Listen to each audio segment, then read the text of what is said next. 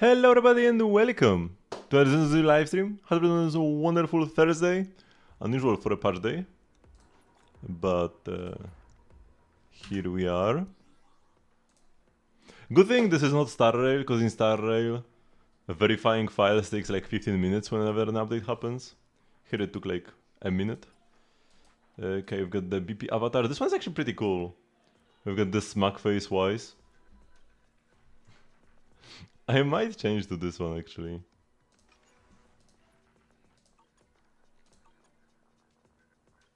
Yeah, I really like it. I actually really like it. I'm not changing my name card though. It is super cute. Are these like... what are these? Capybaras? Overgrown hamsters? I guess that's kind of the same thing. So let me start the gamba. So I've been kind of like actually having second thoughts. Should I actually pull for seed? Same as I was having second thoughts for Alice. I might stop if I lose the 50-50 at high PT. But we are definitely pulling on the 50-50 at least.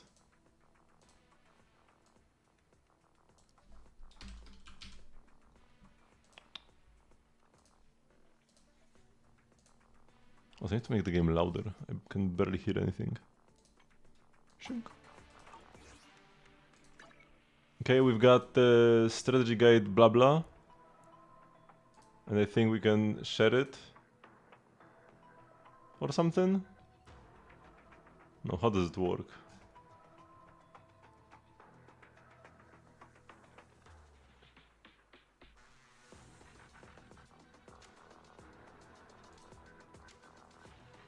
Login. Wait, give me a sec.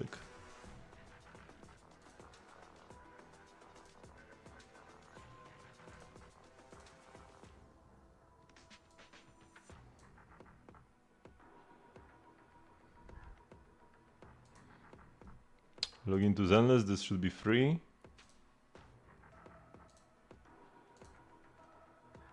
Okay, you don't actually need to log in, you just need to click the button. Browse two guides and post under the topic. The post under the topic should also be just like click to complete. Yeah, you don't actually need to post. Share with your friends, it will also be copy link. And browse two guides, 0 out of 2.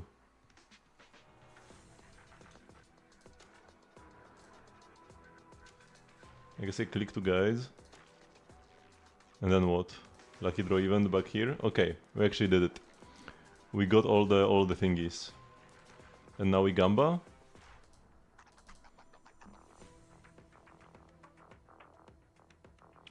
Wow, I got a 90-day limited frame. At least I hope I can get it again. Oh, but you can get nothing. So I guess I would rather take the limited frame than nothing. Would I actually? It's pretty much the same thing. Come on, give me some Dennis at least. I think at the end, some polychromes will be guaranteed. Like I'm gonna get 30 for sure or something. I hope at least. They should always give you at least some Dennis, because it just feels bad, man.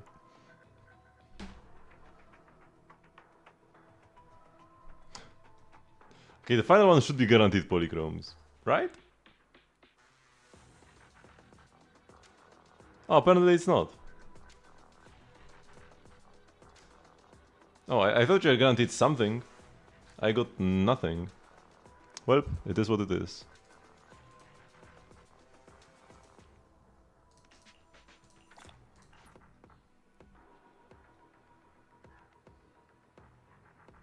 You can play Polychromes and Stereo Dennis times 12,000 and the Hoyolab Avatar Flame. You will also have a chance to win Polychrome 200. So it kinda sounds like 200 is like the lucky one and 30 should be more common, but whatever. Also, we have... By the way, this is terrible. Don't spend polychromes on like... domain runs or like... Actually, yeah, this is just... I guess if you wanted to refresh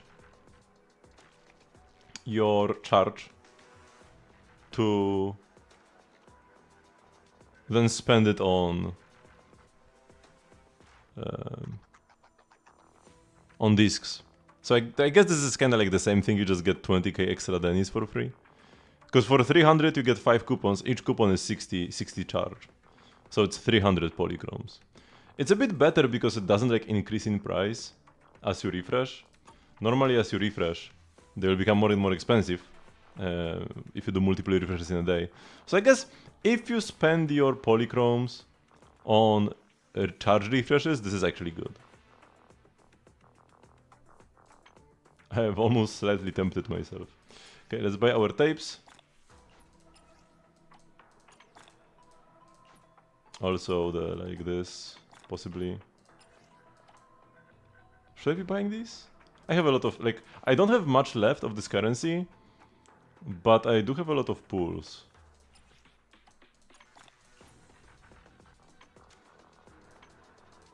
We can also buy, no, I cannot actually. In Genshin 5 is enough to buy one, but this is, yeah.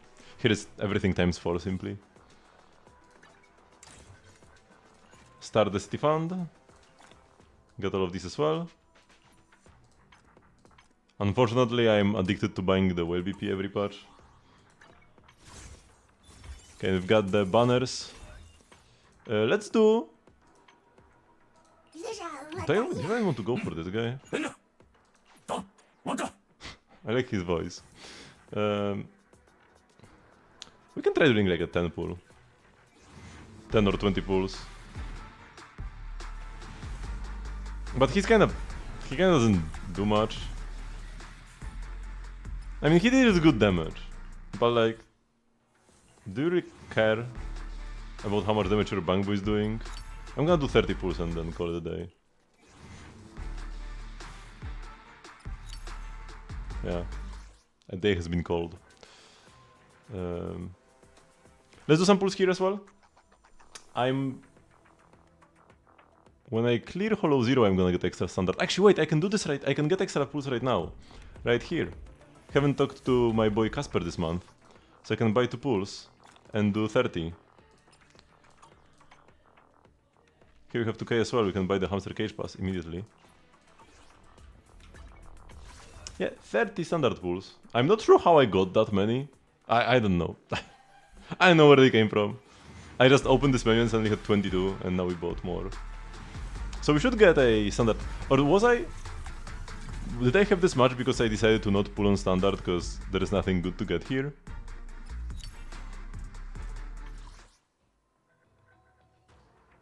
Maybe.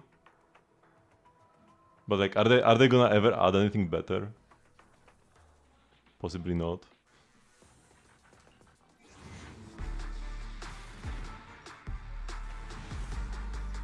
Only in Genshin they add new characters to the standard banner.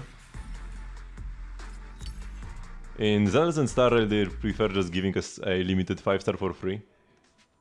Okay, this should be it. The stand pool. Yep. This is standard, this is not seed or anything. I wonder what's gonna be. Best case scenario, Icon? Or maybe an engine? Grace's engine? I don't have that one yet. Oh, it's another Brimstone.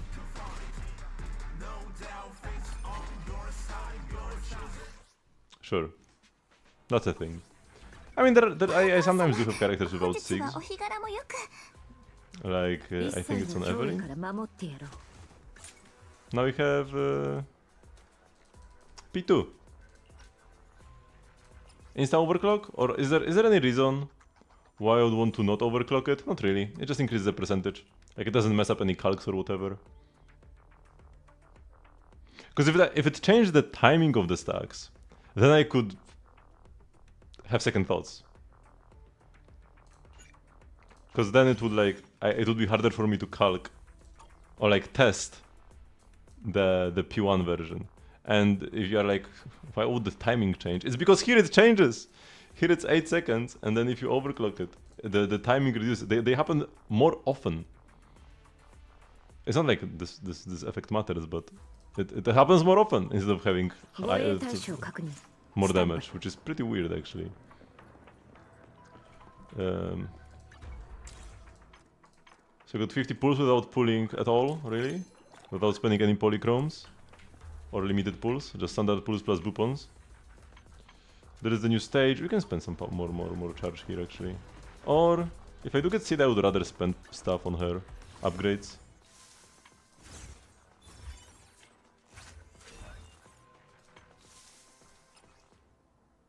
Complete the story and then there will be stages, okay.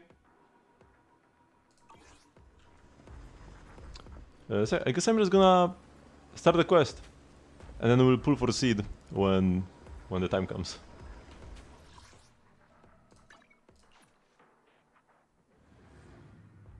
When the gamba is over. And if I lose the 50-50, I'm gonna stop for now at the very least. I have to see later if whether I'm gonna continue or not. Probably not. But if we win the 50-50, I will take it. We're turning over a message from someone, her face turning serious. The kind of look that says, here comes another tough job. Your proxy instincts are telling you to turn and walk away. Why is perfect timing? Talk about bad timing. The mayor sent a message earlier saying, give me a call when both your siblings are together. An official message from the mayor usually means something big is about to happen. Should we contact him right away? A message from the mayor usually means that the story is about to get way worse. Simulated signals from city administration search through the encrypted line. After a few seconds of whispering white noise, a familiar image and voice emerge from the audio-visual device. There is no image.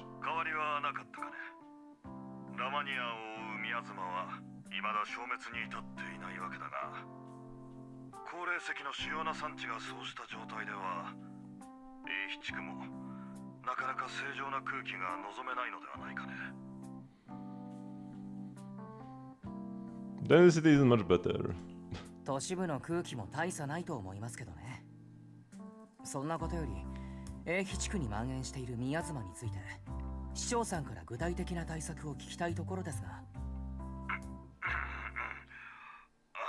本題に入る前に、世間話の一つでも挟むのが年長者の気遣いだと、ある親切な執事から助言があったものでね。では、雑談はこれくらいにしておこう。今回はまさに宮妻と三将会、未だに根絶のならない2つの脅威について話したいんだ。宮妻は本来ホロー内に自然発生するエーテルの特殊な形態、通常のエーテルをしのぐ侵食性を持ち、より強大なエーテリアスないしはサクリファイスの触媒となる。無論君たちパエトーンならすでに把握済みだろうがね。ラマニアンフォローに蔓延する宮妻の規模はもはや自然発生の域をはるかに超えている。そしてそれが三将会のせいってことも知ってます。あいつらが宮妻を使ってサクリファイスの研究と製造をしてたせいで、ここまで宮妻が蔓延しちゃったんです。その通りだ。君たちに参加してもらったA比地区を蝕む三将会の陰謀の阻止、並びにポーセルメックスの違法な操業への介入は A比地区における三将会の影響力を大きく削いだはずだった。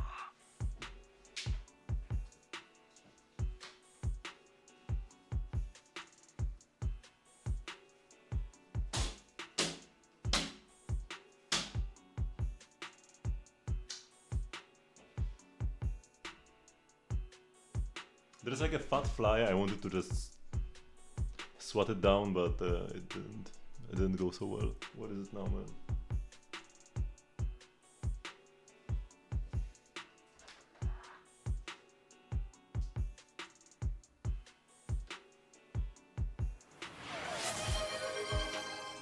Well, we'll try again later. Hello, Fat.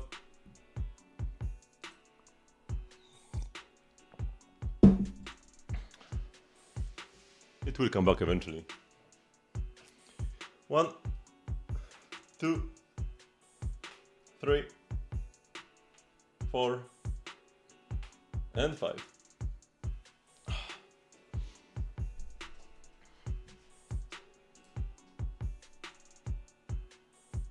I can hear it, but I cannot see it. けれど三将会のやったことは今でも英飛地区の人たちを蝕んでいて、ラマニアンフォローの宮妻も一向に弱まる気配がない。今回君たちに連絡したのは他でもない。この災禍のもとを根絶するチャンスが訪れたからだ。フォーセルメックス共同 CEO のフェロクスは私的に違法団体三将会と結託し、法と倫理に反するフォロー内実験を行った。そうして英飛地区の市民および企業の安全や利益に甚大な被害を及ぼしたため、There was a fat fly on my window, and I just wanted to like swat it down, but I missed, and it fled, and now I don't know where it is.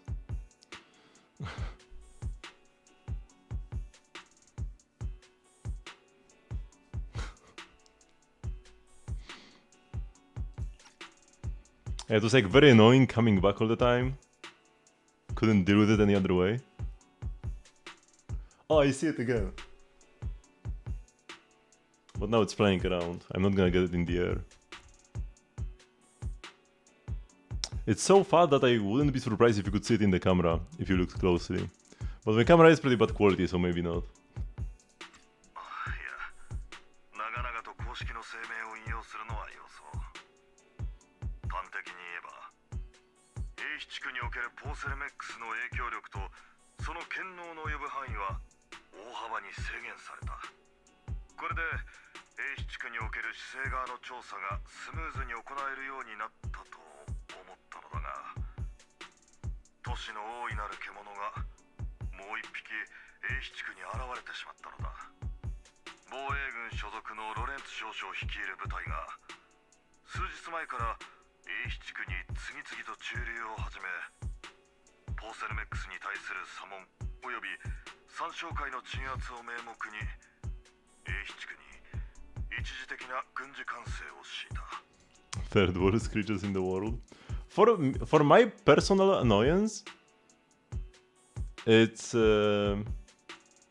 actually flies number 1 probably. I don't mind mosquitoes as much because they don't make as much noise. They aren't as big.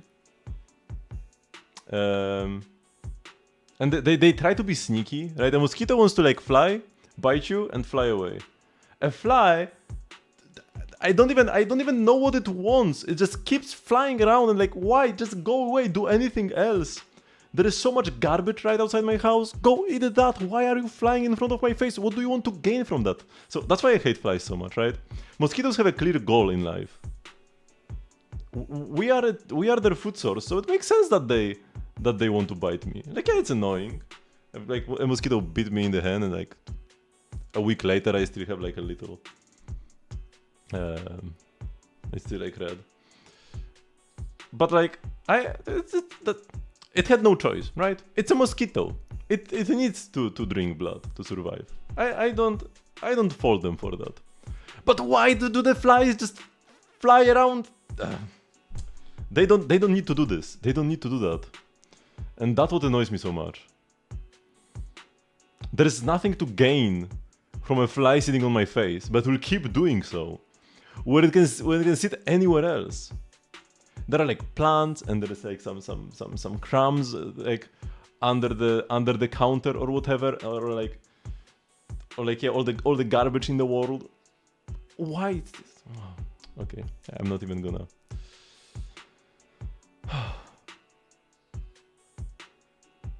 Okay, let's go. The defense force has been here for a while. 防衛軍だと。これまで英飛地区の騒動と距離を置いていた They came in the last quest どうし wise. てこのタイミングで姿を現したんです。 Did the writers forgot? 一度思い出さねばならない。英飛地区は工事の主要な産地であり、The writers probably forgot that we already met the defense for last part. 都市を守るという大義名分で富と権力を得られるなら願ってもないことだ。このロレンツ少将は少なくとも前世の人物ではないようだ。目的のために手段を選ばないというのはまだ本当な表現だな。個人的な情報網によれば彼はポーセルメックスのもう一人の共同 CEO ルクロー氏と親交があり協力関係にあるらしい。ライバルのフェロクスが失脚した後ルクロー氏は A 地区の利益を代価にロレンツ少将の後ろ盾を得た。防衛軍将校の力はトップスにおける彼の活動を大いに助けるだろう。トップスと防衛軍の政治的な駆け引きって感じみたいですけど、それのどこが三商会を根絶するチャンスなんですか？防衛軍が市政に提出した行動計画書において三商会の撲滅は最重要項目として挙げられていたからだ。これは彼らが A 地区に展開する最も正当な理由となっている。もちろんロレンツ少将が本当に町を守るために行動をしているかはいぶかしんでいるが、問題はポーセルメックスと防衛軍によってすでに混乱状態にある A 地区に市政が介入することでさらなる権力紛争に発展するということなのだ。自らの高潔を誇るわけではないが、この一時 I thought there is a gamba with 0 participants in it. すべきなのは確かだ。故に今回は市政であれ雲岳山であれ直接手を出すことはできない。そこで君たちだ。 You can employ your alt accounts to vote on both sides. 1 point. Now we just need another person voting 1 point on doubt. Unfortunately, I cannot vote myself. Or rather, I think I can actually vote, but I can't put points. Oh no, I can't even cast a prediction at all. No, even with no points. Streamers can't cast a prediction on their own channel, SMH. It's time for the protagonist to take the stage. What is this quote, man? What happened to Zenless? またしても僕、パエトーンの出番というわけですね。伝説のプロ棋士。Now, even if a moderator made a prediction, I cannot. I can't predict anything that's on my own channel. 最後の生徒、うつろ狩りの救世主、メイフラワー市長の最も頼りになる助っ人。他には。そんなにたくさんの人ではいらないと思うが、とはいえその通りだ。そろそろ主人公に登場してもらう。 I hope the story can at least recover in 3.0. This 2.0 story is already like lost, man. It's unrecoverable, it's unsalvageable. 彼らの活躍は私の耳にも入っているし、攻守ともに君とつながりのある隊員がいるのではないかね。きっと頼もしい味方になってくれるだろう。 Can't be that bad. そして I mean, the biggest issue is that it used to be good. Like, the previous quest was fine.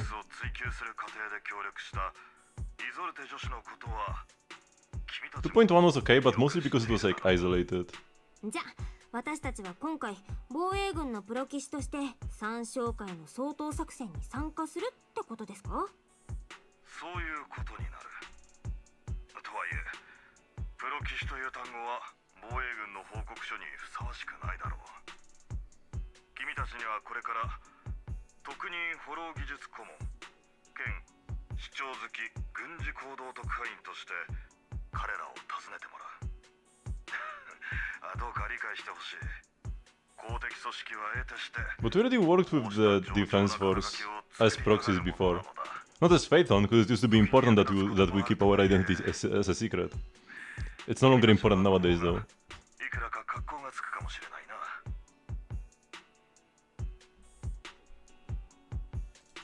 それで先生の手がかりですが、今のところ断片的なものしかなくて、目に見える進展は。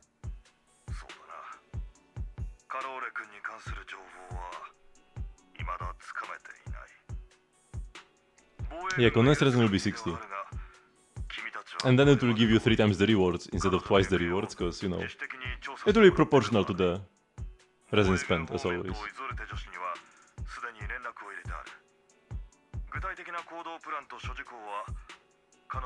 I'm not sure how they will handle this.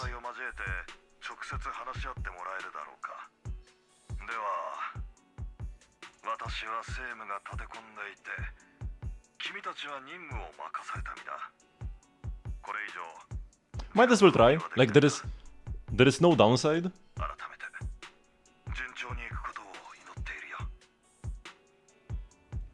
If anything, it's even if you know, even in normal patches when condensed resin is not being changed, having full condensed resin is good for new domains, right? Especially a brand new patch. If you want to pull for Lauma and farm her talent books, weapon mats, the new artifacts, if you want to farm any of that, it's smart to keep more resin on you by condensing to the max.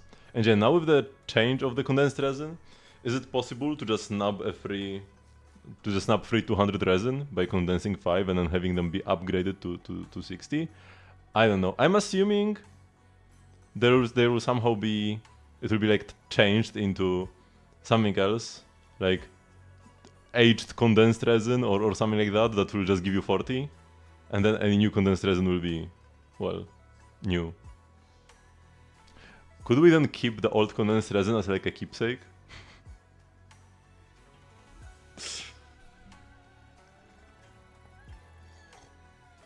Taking down the exaltists, the defense force. Looks like this job won't be easy. Hope we don't run into any annoying people. But hey, we get to team up with the Obol squad again. Soldier 11 Trigger will be happy to see you too, right, Wise? And of course a couple of new acquaintances we've crossed paths with before. Before heading out, maybe we should let Ishu and Shifu and the others know.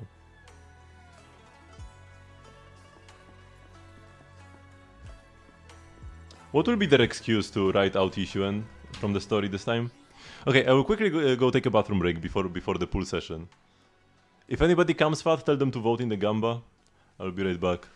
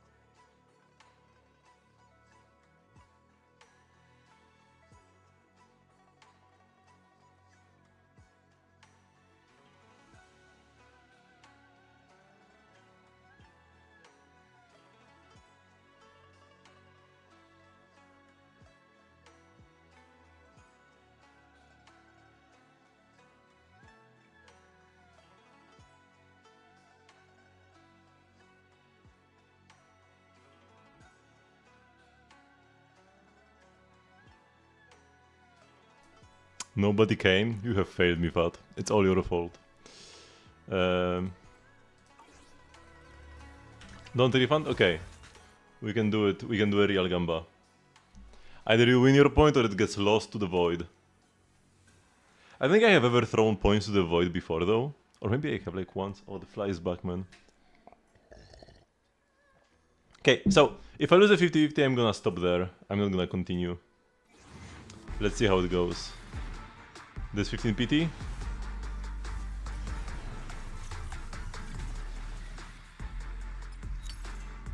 Just one engine and that's it. Worst possible 10 pull. Amazing. Amazing start. 25.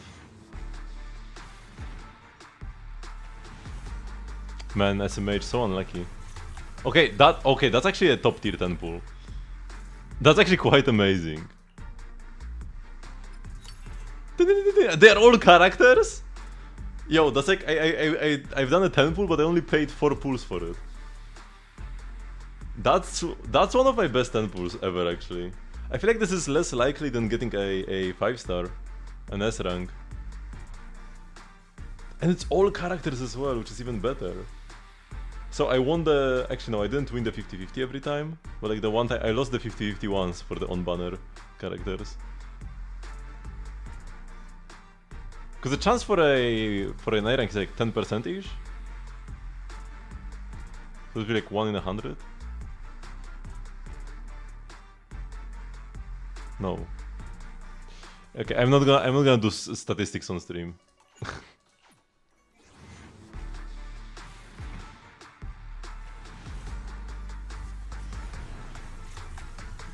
Okay, double A. Wait, so the Benz... It was the Ben who was not on banner. Okay, yeah, sure.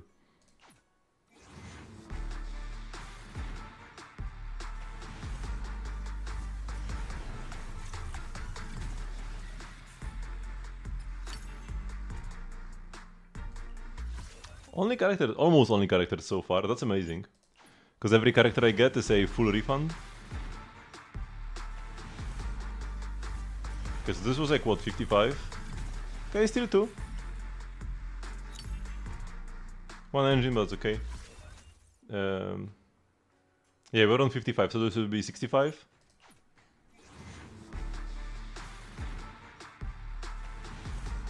Hello, little hero. You came right in time, or maybe you are just a bit too late. I mean, you are just a bit too late for the gamba, right in time for the pools. And that will be 75.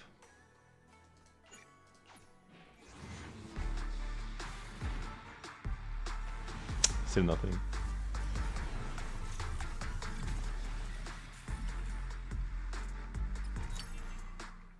Hello, Anton. And if I miss the 50-50, I'm gonna stop right there, at least for now. I'm not gonna continue pulling. Because I'm actually having second thoughts. I like Seed, but I don't think I'm actually gonna play her ever, man. That's the issue. It's like the allies I pulled, and I'm like sure I'm playing her now sometimes, but I could have played Jane just as well. Pull the feet. I mean, just win the 50-50 and that's easy. It will be this one. It will be this 10 pull. This up to 85 PT.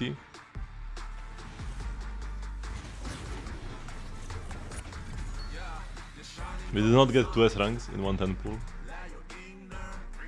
Very unfortunate.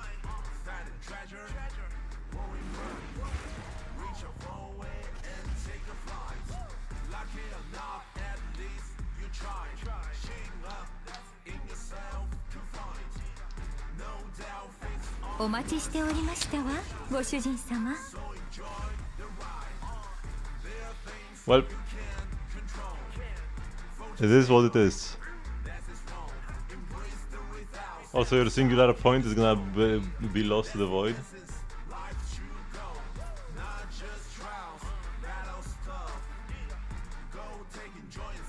It's so cool, too bad she absolutely sucks. Gone but forgotten?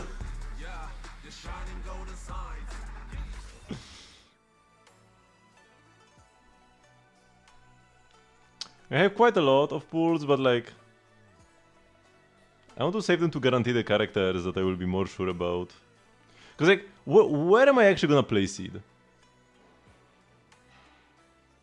The issue with Seed Ellen... The two singles? Sure.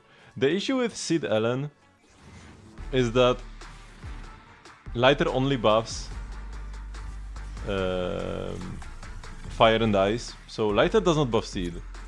So if you played Seed Ellen, you would want to play a more universal support like Astra, but then you are not playing Lighter, and then the whole thing is just a lost cause. Who is Seed good for? I feel like the character who gets the biggest buff from Seed is actually Anton, but it's not like you can only play her with Anton. I've just heard a lot of excitement from the 3 Anton players. But yeah, from existing characters, she can work quite well with Anbi or Evelyn. I think those are like some standouts. But she can work with any attacker. Harumasa also works well. Not Hugo. Not Hugo, because Hugo needs 2 stun units, right? So he's out. Actually, we can go filter by attack. Because yeah, you need to play her with an attack character, right? Always, 100%. With Ellen, there is a bit of an issue because you want to play Lighter, and Lighter doesn't buff Seed, like I said before. So probably not the best idea here. It can work well with Corinne. Hugo is a no-go. Jiren, I guess to be okay. Harumasa and Anbi works quite well. Evelyn a bit of the issue with Lighter, but if you are not playing Lighter, like if you are playing Ellen or like Evelyn without Lighter, then Seed might be even best in slot for them. I guess similar with Surge 11. Would work fine with Billy. Apparently very goated for Anton. And I guess the weaker the attacker, the better Seed would be for them. Because at least Seed can do the damage in their place.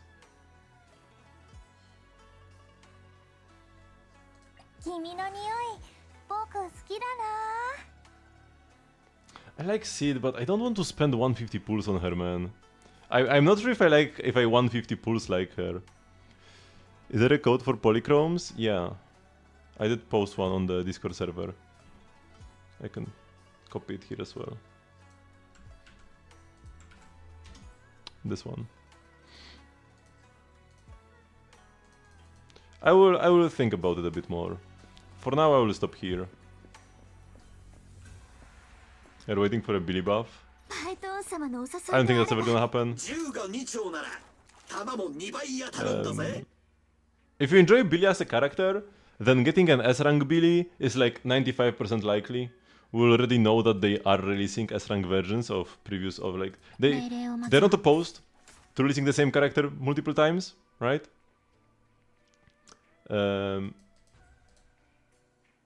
And Billy has a dark and mysterious past. So an S-rank Billy is almost guaranteed, so if you just like Billy as a character, then a Billy buff will come in the form of another Billy. If you like Billy the A rank, his playstyle specifically, then yeah, no. We might get some better synergies for him as time goes on. Like Seed, possibly. But nothing major.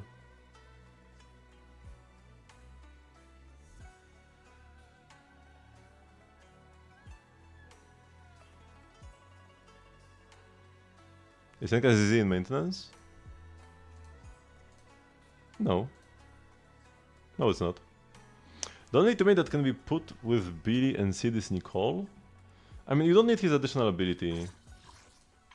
Because if you're thinking about, oh, I need to activate my additional ability, then you don't. I mean, I guess it's pretty good. 100% ult damage. But it's not. I mean, again, a good thing is that Nicole is a good support. Although Nicole isn't as good with Seed because Seed's animations can be pretty long. So I don't think you are ever gonna get the defense shred for the final hit of the ult. Okay, we got M2. What even is this? Oh, Rina gets 15% damage bonus. Woo! Man, how did they even print this? These are so bad. It does nothing, man. It does nothing. 1匹2匹揃っていますわね。 Okay, let's continue the story for now. I've been expecting QIs. Also, if you really want Billy's additional ability, but you don't want to play Nicole, you can play Yuzuha. Yuzuha is also physical. So she activates Billy's additional ability and buffs both characters. Part of her buffs are anomaly buffs, but she had probably the 1000 attack, or 1200 attack actually, right? It's already good enough.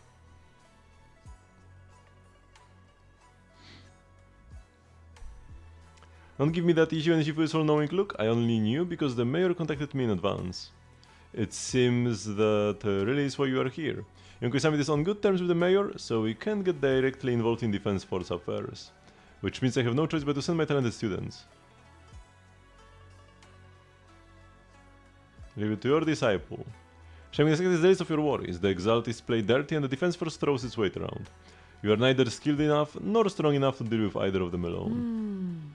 That's why you have to act with the utmost caution. Your own safety has to come first before you try to help anyone else. Then why don't we send the Bangbu?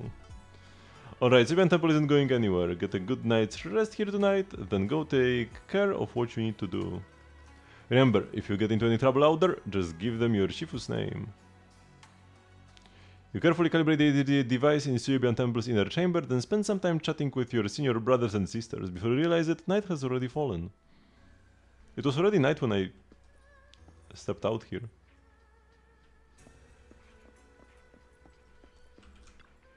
The defense force sent word that we are meeting up with Obol Squad tomorrow morning. The coordinates are in the Lemnian Hollow. We are meeting in the Hollow? That's right, defense force wants to link up with Obol Squad during the operation. After what, we are to return to their base together. Supposedly, it's meant to help us work more smoothly with Obol Squad and to test our capabilities as the mayor's special envoys. It makes so little sense, man. Why do people go into hollows just like for funsies here? Day 1 build for Flora. It used to be that hollows were like big and scary.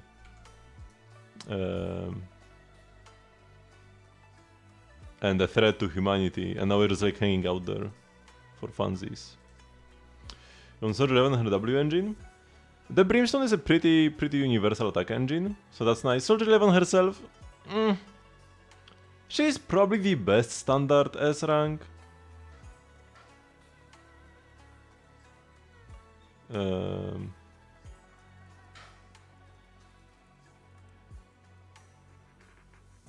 But she's very annoying to play.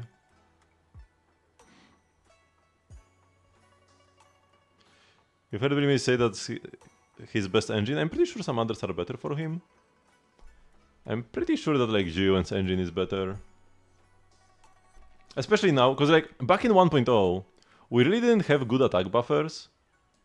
So getting just getting a lot of attack from an engine was very nice. But now you have like Astra, you have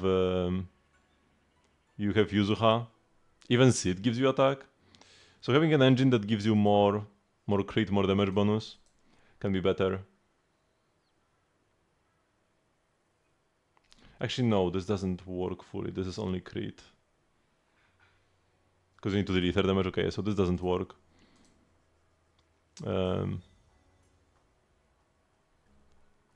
Maybe it's Brimstone is best, but like Harsing Nocturne is pretty universal, right? 24 crit rate, 50 crit damage. I guess that's it. But those are usually like on par with Brimstone. Wait, what were my calcs? What were my calcs for Ellen again? One thing with Brimstone is that it's often overrated. Because people don't calc it realistically and just assumes all stacks are always up. But they aren't. So these are calcs for Ellen, who's not Billy. But she's also a non... But she's also like an attack agent, and I've calced these engines that don't actually fully work on her, right? Engines where the passive isn't fully active. And the Riot Suppressor, just 48 crit damage plus 15 crit rate, that's already one of the best options. Zanshin Herb Case.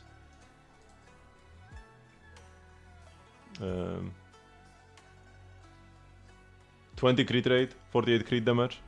Wait, how is... Did they make a mistake? Why is this lower than Riot Suppressor? Do they... This goes up to 16. This goes up to 30. But this should still be worse. Ah, no, because you need to apply an attribute anomaly on an enemy, so this has worse uptime. Yeah, makes sense, makes sense. But yeah, Brimstone is like close to the others. Brimstone is fine. We did get a standard engine selector for the anniversary. So if you play for one more year, for the next until the next anniversary in Zenless, you should be able to pick a standard engine, standard S-rank engine of your choice again, I imagine. And then you could play the Brimstone. Yeah, it's decent. Although because Billy is physical, Steel Cushion is probably better. Because Steel Cushion is actually a physical engine.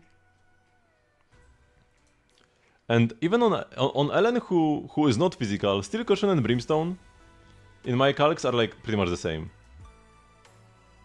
Like less than 1% of difference. So when Billy actually gets the physical damage bonus, I imagine Steel Cushion would be even better. I'm pretty sure this is better than Brimstone. Because 20% phase damage. Now, this damage from behind can be pretty difficult to proc. But it's definitely not impossible. If you stun the enemy, moving behind him shouldn't really be much of an issue. And then you get 45% damage bonus, 24 crit rate. That's better than Brimstone. If you are hitting from the front, it's probably a bit worse than Brimstone. But on average, if you can make sure this is active more often than not, it's gonna be better. And if you've got 2, then that's even better, because you can superimpose them, get 25% instead, and 31.5. Or like not superimpose, like overclock. Overclock to phase 2.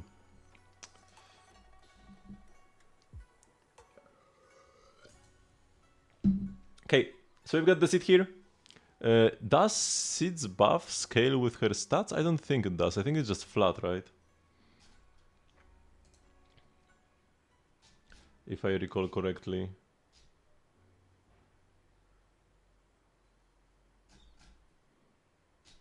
It's all in her core, right? Where is her core? No. Wait. There is no text for the core passive. I'm like... The core should be a big blob of text. And I see nothing. Okay. I can check in game.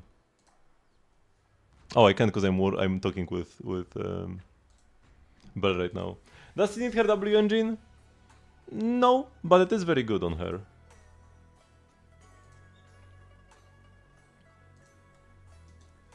This. So 24 crit rate, then 15 more, 39 crit rate. Then 25% electric damage bonus. And then 20% defense ignore. That's a lot.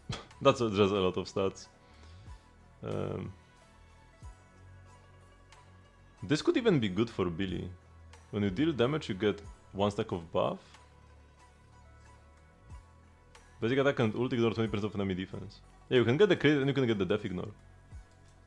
This might actually be Billy's new best engine. But I'm not sure. I haven't done calcs on Billy and I don't intend to do any. But yeah. And on Sid is even better because it also gives you 25% electric damage bonus. If you don't get it, you are probably stuck playing some like Starlight Engine or whatever. Actually no, Starlight Engine wouldn't work that well. Depends on what support you play. Because you need quick assists to reliably activate the buff. And you might not have a quick assist into Sid reliably in a Sid team with another attacker. So her engine is very good. If you got Sid, you probably should try to get her engine at least. Unless you really badly want another upcoming character and want to save all you can. Okay. So, got some nice attack. Yeah, she also gets a lot of attack from her own passives. So you don't want to play like double attack. 77 crit rate, you get... Wait, does this not work with the like mouse over? Oh, I can mouse over the engine. I have it open right here. It gives you 15 extra crit rate. So this is 92. The set only gives you damage bonus. So 92 to 152. But she gets crit damage from her passive. Doesn't she? I'm pretty sure she does. Yeah, she gets crit damage bonus and attack. And yeah, crit rate. Damage bonus. Attack. Pen ratio would definitely also be an option. As to which one is better, I would assume pen ratio, like at base, especially with all the high defense enemies they've been releasing recently. The new enemies, not only because like there is the miasma mechanic, where when enemies get miasma they get higher defense, but also recent enemies have higher base defense. Which is kind of funny, because in Genshin and Star Rail, I'm pretty sure every enemy has the same defense, no matter what. And Zenless is the first game where they give enemies more defense, and that's because they made a class of characters that ignores defense, and now they need to shield them.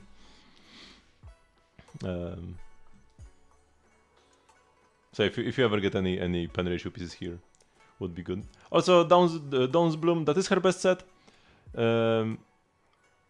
Oh, I can't see the engine because it's too new, right? Because like this set works and this set doesn't. That's why I can see it. Oh yeah, and here I can. Okay. So Dawn's Bloom, by the way, is only good on Seed. It's not good on anybody else than Seed. Not good on Ellen, not good on anything.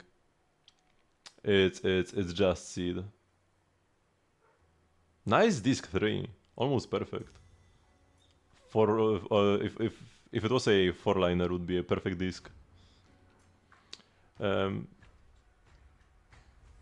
Yeah, pen should be better because you already get damage bonus from the discs, and you get damage bonus from your passives, and you get damage bonus from the engine. Yeah. I guess the only issue is that you also get def reduction. That's the one issue with pen. But you have so much other stats. I'm not... It's gonna be close. They have been putting a lot of def reduction on enemies recently, but very rarely pen. I'm pretty sure the last pen we had on a character is LNM6. Is there anybody else who gets pen? Actually no, like Yanagi gives pen. Yanagi and Bernice give pen to the team. Or at least one of them gives pen to the team. Pen ratio. Oh yeah, this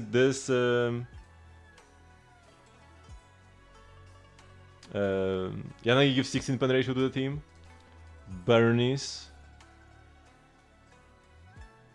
gives 20 pen ratio to the team. And after those two,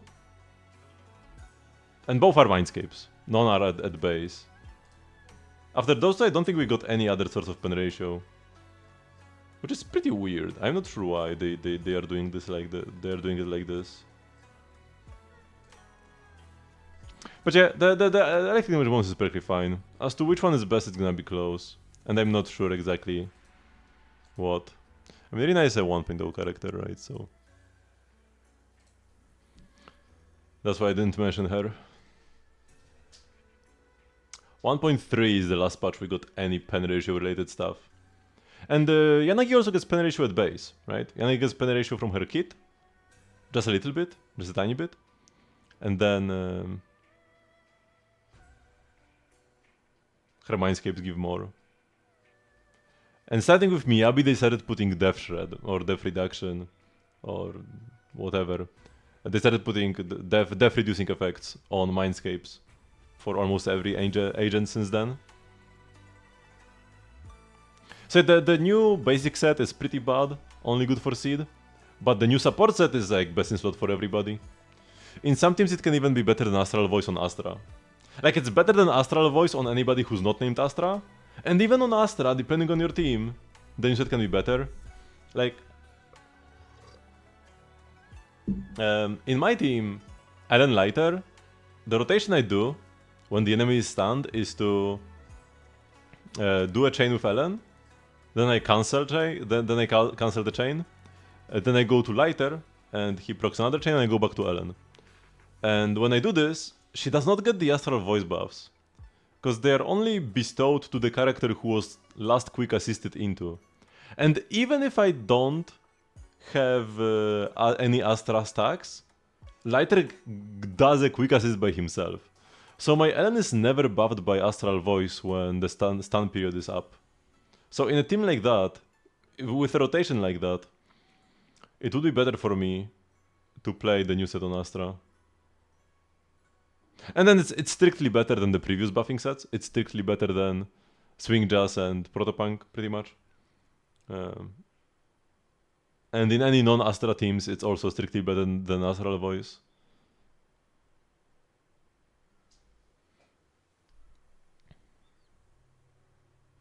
You logged in, got your second tape, and got seed. Nice. Yeah, I pulled 80 times and lost to Rina. I spent the whole afternoon during the tuning the HD device. It's pretty much done. You should take it easy and rest up for tomorrow's operation.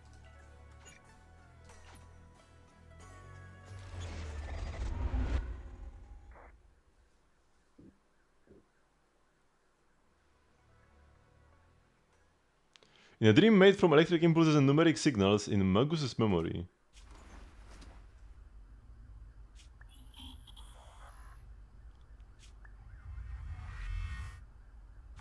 Today, 町の中心部を突如ホローが襲った。オブシディアン大隊が速やかに支援しなければ長くは持たないだろう。やれやれ。これだからヘリオスの注意報は当てにならないんだよ。平気さ。俺たちが手を焼いたホローなんて今まであったか？私たちが守るべき路線は民衆と救援物資を運ぶための重要なルート。一歩下がればそこには市民たちがいる。決してここは落とすな。鬼火、遅刻なんて珍しいじゃないか。いつもなら隊長のブリーフィングには絶対遅刻しないのにね。さては皆のために装備の最終点検をしてくれたのか？とはいえ遅い。遅刻は許されないぞ、兵士。Oh, it's a coin gun that she used in the last part. オブシディアン大隊所属アガメムノン小隊全員到着であります。オブシディアン大隊所属アガメムノン小隊支援を要請する。アガメムノン小隊支援を。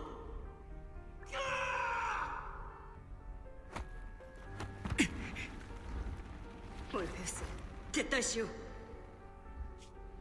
撤退だと？なぜだ？まだあいつを殺してない。何としてもあいつを。タイ、私は雲岳山の者。ここは私たちに任せて、戦友の皆さんはどうか撤退を。なあ、みんなはまだ助かるんだ。それに後ろには市民がいる。ここで引くわけには。引くわけには。それでこれで終わりか。アダは撃つ。アダ、ホローを相手にか。全てを相手にいる。もう失ったのにか。何もかもを。隊長、鬼火隊長、鬼火姉さん、鬼火姉さん、また夢を見たのでありますか？知能構造体は夢を見ない。あれはただストレージの隅に残ったキャッシュの断片に過ぎん。Like if I had to choose to only pull Seed or only pull Orphe, I think I would go only for Orphe. Because Orphe actually has lighter synergy.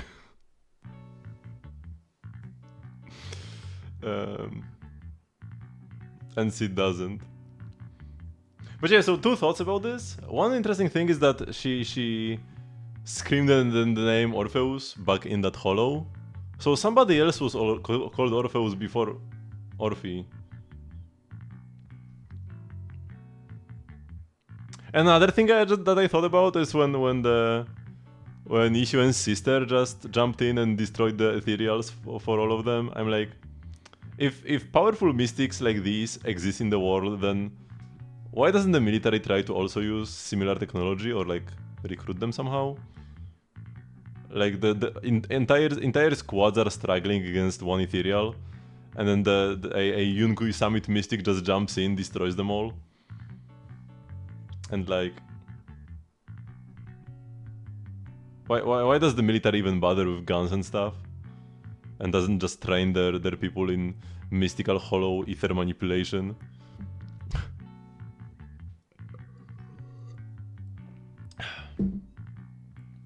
Kinda ruins my suspension of disbelief.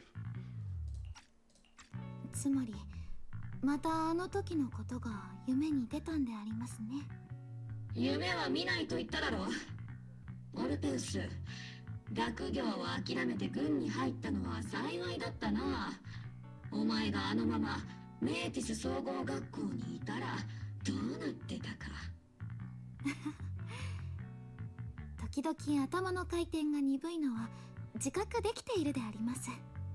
でも結局鬼見姉さんは寝ている時ずっと寝言を言うので。寝てなどない。セルフチェックだ。それと前にも言ったな。軍の中では役職で呼べ。あと盗み聞きは趣味が悪いぞ。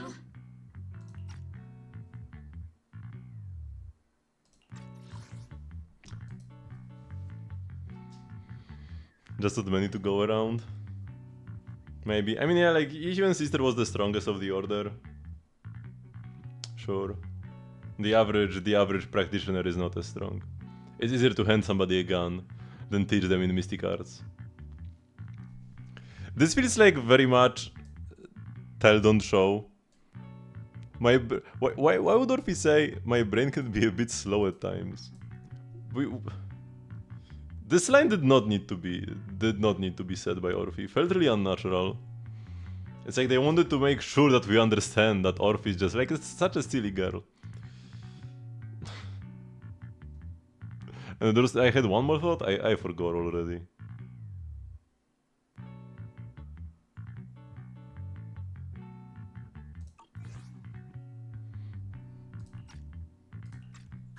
Onibi 隊長、もう二度と寝言を盗み聞きしません。でもこんなに距離が近いわけでありますから聞かないというのも難しい。This is the same voice actress as Ganyu, right? In JP. 寝言じゃない。セルフチェック中に音声モジュールが発した余波シグナルだ。はあ、Onibi 隊長、もう二度とセルフチェック中のホニャララ寝言シグナルを盗み聞きしません。それにしても奇妙だ。今日は私が寝坊ではなく、セルフチェックが規定時間内に終わらなかったと。どうにも不吉だな。知能構造体もジンクスを信じることがあるのでありますか？私もお前と同じく学業を諦めて軍に入った口だからな。ジンクスの他に知性の拠り所がないんじゃ。 She's blushing. さて、優雅な朝食はここまでだ。オルペウス、そろそろ作戦会議に向かうぞ。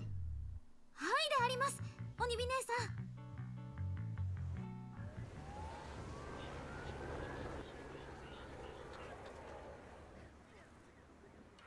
Magus Squad member Orphe, I've been waiting here for you. You left the sniper to wait here alone? That's not how an assault trooper should operate, Orphe. Huh, but you were the one who woke up late. I told you, that was a necessary system check and maintenance. Now, getting into position early to cover their squad mates is part of a sniper's job too, isn't it? Let's head to the operation briefing before the colonel scolds everyone in Oval Squad for being late.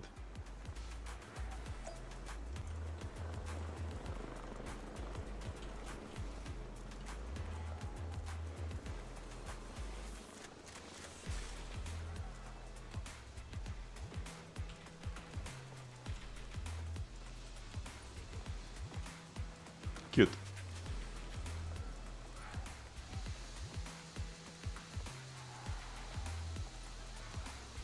Oh, so if the eyes are blue, that means that Sid is inside? Is this gonna be like the sign? Obel squad assemble! Captain Magus. And after all this time, Soldier 11 has remained disciplined and focused. That's what you call a model soldier. Huh? Aren't I a model soldier? You, Sid, you are a soldier too. If you join the scouts, Sid, you'll definitely be an honored scout. I feel like there is a memory somewhere in my past. Something about being in the scouts. If I weren't busy taking care of Sid Senior, I would absolutely be an honored member. Captain, we've got about 12 or 13 push-ups worth of time before we are late for the operation briefing. Depending on whether we are doing them one-handed or two. Let's hurry to the operation briefing, or we'll be punished as problem squad members before we ever get the chance to become honored ones.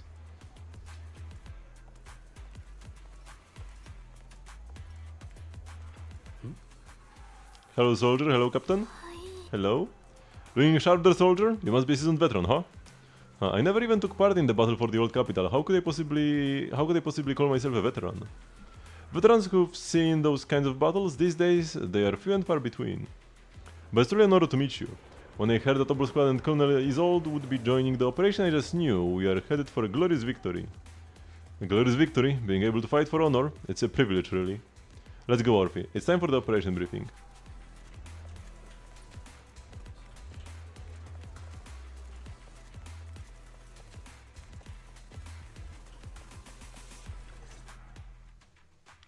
Members of Obel Squad are gathered around the command table.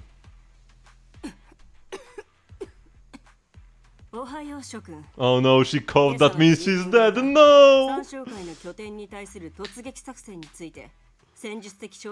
Rest in peace, man. Any hope is dead now. She coughed. That's you can't be like sick or ill in a game or like anything anime-like. You can't just be sick and recover. She's dead. She's dead, man.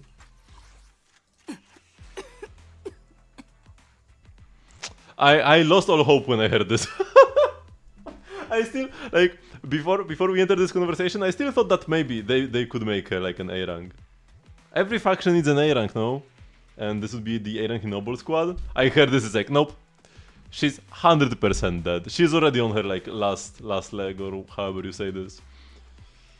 She's barely hanging there. これまでの浸透作戦とポーセルメックスから提供のあった資料から我々は参照会がフォローに設けたとされる連絡拠点のいくつかを把握している。だが連中の本拠地の位置や詳細な人員配置などについては依然として精度の高い情報を必要とするのが現状だ。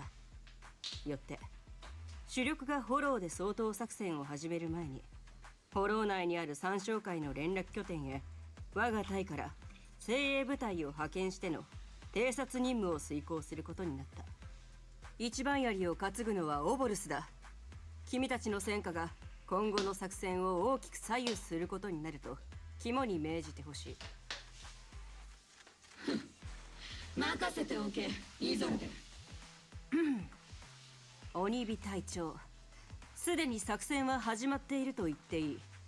呼ぶときは階級を使うように。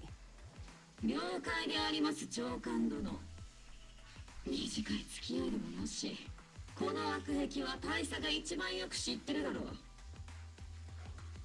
鬼火です。隊長ったら今朝自分に同じことを言ったばっかりなのに。またこうして肩を並べて戦えるなんてな、イゾルデ。いや、イゾルデ大佐か。大佐、今回の作戦にはオボルス正体を支援すべく市政側から特使が派遣されると伺ったのですが。そうそう、トリガーさんが妙にウキウキしていたのであります。大変有能でとっても頼れるお友達が同行してくださるんだと。トリガー隊員の言う通りだ。今回の作戦は市政側からの客人がオボルス正体に技術顧問として同行することになっている。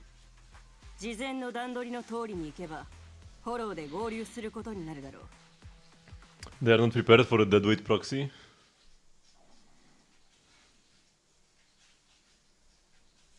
Pompey moment returns, yeah. 参照会は長く英飛地区を蝕んできた。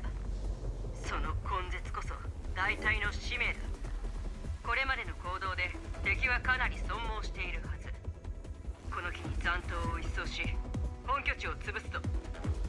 我が軍はすでに拠点の位置を複数把握しているが、本拠地の正確な位置はまだだ。そこで諸君を分隊単位で偵察に行かせる。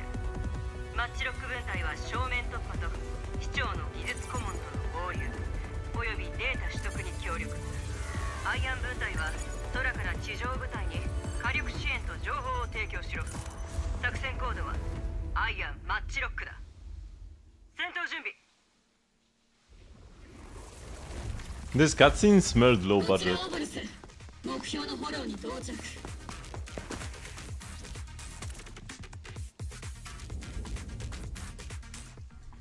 Because every single asset in this cutscene was reused from somewhere. Not a single new image or anything was created for this cutscene. Only the voiceover.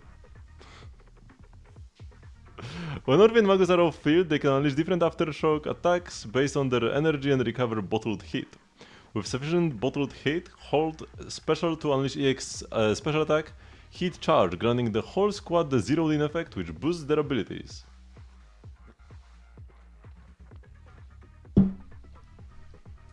マッチロック分隊配置につきました。アイアン分隊位置を報告しろ。オーバー。はーい、こちらアイアン。ちょっと自分まだヘリの中に。20分ほどでマッチロックから3時の方向に着陸予定です。行動目標その1、市長好き特派員のお迎えであります。 Why does he... Come on boy, attack me. オボルス正体が直々に出迎える必要があるとは。確かに大物ではありますが、本当は気さくな方でして。どんな人なんだろうね。おしゃべりはそこまでだ。戦闘に集中しろ。 Trigger is just simping for the proxies.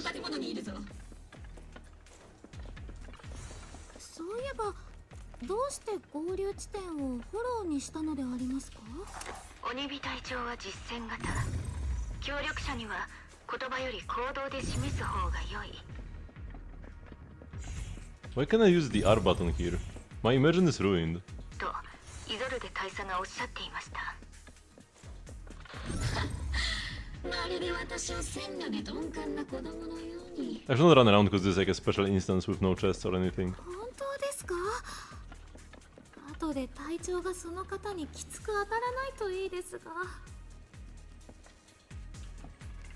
That's one of my disappointments with the new hollow exploration system, where like during quests...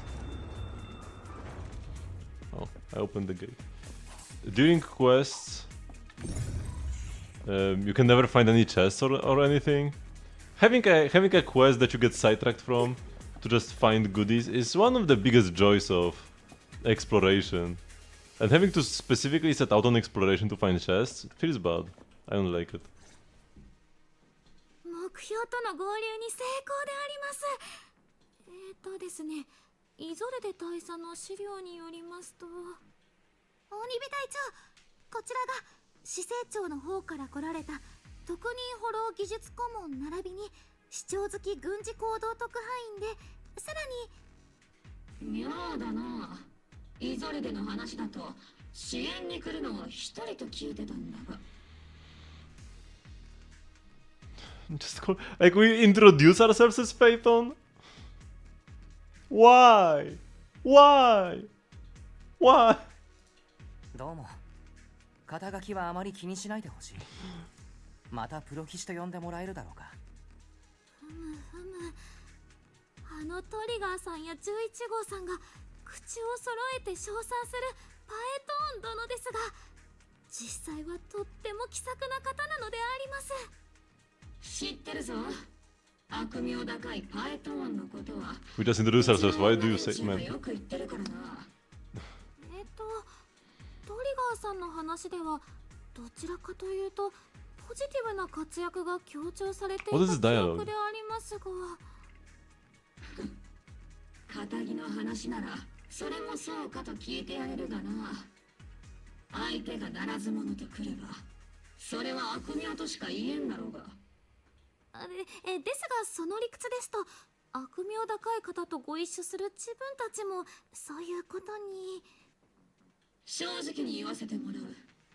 あの時からオボルス正体がプロ騎士と行動を共にするのはどうも気が進まなかった。私は前時代的で融通の利かう兵士だ。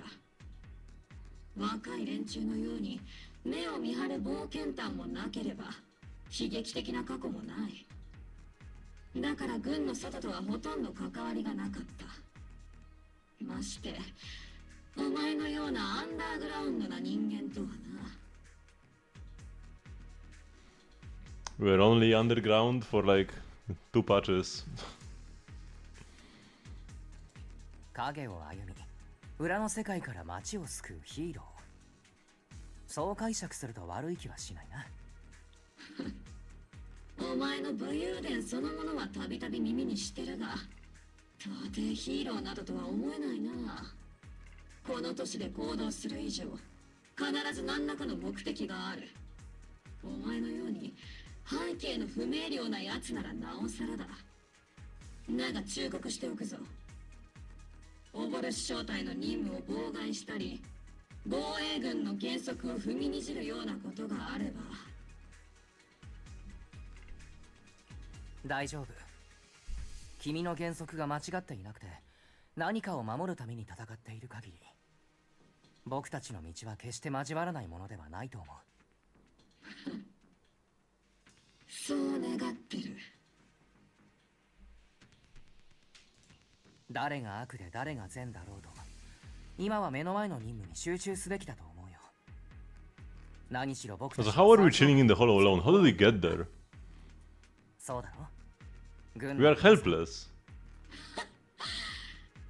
立場がどうあれ行動で示すとそれ自体は悪くない。それではこれより自分から今回の作戦目標並びにパエトーン殿に担っていただきたい役割について簡潔にご説明させていただくであります。優秀なフォローの案内にすなわちプロ騎士であるパエトーン殿には現在判明している地図情報及びフォローデータに基づき我々オボルス正体のために最も効率的な行動ルートを策定していただきます。その一方で我々はパエトーン殿がフォローデータの収集並びに宮妻の活動状態を測定する上で支障がないよう護衛いたします。 We wouldn't even need backup if Ferry did this for us. 軍事行動を経験したこともないプロ騎士に任せるのが果たして適当なのかどうか。鬼火隊長、資料や隊員たちの証言によるとプロ騎士殿はトリガーさんや11号さんとすでに共同作戦の実績があるんですよ。11号さんなんてどんな偵察兵よりも正確で鋭いと評していました。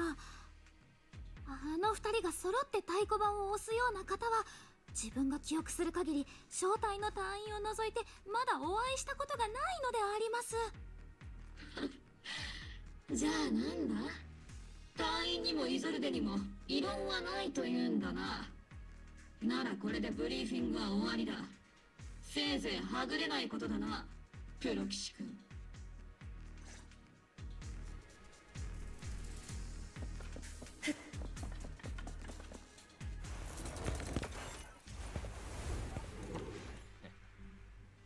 敵の数が予想以上であります。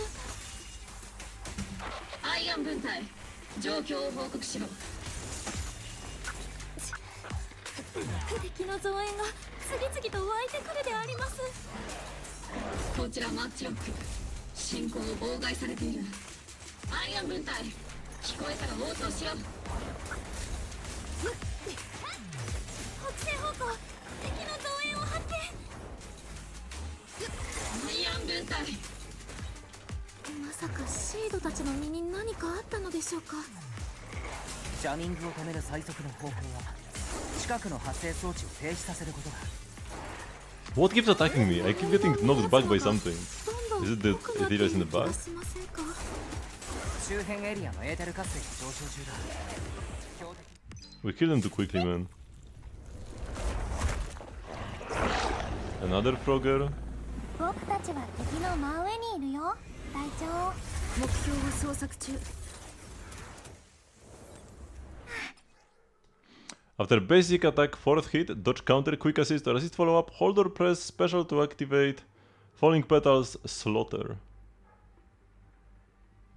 With sufficient steel charge, press basic attack. Oh no, wait, it's basic attack, not special. Press basic to activate Falling Petals Slaughter. With sufficient steel charge, press basic attack after a Falling Petals Slaughter to have Sidious Falling Petals Downfall dealing massive damage. The Falling Petals Slaughter doesn't do much. This is just like simple seed punch. But then the follow-up he does, where he goes back and then slams down, that deals damage. And for that we need steel charge. 150 of it, I think. Or is it 140? Or 120? Where the bar? Like, the thing. アイアン分隊指定地点に着陸しました。マッチロック分隊応答してください。スナイパーは後ろに。通信が妨害されているようです。 Oh, our additional ability is not active. It's kind of useless here. ノイズしか聞こえないよ。まずは周囲の敵を排除しましょう。早く隊長たちと合流しなければ。プロキ特派員と隊長たちは無事に合流できたのでしょうか。リーダー、パンチエコム。周辺エリア制圧完了。 Oh, she moves really quickly, お that's 邪魔 nice. 虫はいなくなったね。マッチロック分隊応答してください。鬱陶しい妨害電波はまだ止まってないよ。お、前方に敵型の制御室があります。 Home the jammer switch. I will turn it off. As the switch flips down, the hum of a machine somewhere in the comms room comes to a halt.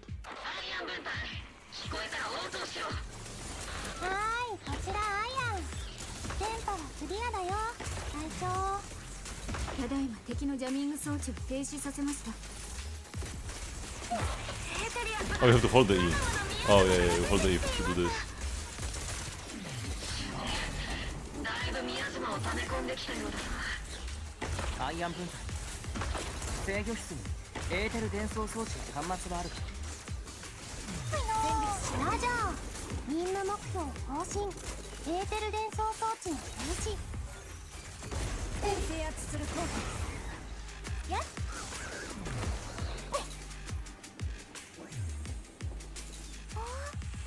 Is the switch linked to the ether transmission device? A little decryption signal flashes from Sid Senior's data port, and the once turbulent ether in the transmission system grows still.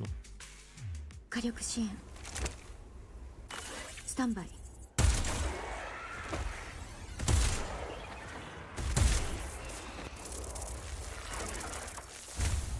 Why can't she do this in combat?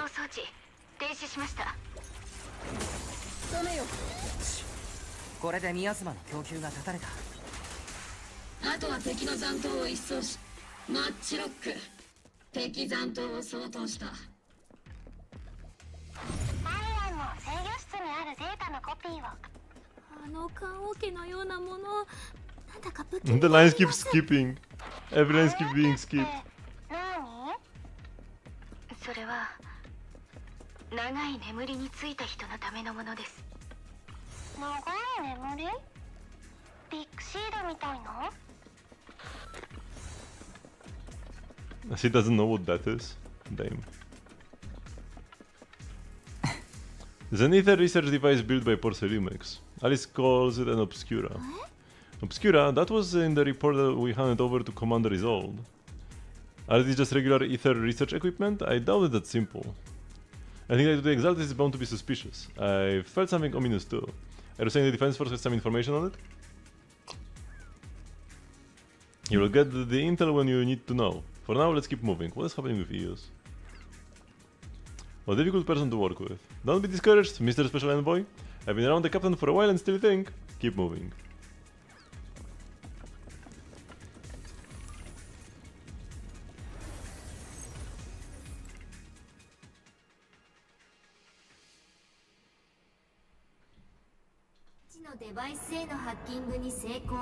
What are you even hacking?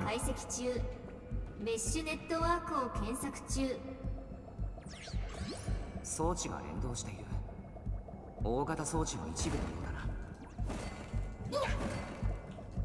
一部を解析できれば他の装置の場所がわかるかもしれない。黒騎士君はハッカーとしても凄腕のようだな。すごいのであります。休眠モード中に私の頭の中を覗くような真似は。いやいや、そんなモラルに欠けることはしないさ。ネットワーク解析進捗 50%。Why do the guys just keep simping for us? We haven't even done anything, we just connected to the port and they're like, oh, you're such an amazing hacker, you're so amazing, Mr. Proxy.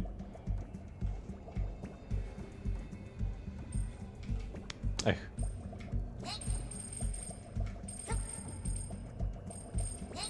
No, my coin! This story only, so there isn't really anything here. We're just going in a straight line. I do like the vibe of this area though, that's cool.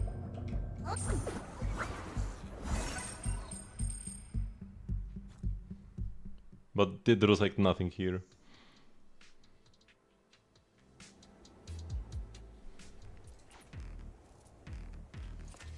隊長、戦闘許可。あれはポーセルメックス製のエーテル反応機だ。確かに見た目が少し。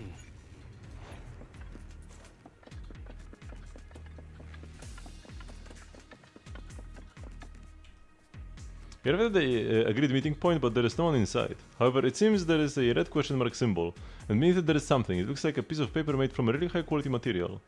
It seems something is written on it. Steel wheels and copper valves clatter on. Iron serpents race across the land. At the end of the road, a silver star cocoons the prize, a hidden marvel, a touch of autumn's hand. A makeshift poem, and not a great one either. Wait, what if I take the literal meaning? Steel wheels and copper valves probably refer to some kind of mechanical processing equipment. If that's the case, then Iron Serpent is likely referring to pipelines. At the end of the road, the silver star probably refers to a spherical object at the end of a path, with something hidden inside. When put together, it seems to be saying, at the end of a certain road in the industrial zone, there is a spherical object with something hidden inside. So in other words, it's a prize riddle. I should go take a look.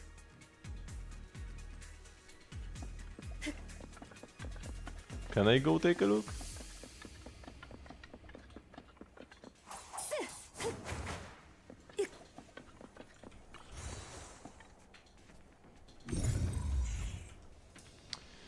The obstacles are blocking Aegis Squad's path to our rendezvous point. Let's clear them while we wait for them. Yes, Captain Magus. マッチロック分隊の通り道です。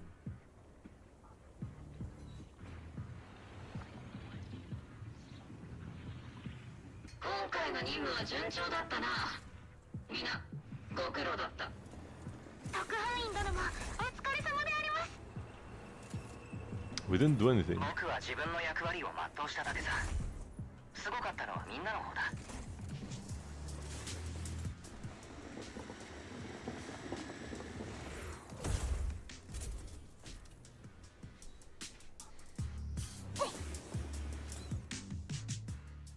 あれ？シード、もう面識はあるでしょ。やっほー、プロ騎士くんだ。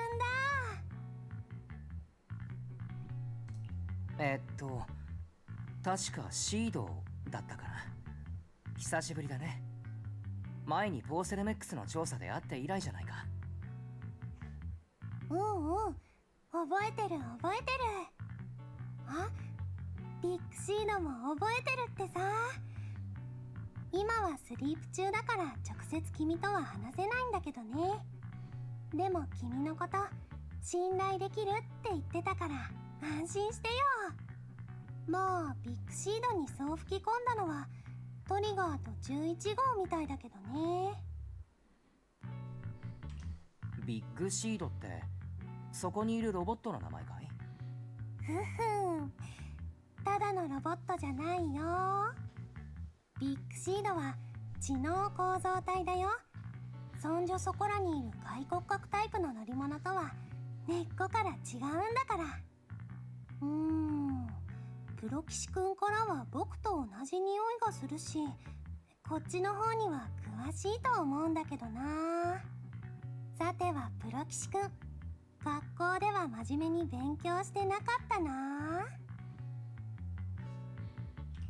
学校にはきちんと行っていたよ。まあ厳密に普通の学校とは言えなかったけれど。ペロ、これは嘘の味。あなたたちなかなか独特なやり取りをするのね。そういう11号こそ防衛軍というかオボルス小隊のみんなは常に独特なチャンネルで会話するよな。ええ、ルイは友を呼ぶと言うでしょ11号ったら鈍いな。プロキシ君は褒めてないよ。シードに11号、あの2人の電波を拾えるとは。お前のアンテナもなかなかだと言わざるを得ないな。電波？シードと11号さんも知能構造体でありましたっけ？だが小娘たちを手なずけたからといって調子に乗るなよ。上官として私は最大の警戒を持ってお前を注視してるからな。とにかく悠長に雑談してる場合じゃないんだ。我々はまだ戦場にいることを忘れるな。まったく三将会の連絡拠点を見つけこそしたが、ここには取り残された物資があるだけだ。連中の本拠地に関する位置情報、プロキシ君の欲しがってた研究データ、そのどちらも取り逃してしまった。短い時間でこれだけの物資を移送するなら裂け目を使うのが一番効果的だ。三将会は長い時間をかけてラマニアンフォローに根を張ってきた。防衛軍が知らない裂け目の一つや二つあるだろうけれど、フォローの迷路を知り尽くす人間とくれば僕を置いて他にいない。パエトーンの魔法をお見せしよう。パエトーンの魔法、キャロットと言われるよりもずっと迫力があるのであります。これは大きく出たもんだ。連中に追いつく自信があるんだな。あ、 What's with all this boasting?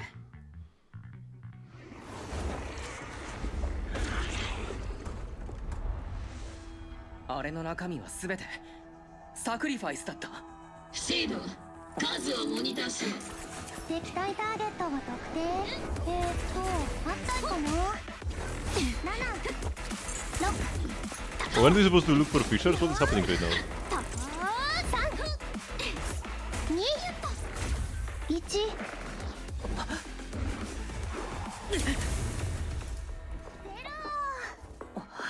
きれいさっぱり。オボルス小隊作戦完了。 Cute, but what was this? Amid thunderstorms of heavy machinery and shrill, hysterical screams, Sid brings in the exalted captives. What captives?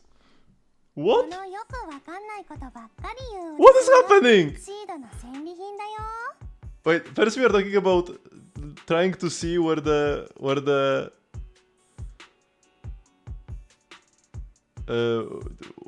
exaltists took the supplies or whatever, right? And the proxy is like, okay, I will find the fisher.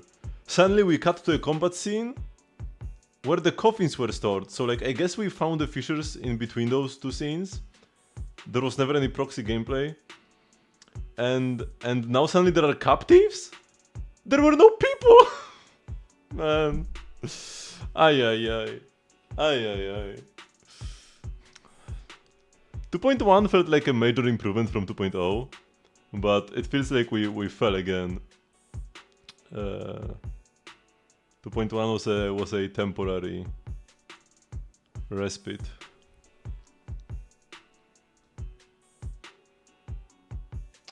Unfortunate, man. Clearly the DDD devs are kinda struggling. Like, they took more time for this patch, right? They took one extra week. But it really feels like it still wasn't enough. They should just take a patch off, and I mean like in the sense like Star Rail 1.1, right? Where in Star Rail 1.1 we didn't get any main quests, just a little side quest with Silverwolf.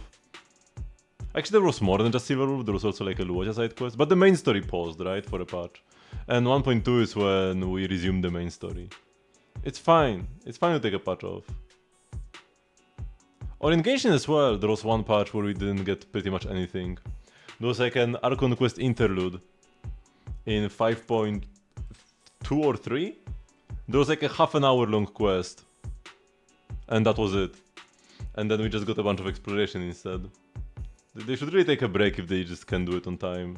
They keep moving the patch timings, messing up the balance between the 3 Hoyo games. And they still are not creating everything in time. They're trying to do too much at the same time. And a lot of these things are actually like downgrades. Unfortunate. Also, speaking of the balance between all the Hoyo games, I wonder how Honkai Nexus Anime is gonna fit into the schedule. Because every week something happens already. Assuming, like, if Zenless isn't misbehaving, then every week we either have a halfway point of a patch, meaning new banners, or a brand new patch in one of the 3 big Hoyo games. And I mean, Honkai Nexus Anime could even like not follow the 6-week schedule that they have set in these other games, but I feel like it will. I feel like the gacha and the patch timings are gonna be the same, like they always are. But I guess we'll see. I'm intrigued though. Am I gonna suddenly do like early streams every week because there will be a Hoyo game that gets a new update every week?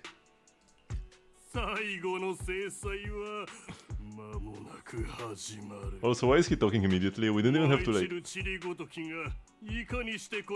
We didn't even have to like torture him or anything. He just told us his secrets in the first sentence. My god, man. Hello, Sayonara. This quest is just... I'm just gonna say that this quest is so bad so far, man.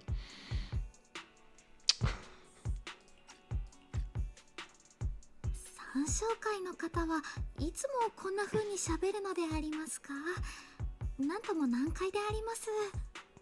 The girls are cute, but like... シード、黙らせろ。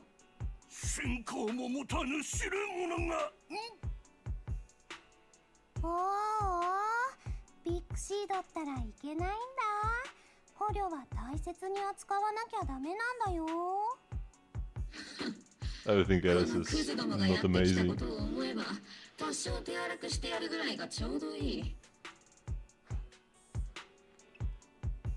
Also, shouldn't we try to talk? Shouldn't we try to get him to talk more and not shut him up?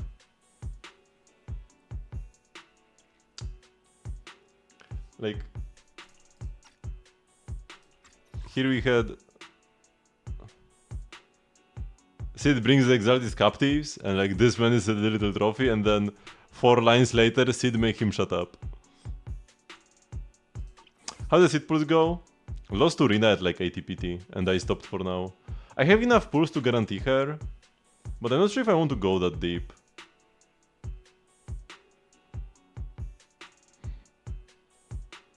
I might want to sit this one out, I don't know yet. Sid is super cute, I love her design.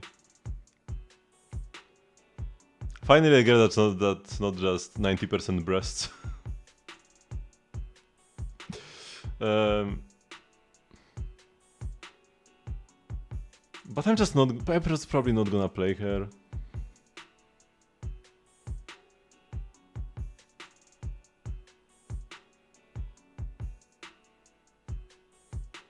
So I don't know, cause like the team where I would play her would probably be with Soldier Zero. I mean, I do need 3 teams for Deadly Assault, right? Like if I need to play 1 team, then I don't play anyone but Ellen anyways, yes. If we only needed 1 team in this game, I would not pull for anybody who doesn't directly improve Ellen. But I do need 3 teams. So I would probably play her with Anbi. But the better Anbi team will be with Orphe. Unbe Trigger Orphe is gonna be better than Unbe Trigger Seed, I'm pretty sure. The one upside of Unbe Trigger Seed is that it's mono electric, so if the enemy is electric weak, you get like full effect, like, everybody benefits. While Orphe is fire, so it doesn't fit as perfectly. On the other hand though, Orphe can also be played in lighter teams to great effect. Lighter Orphe is gonna be the ultimate wheelchair comp. And then you can play anybody. You can play Ben lighter Orphe. And that's gonna be like the best Ben comp, 90%. I'm 90% sure.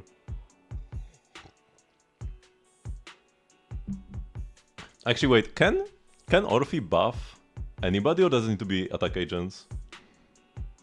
Because Sid can only buff attack agents.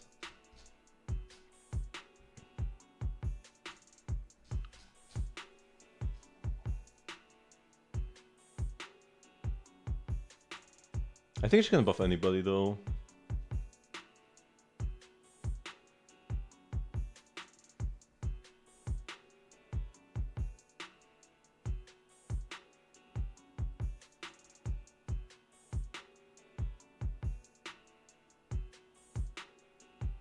All squad members gain 0 din, yeah, so like it's a buff for everybody. But you need aftershocks ideally for like full uptime. But still, it's probably gonna be the best team, even for some like of the older agents without aftershocks. 三将会の普通の悪役と違うのは、僕たちが思いもよらないことを平気でしてくるところだ。それもすべて始まりの主という存在への共振ゆえ。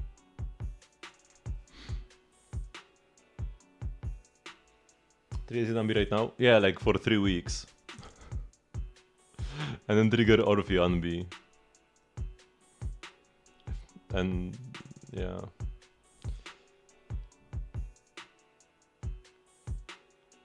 I mean, Sid might be better than you would think if you have like perfect combos and stuff. But there's also quite a big barrier to execution. Like there's also a quite like, yeah. The skill floor is higher up to like properly organize your stun windows. It can already be tough to properly execute a combo for 1 DPS in a stun window. And now you have 2 DPSs and you want to extract as much from both of them. I guess it's a bit easier to play out of the stun window, because you just can switch between Seed and your attacker. Just use their specials and like alternate, so that's fine. But in the stun window, it will be probably pretty rough. But probably satisfying if you do pull it off.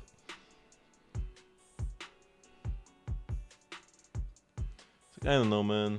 I don't know if I want to pull for Seed. I don't know if I want to pull for anybody. However, Zhao, the little bunny girl, she has an icy blade. She's probably an ice agent. I refuse to believe they're gonna give us our 5th S-rank ice DPS after Ellen Miyabi, Hugo, and Yidhari. They're not gonna give us another ice DPS, right? We don't need an ice DPS every 2 patches. So, if she is ice, if she has an icy blade, but she probably isn't a DPS because we already have too many, she might be an ice support, or defense, or stun. Like, it's stun, defense, and support are all the same class, just like with different naming.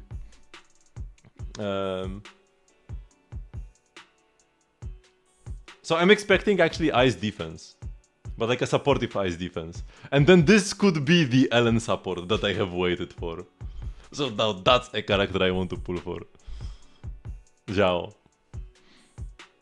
Imagine another ice DPS. Like, it can't be a patch after it Hari, you know? They wouldn't do that. Not 2 patches in a row. Because I'm expecting Zhao to be 2.4. I guess she could be later. They could hold her until like 2.6 and then make her a nice DPS again. Because we got a nice DPS in 1.0, 1.4, 1.7, and then 2.3. So it's like every 4 patches. ish. 3 to 4 patches between nice DPSs. And we still don't have a limited physical attack agent. There are 2 physical anomalies, but not a physical attacker. とはいえ、どれだけ行動が読めないとしても、宮妻が彼らにとって重要な道具であることは確実だ。三小界を打ち破る突破口もきっとそこにある。だからこいつらは狂信者なのだ。エーテルを新エリートにあだなす毒へと変え、悪行にふけるクズどもに過ぎ。だったら見せてもらおうじゃないか。50口径の炸裂弾と軍用の高出力レーザーを前にしても同じように経験でいられるかをな。落ち着いてくれ、鬼火隊長。三小会は確かに悪の組織としては役満だけれど、騙されているというだけで無実の人もたくさんいるんだ。だからとにかく三小会だからといって誰かで構わず炸裂弾とレーザーをお見舞いするのは少し待った方がいい。まだ何人も捕まえてないんだぞ。もうこいつらをかばい始めるのか。そっちが道徳の授業をするつもりなら私にだってレパートリーがあるぞ。雪崩が起きたからといって雪の結晶が責任を感じるものか。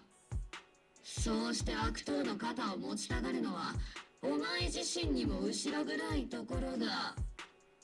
Fake conflict, lovely. ストップ！鬼火隊長、ただいまの発言はイゾルで大佐の定めた対パエトン用臨時言語規派鬼火専用閉じにて移植するものであります。はあ、そんなものがあるなんて聞いてないぞ。戦友に厳しい言葉を投げつけるなかれ、士気を下げるようなネガティブな言動は慎むべし。そう叩き込んでくださったのは鬼火隊長のはずであります。私はこいつを戦友だとは認めてない。だからノーカウントだ。少なくとも今のところはな。Does she have a little tie here? A little necktie? 腹の探り合いをする協力者でも僕はどちらでもいい。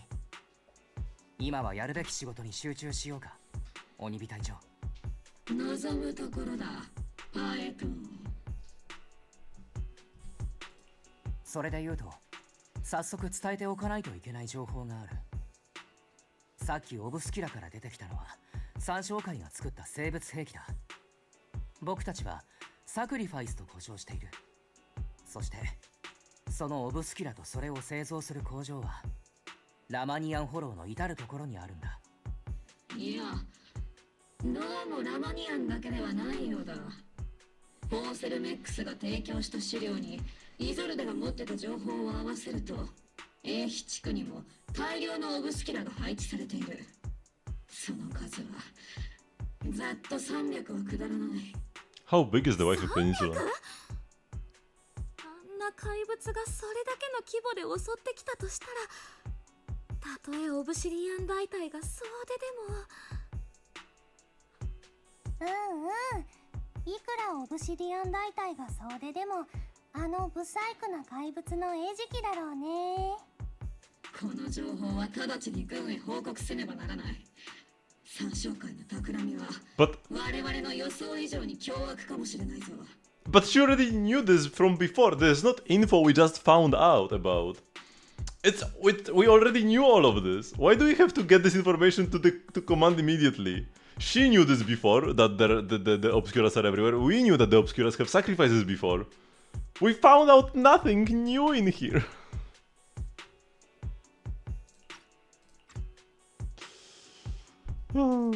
また慌てるにはまだ早い。確かに他の場所でもサクリファイスと同じ気配がするオブスキュラの破片を見たことはあるけれど、必ずしもオブスキュライコールサクリファイスと結論付けるには証拠が足りないと思うんだ。僕が長期兵で見たオブスキュラも全部が全部サクリファイスの気配を漂わせていたわけじゃない。さらに重要なのはサクリファイスのような怪物を作り出すにはとてつもない量のエーテルが必要なことだ。300体分のエーテルとミヤズマを三小会が持っているというのはさすがにありえない気がするな。うんうん、もしそうだったら新エリートなんてとっくに滅んでるよね。そうであります How か。 do we know how much ether is required? 今回の悪者がそこまでではなくて一安心でありますね。おい、お前たち、勇敢さこそ軍人の誇りだ。忘れたか。でも隊長は以前そういうのは全部将軍たちのデタラメだと。プロキシ君の言うことはもっともだが、だからといってH地区のオブスキュラを生還はできない。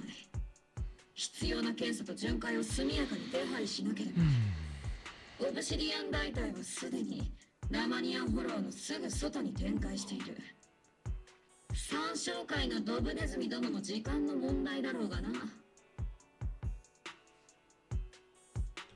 とはいえ何を考えているかわからない狂信者たちのことだ。窮鼠猫を噛むということも大いにあり得る。みんなくれぐれも慎重に行動しよう。私は軍に10年以上身を置いてきた。その程度のこと思い至らないわけがないだろう。鬼火隊長はプロキシ殿のリマインドに感謝しているのであります。断じてそういう意味ではない。In the episode of the Eleven Hollow, where even the proxy's eyes couldn't pierce the darkness. Not even the all-powerful, magnificent proxy. Oh my god, what a dark place. Why is there a Y pause button? What does a Y to pause mean? The military's operation has started. You are to provide cover for the Overseer's ritual. Every action leads us closer to meeting our lord. Everything by the creator, Lady Sarah. Pressing Y does nothing, by the way. There is Y to pause, and when I press Y, nothing happens. But Defense Force has overwhelming numbers, and we've taken heavy losses lately. With what little strength we have left, we don't need to achieve victory. Our mission is to buy time. Sacrifices are inevitable. Fortunately, the Defense Force isn't exactly driven by the noble duty they claim to uphold. As long as the Overseer completes the ritual, then we've already won. May the Creator refine you. May the Creator refine me.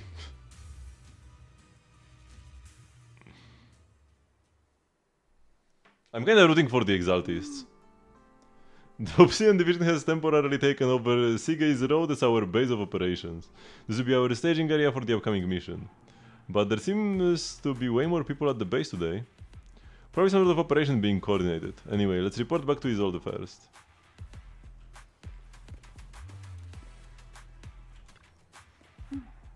Thank you, Zero K Proxy. When you and the captain were surrounded by enemies, I was really worried about you both. My bullet almost didn't make it in time. Don't worry about me. Protecting you, Proxy, is our top priority. I mean, protecting citizens like you, Proxy. Orphe might seem a little hesitant at times, but she's actually a skilled and brave soldier. Captain Magus comes off as harsh and short-tempered, but she's the kind of person who would risk everything for her squad and for New Eridu, or rather she already has. If it wasn't for Seed and Trigger shutting down the Exaltis equipment, the Captain and I would have been in for one hell of a fight. I mean, I was a big help, but Trigger and Seed Senior were just as important. The Exaltist systems were pretty basic, it just took a little tinkering to shut them down. Your ability to handle machines so effortlessly is amazing, Seed. I wonder if I could learn to do so with enough practice. It's talent, pure talent. I can always sense it. You've got a similar gift, right, Proxy? 結局、偵察任務は問題なく完了した。我が隊は死傷者もなし。オボルスの火力を前にして、三将会の連中なんぞお話にならなかったな。およそ秩序だった動きもしなければ知恵が回るわけでもあるまいに。対フォロー行動部や治安局がどうして手を焼いてるのか全く理解できん。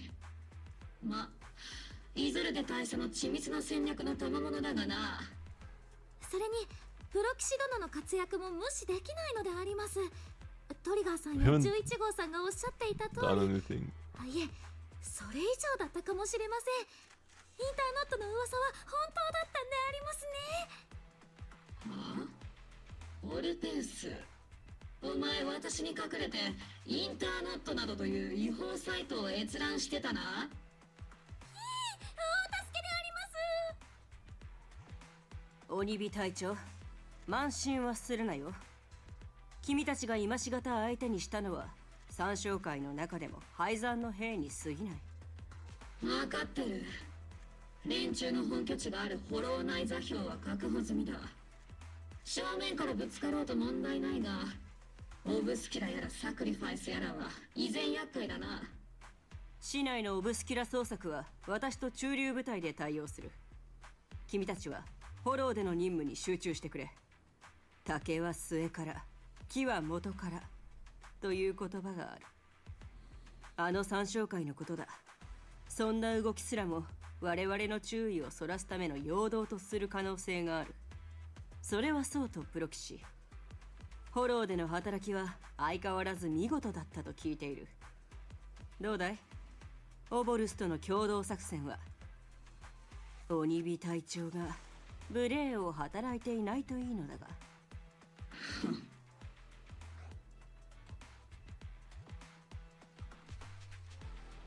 ああ、そういえば鬼火隊長はこんなことを言っていたな。パエトーンは悪党だから50口径の炸裂弾や軍用の高出力レーザーでおもてなししなきゃ。And we're lying as well? That's not what she said. おいやめろ。都合よく話を切り張りしやがって。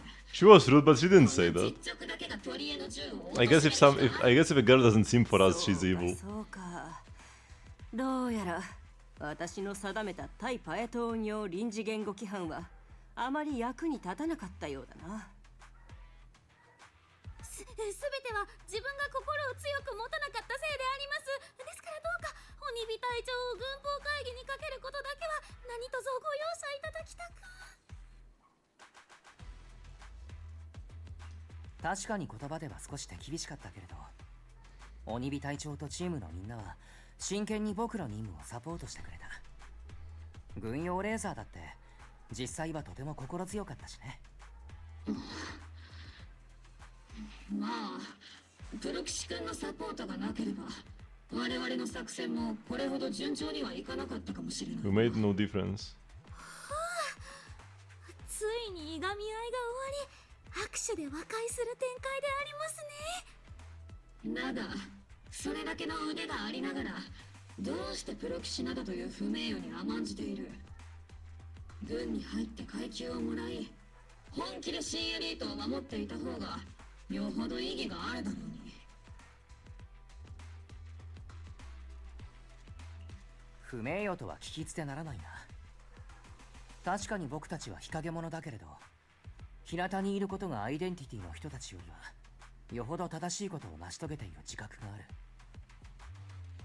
隊長、今の発言はかなり思慮に欠けたものであったかと。お前たちプロ騎士はこれまで合法的な資格のない市民をどれだけホローという地獄に引きずり込んできた。どれだけのホローレーダーに罪深き金儲けの道を案内してやったんだ。 We are that kind of proxy, actually. 鬼火隊長、君が言うところのアンダーグラウンドには確かに暗い決まりも多いけれど、それに従う人たちの中にはやむを得ない理由で日の当たる道を選べなかった人たちもいるんだ。君が言うところの真っ当な世界には本当に正義の味方しかいないと。防衛軍には上から下まで一点の曇りもないと、そう言うんだね。お前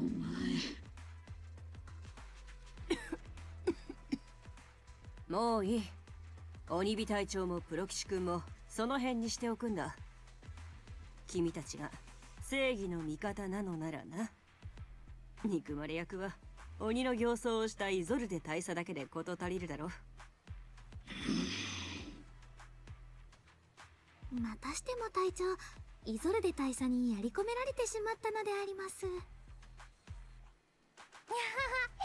プロ騎士くんもお子ちゃま扱いだね。これで僕たちはもう同じクラスだよ。ヤッホー同級生。ブリーフィングは以上とする。それとプロ騎士君、ロレンツ少将が君に会っておきたいそうだ。後で少し付き合ってもらえるかな。軍の少将クラスが僕に会いたいと。なんだか嫌な予感がするな。何？私もいるんだ。心配いらないよ。They should just lock us up eventually.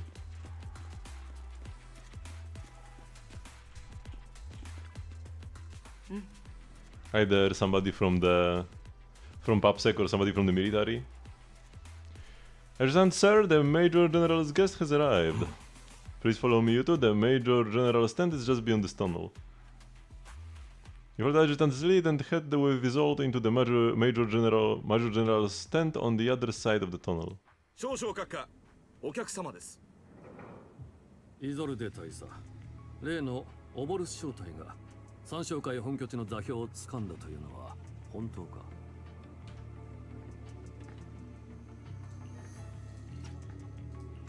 は、偵察は極めて順調でしたが、予想外の情報もありました。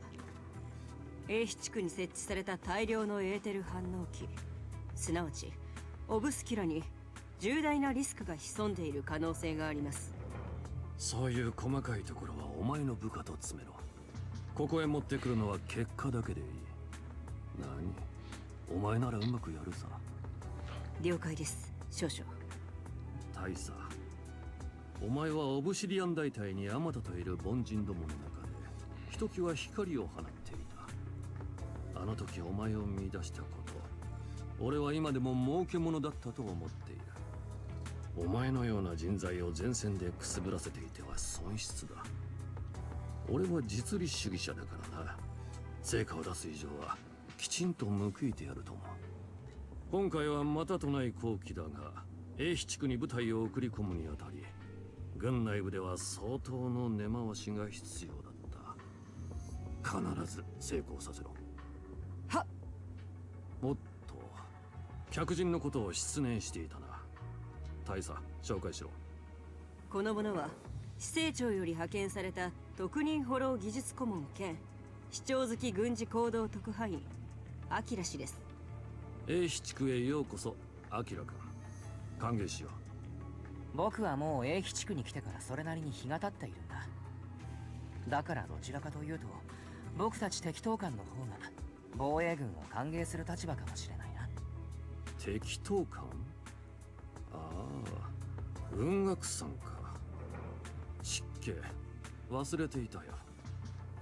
こちらの客人はメイフラワー市長のお気に入りだったな。なあ大佐、一つ教えてほしいんだが、市長の御用聞き兼悪名高いプロ騎士とやらがどうして防衛軍の案件に首を突っ込んでる？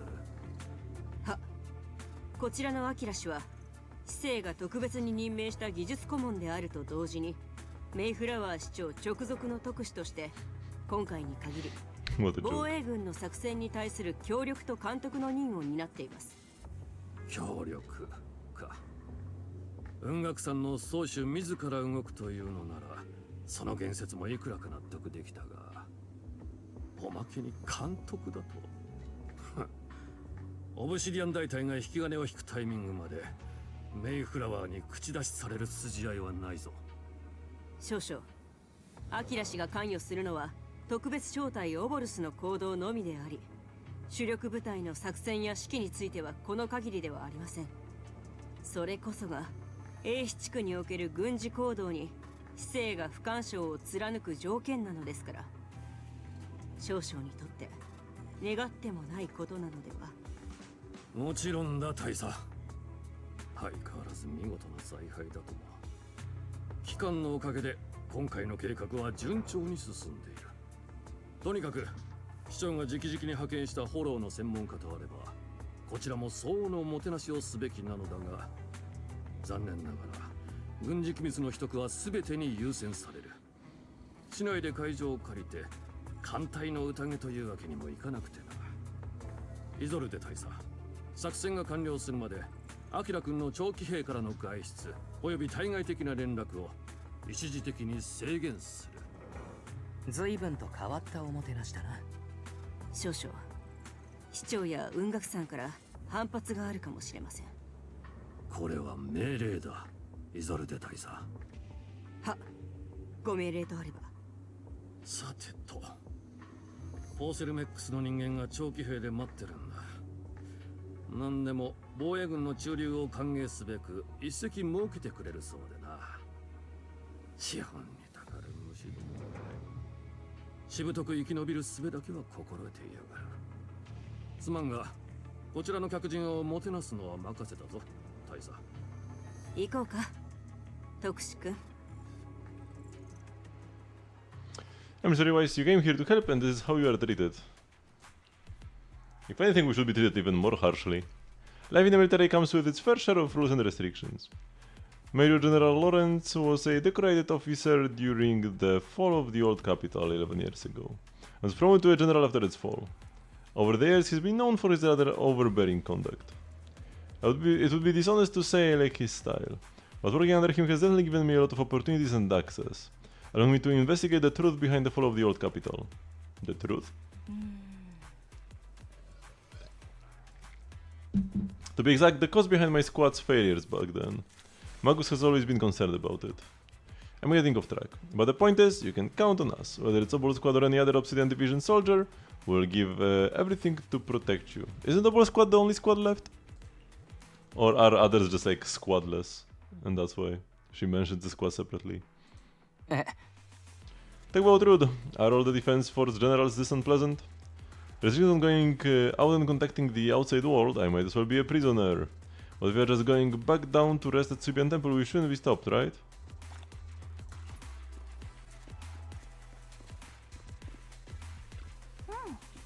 The proxy has been nabbed by the Major General. Then why do you look so happy, Sid? I make fun of your comrade's suffering, Sid. That Major General guy is a real pain, huh? So if the proxy doesn't get along with him, that must mean they are all right. It sounds silly, but also somehow makes sense. I can hear you. Ah! You're also the type to eavesdrop on people. I've been aware of your presence for a while now, Proxy, and for the record, I wasn't talking behind your back. Proxy, the ever so lovable Proxy, always listening in with those keen ears.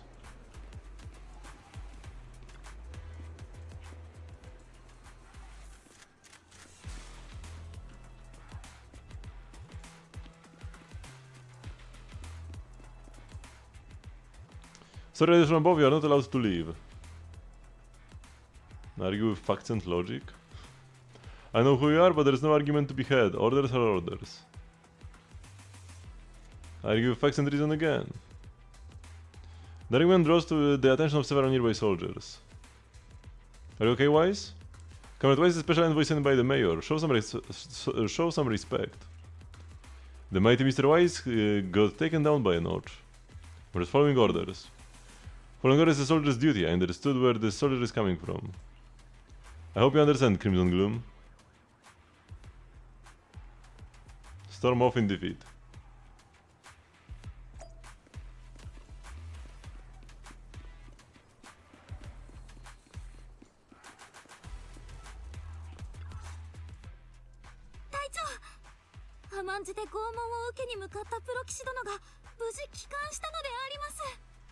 脈拍に乱れはなく、顔色も悪くない。どうやら試練を乗り越えたようだ。貧弱そうな見てくれの割にやるな。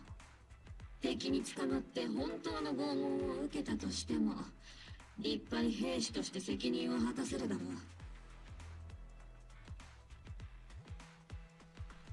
う。What are we talking about? 散々悪者いじりしてくれた鬼火隊長なら察しがつくだろう。僕が拷問から逃げることなんてわけないくらい。We had an argument with a soldier who didn't want to let us pass. And they're talking about torture now? とはいえ、オブシディアン大隊で市長の特使が拷問されるなどということが起こるはずもない。That explains the Major General's orders to everyone. プロキシ殿の外出と通信を作戦完了まで制限。それは一体どういうことでありますか？つまり、お前たちの愛しいパエトーンを我々の手 I mean, good. We are a normie working with the military. We could just storm off at any moment. And even worse than a normie, a criminal. そんなのとってもとってもひどいであります。まったくひどい話だ。伝説のプロ棋士パエトーンもついに年貢の納め時かな。伝説のプロ棋士パエトーンがオボルス正体の手に落ちたと思えば我々としては朗報だ。少々のもてなし方には疑問が残るが、軍人にとっての命令は絶対なのでね。命令なら仕方がない。私としても誠に遺憾ではあるが、長期兵ではしばらくの間おとなしくしていてもらおうか。隊長、本当に遺憾だと思っているでありますか？なんだかうっすら笑ってません。何？心配はいらない。オボルス正体とオブシリアン大隊はホロを鎮圧。 We weren't living in the story anyways, no? 三将会の総統にかかる時間はお前の想像よりはるかに少ないだろう。 We are living at Subian Temple now. そうして全部片付いた So this is like not a restriction at all. 騎士殿は晴れて自由の We're making a big deal about it. それでは命令に従い、位置情報追跡装置の取り付けと所持している電子機器への一時的な通信機能制限を技術部門へ依頼する。The top by finding is we allow a soldier to fasten the tracker, more like an electronic shackle, to your ankle.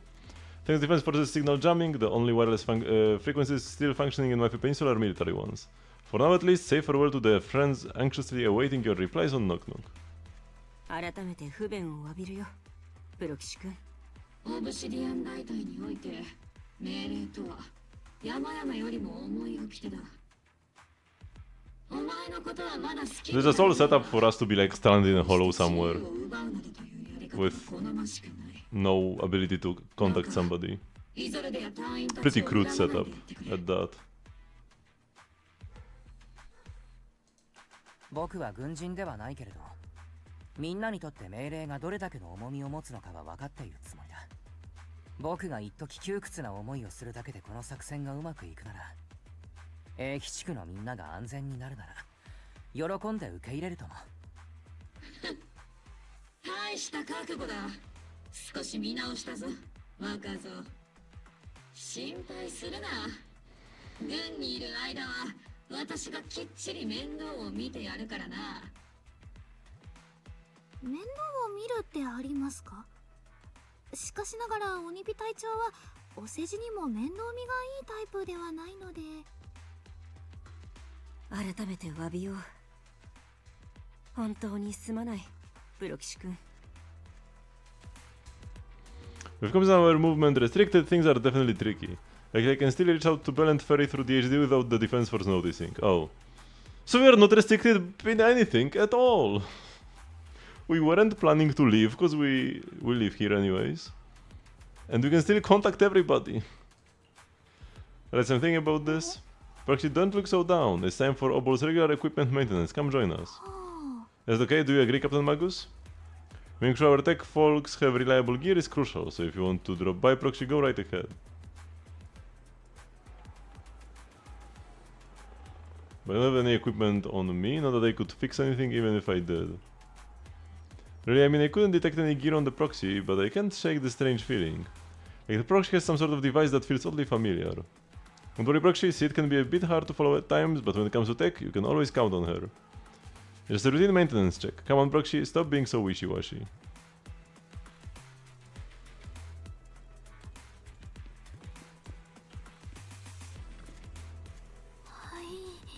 Board squad is all here. Time to start the maintenance. Inspector on duty, squad member Seed. First up for inspection, Mercury. Mercury here. Let me take a look and see if this little Colby's got anything wrong with it. I always get nervous when Seed does my checkup. The antenna on the comms module seems a bit worn out. Gotta remember to get those parts replaced. If Colby can even hear me on the radio during the operation, I'm gonna kick your butt. Aye aye. Next up is Trigger Sniper Rifle. Only need one look to tell your weapons in flawless shape, just like always, Rigger. The sniper's weapon is their soul on the battlefield, after all. Orphan Captain Magus' turn. That is straight, you are not laying a finger on me. Calm down, Captain, quit swinging around my tail. The skeleton is in good shape overall, Orphy, but your tail shows way more wear. No doubt due to the Captain's reckless fighting style. The Captain gives it her all in combat. I have to stay in sync with Orphy's movements. As for Captain Magus, you're using that nitro fuel oil again, aren't you? Sid can't stand that smell pouring out of your gun barrel. Oh, are you seriously attacking your Captain's dental hygiene? And finally, it's your turn, Proxy. Where should I start? Sid stares straight into the Proxy's eyes. Impossible as it seems, it almost feels like she can see right through to the HDD. But it can be possible, right? Change the subject. Your eyes are crystal clear, Proxy. All systems good. Inspection complete. You're looking for an excuse to stare into the Proxy's eyes. Now that everyone's finished their equipment checks, you are dismissed. Get some rest and make sure your gear service at the armory. Hey Proxy, don't forget to look after your eyes too. You confirm that the military release restricting your freedom of movement with a ball squad. You then return to the tent to rest. The tent offers some cover from the soldiers' gazes, and re-establishing the connection with the HDD brings a small sense of relief. マスターの筆頭助手であり、気配りの行き届いた操縦式汎用人工知能であるフェアリーは、マスターが行動の自由を奪われている状況を見過ごすことはしません。Finally, good character speaking. 助手2号と違って、フェアリーったらいつまで筆頭助手なんてポジションにこだわってるわけ？私なんてね、お兄ちゃんの実の妹っていう世界で唯一無二のポジションにいるんだから。喧嘩はそのくらいにしておくんだ。僕は防衛軍に捕まった役立たずのプロ騎士で、君たちは2人とも類まれな天才ハッカー。この場はそういうことで収めておかないか？否定。マスターは哀れにも捕まってしまいこそしましたが、同様に類まれなる天才ハッカーであることに変わりはありません。はいはい、そういうお安い同情ならいらないよ、筆頭助手。ま、あのフォローですら HDD の特殊なシグナルは止められないからね。防衛軍の妨害電波くらいなんでもないんだから。ちなみに妨害電波に対抗するシグナルエンコーディングを行ったのは他でもないこのフェアリーです。とにかくお兄ちゃんはまだ HDD を通して私と連絡が取れるし、イアスにダイブする能力も引き続き正常に使えるよ。僕の目の HDD インプラントがフォローの中で新しいデータをいくつか目撃したようなんだ。そちら側で計算してもらってもいいかい？軍のデータが信頼できるかはさておき、確実さでフェアリーの計算に勝るものもないからね。もちろんです、マスター。またついでにイアスとマスターが目撃してしまった軍の機密文書についても全て記録した上でコピーを作成しておきました。お宅の AI なんかしただろうって防衛軍が乗り込んできたら、助手2号とマスターは無関係だってちゃんと説明してね。とにかくお兄ちゃん、後のことは私とフェアリーに任せといて。いつも通りにね。As always. ああ、いつも通り。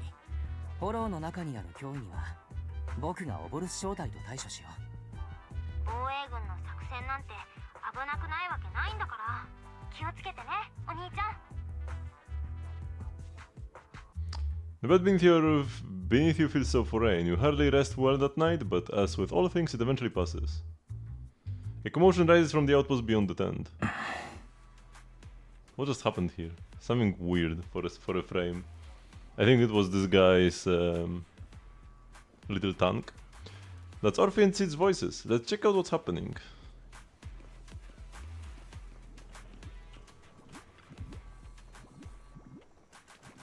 Is this the little one you brought back from the hollow? Yes, Captain. This Bang Boost squad seems to have been attacked. I received the Bang Boost distress signal and rushed over. What about the soldiers in that squad? They were all lying there covered in blood. I mean, they are not the breathing kind. They're not the breathing kind of lying there. Let's pay our respects. This Bang probably recorded what happened when they ran into the enemy, but it's badly damaged. Do you have any technicians at base? Let me fix up the bamboo. Sid will be better at this than we. We are not needed here.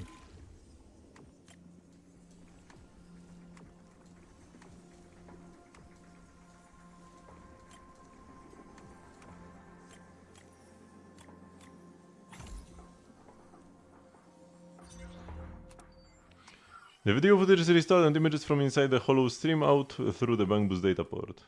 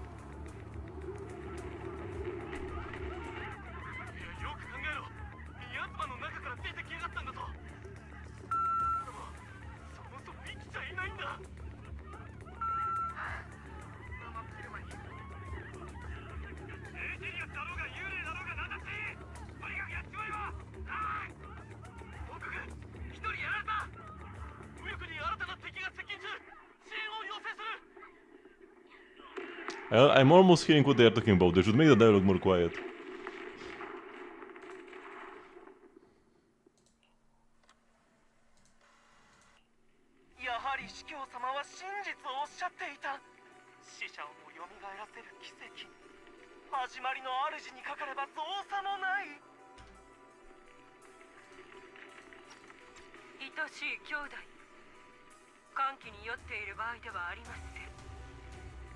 始まりの主に謁見するまではいかなる奇跡収益への門に至る小さき階段に過ぎないのですから安心したまえ歓喜によって理性を失ったわけでもなければ研究者としての知性が衰えたわけでもない大規模な宮妻活性化実験はすでに始まっているのだ始まりの主の身元へ向かう我らが歩みを電柱が止めることなどできまい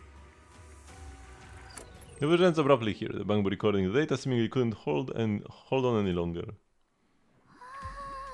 The soldiers crawling out of the miasma, they looked like the dead brought back to life.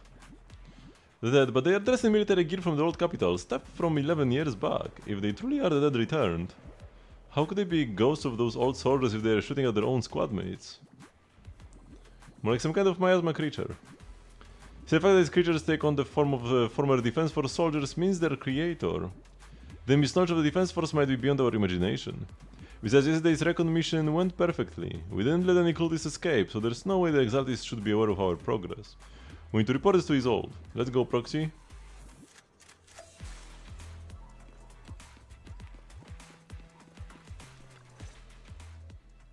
Together, Football Squad, do you brief Isolde on what you saw in the footage? 参照会が我々防衛軍の掃討作戦をすでに知っているだとこれまでの作戦で起きた武力衝突はオボルス小隊による威力偵察だけだったはずこの偵察部隊はあくまで不慮の事故に見舞われたと見るべきだろうとはいえオボルスの動きは完璧だった計画が漏れようはずもない参照会が我々の想像以上に洞察に長けていたか私の預かり知らぬところで動いていた部隊がいたのかそのどちらかだろうだがロレンツから作戦の全指揮権を委任されたのはお前のはずだ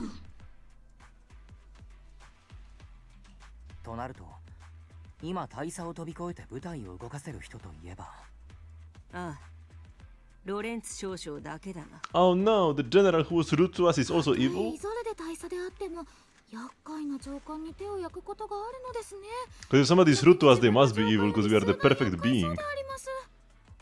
And every good person should recognize that. まさかとは思うが私私のことを言ってるんじゃないだろうな。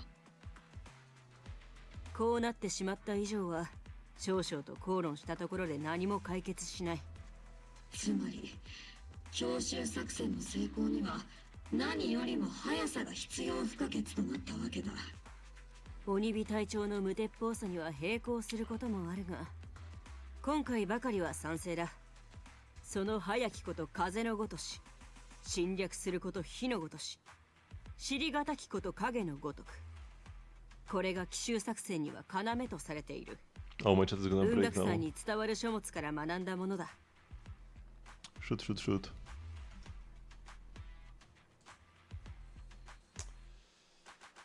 Ah, I forgot, and now I opened another instance. Okay, should have just only reset? Let me check.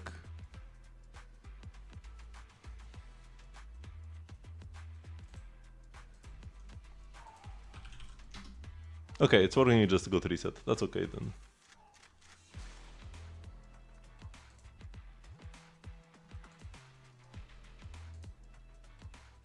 Forgot to turn off the auto activation of the chat. At 7:30. Okay. 敵がこちらの接近を察知していることに気づけた。それをむしろ幸運と捉えよう。向こうの準備が整う前に一気に叩く。オバルス、戦闘準備だ。はいであります、鬼火隊長。すぐに部隊を動員して攻勢に出よう。プロ吉君、戦場もフォローと同様に目まぐるしく変化する。君も万全を期して臨んでくれ。戦場の変化はオブシディアン大隊が引き受けるとして、フォローの方を掌握できるのは君しかいないんだ。Well, they have like no backup plan? Don't they have carrots of this hollow? 任せてくれ。 They are the military. 伝説のプロ騎士に They said they've never worked with a proxy before. So how have they worked in the hollows before then? 町の人たちも防衛軍をとて If も they don't have carrots? お互いに頑張る時だな。言われなくても分かってる。隊長が言わんとしているのはでありますね。オーボルスの使命を全うするということであります。 The branch has two main objectives. First, to gather intel on the miasma soldiers. Second, to eliminate key exaltist bases. Get ready to move out. It's a surprise attack. Every second counts. Yay.「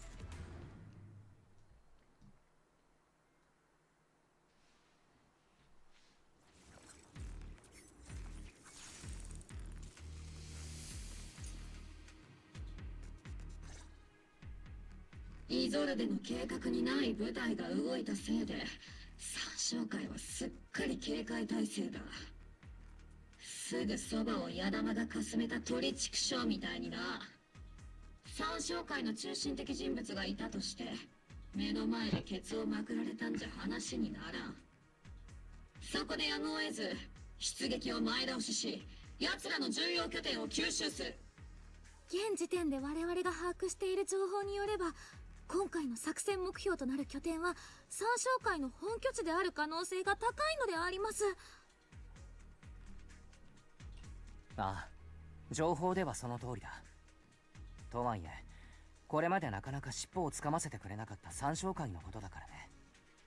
情報の信頼性はちゃんと確認しておく。Really trust is highlighted, so it means we cannot せっ trust かく them. 士気を高めているところに申し訳ないのだけれど。プロ騎士君が情報戦に長けていることは知っている。だがこれまで防衛軍の作戦が順調に進んでいるのはイゾルデの指揮と彼女がもたらす情報によるところが大きいんだ。懸念は理解できるが、私はイゾルデの情報についてその信頼性を疑うことはない。鬼火隊長はイゾルデ大佐に全幅の信頼を置いているんだな。それこそ特別と言っていいくらいに。なぜかと言いますと、鬼火隊長とイゾルデ大佐はずっと前から肩を並べて戦ってきた戦友だからであります。肩を並べて戦ったというのは少し語弊があるがな。とはいえその通りだ。イゾルデとは長年にわたる戦友であり先輩であり上官だからな。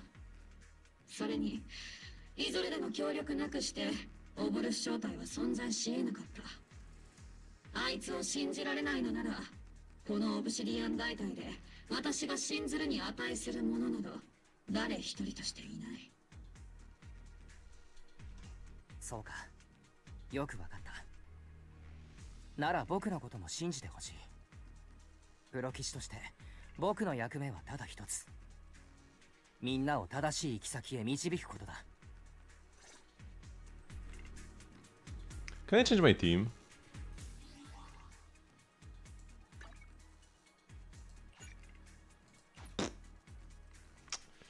No, I cannot. At least I have a real team now. And not sit with no other attack agents. 防衛軍め、ここを嗅ぎつけたか。ん？何者だ？越見を阻む知れ者が。始まりの主は決して彼らを許さない。我らの犠牲は主を求める者のしるべとなるでしょう。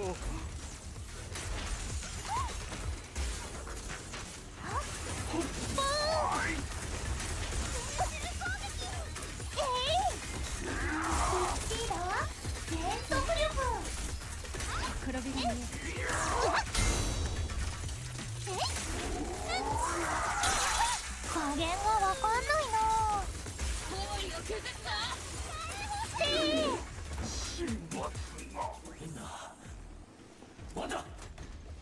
Negative documents detected on this device. Accessing. Answering the Overseer's call. Wrongfully killed soldiers rise from the underworld, cloaked in flames of vengeance. As for why the Defense Force soldiers would fight for us, the Overseer was rather vague. Perhaps they too were blessed with witnessing the Creator's true form in the underworld. The files stored in this device are incomplete. The remaining intelligence needs to be obtained elsewhere. Wrongfully killed soldiers, but those once emerging from the miasma were wearing 11-year-old uniforms, and they died protecting New Eridu. This exalted scum, how dare they desecrate the honor of fallen soldiers, unforgivable! The approaching footsteps have everyone on guard, but then what they see is the sight of allied uniforms. お前たちはどこの所属だ？イゾルデ大佐の作戦配置ではこの拠点を奇襲する部隊は我々オボルスのみとなってるはずだが、イゾルデ大佐が本作戦における指揮官であることはそういない。だが我々はロレンツ少将閣下直属の部隊だ。やはりロレンツ少将の指示だったか。イゾルデ大佐に黙って動き三将会を警戒させてしまった件は。言葉に気をつけるんだな。少将閣下は君たちの戦力だけで遂行は困難だろうと判断し、我々を支援部隊として送り出してくださったのだ。我々を支援？ついさっきまで戦っていたのは我々だけだったように見えたのでありますが。ああ、それについては感謝している。君たちが正面で戦力を引きつけてくれていたおかげで我々は側面から本陣まで一気に攻め込むことができたのだからな。すまんな。うっかり本陣への一番乗りを頂戴してしまったようだ。手柄を横取りされて気に障ったか？手柄？それが一体何だというんだ。近頃の新兵はそんなものにこだわるのか？お高く止まりやがって。ただの鉄砲風情が。随分偉そうな口を聞くんだな。確かに自分は新兵だが、人手なしの老兵よりはいくらかマシだ。口を慎みなさい。隊長はこの町を守るために文字通り全てを捧げたんです。あなたに非難する資格なんて。よせオルペウス、こいつらが本当に三将会の脅威を排除したのならそれでいい。新エリートを守った者ならば我々の戦友と呼ぶに値する。戦友だからって嫌なやつがいないわけじゃないけどね。ねえねえ、この人をこのまま物陰に連れ込んじゃおうよ。今なら三将会のせいにできるよ。脅してるのか。集中しろ兵士。私の質問に答えるんだ。三商会の拠点を完全に制圧したのか。混乱に乗じて拠点から脱出した同士がかなりいる。我々には他の任務があったため拠点制圧を優先せざるを得ず追撃する余裕がなかったんだ。他の任務？三商会の相当以上に重要な任務なんてあるのでありますか？たわけめ、この程度のことも満足にできないか。行くぞオムルス正体。もう一度こいつらの尻拭いだ。各員戦闘準備。はいであります、鬼火隊長。止まってたよ。Force combat. 三商会のメンバーがバラバラに逃げていくであります。 I forgot I have to hold again. 二流部隊め、藪をつつくのだけは一流だな。どこが奇襲だと言うんだ。今回の任務目標。Include documents detected on this device, accessing. We may be working with Porcelimex, but they aren't exactly saints. They would sacrifice everything for profit. The soldiers didn't die protecting the city. The truth is, the file ends here without warning. There's a record of the hardware being moved, but the missing data cannot be retrieved. Damn it, of all places, the data had to be missing at the most crucial part. The soldiers didn't die protecting the city, just what have these exaltists learned? It's nothing but a distraction they planted on purpose to mislead us. Since clearly the exaltist remnants were spooked by the Major General's unit acting so recklessly. That's why they moved the key data early, because we have no choice but to press on.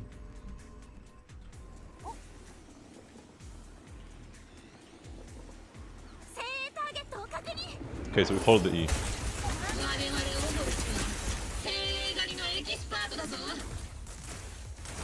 変量の修正を行います。まだまだ。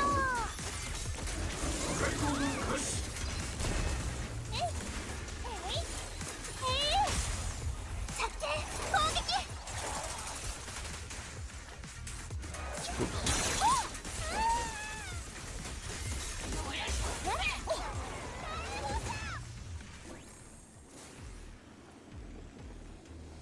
一切が順調だな、ルクロ取締役。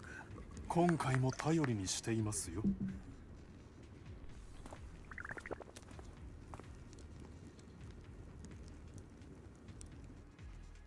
ロレンツ少将、なぜ少将自らホローへ。 And once again, we just have civilians chilling in hollows. I don't mean Lorenz, but the Porcelimex guy. Why are people chilling in hollows all the time in this patch, man? In this whole like 2.0 and later. 機関たちだな。イゾルデ大佐が何かにつけて進めてくるコードネームオボルスという。これほど早く到着するとは俺の予想以上だったと言わざるを得ん。大佐の言う通り優秀な正体のようだ。少将、今回の作戦全体を統括する立場としてあなたは本来なら後方に控えていらっしゃるはずです。それにそちらの民間人はルクローさんだね。この間ポーセルメックスが安全調査をした時、前座のパーティーで顔だけは拝見したよ。どうして安全調査に前座のパーティーがある。ちっとも理解でき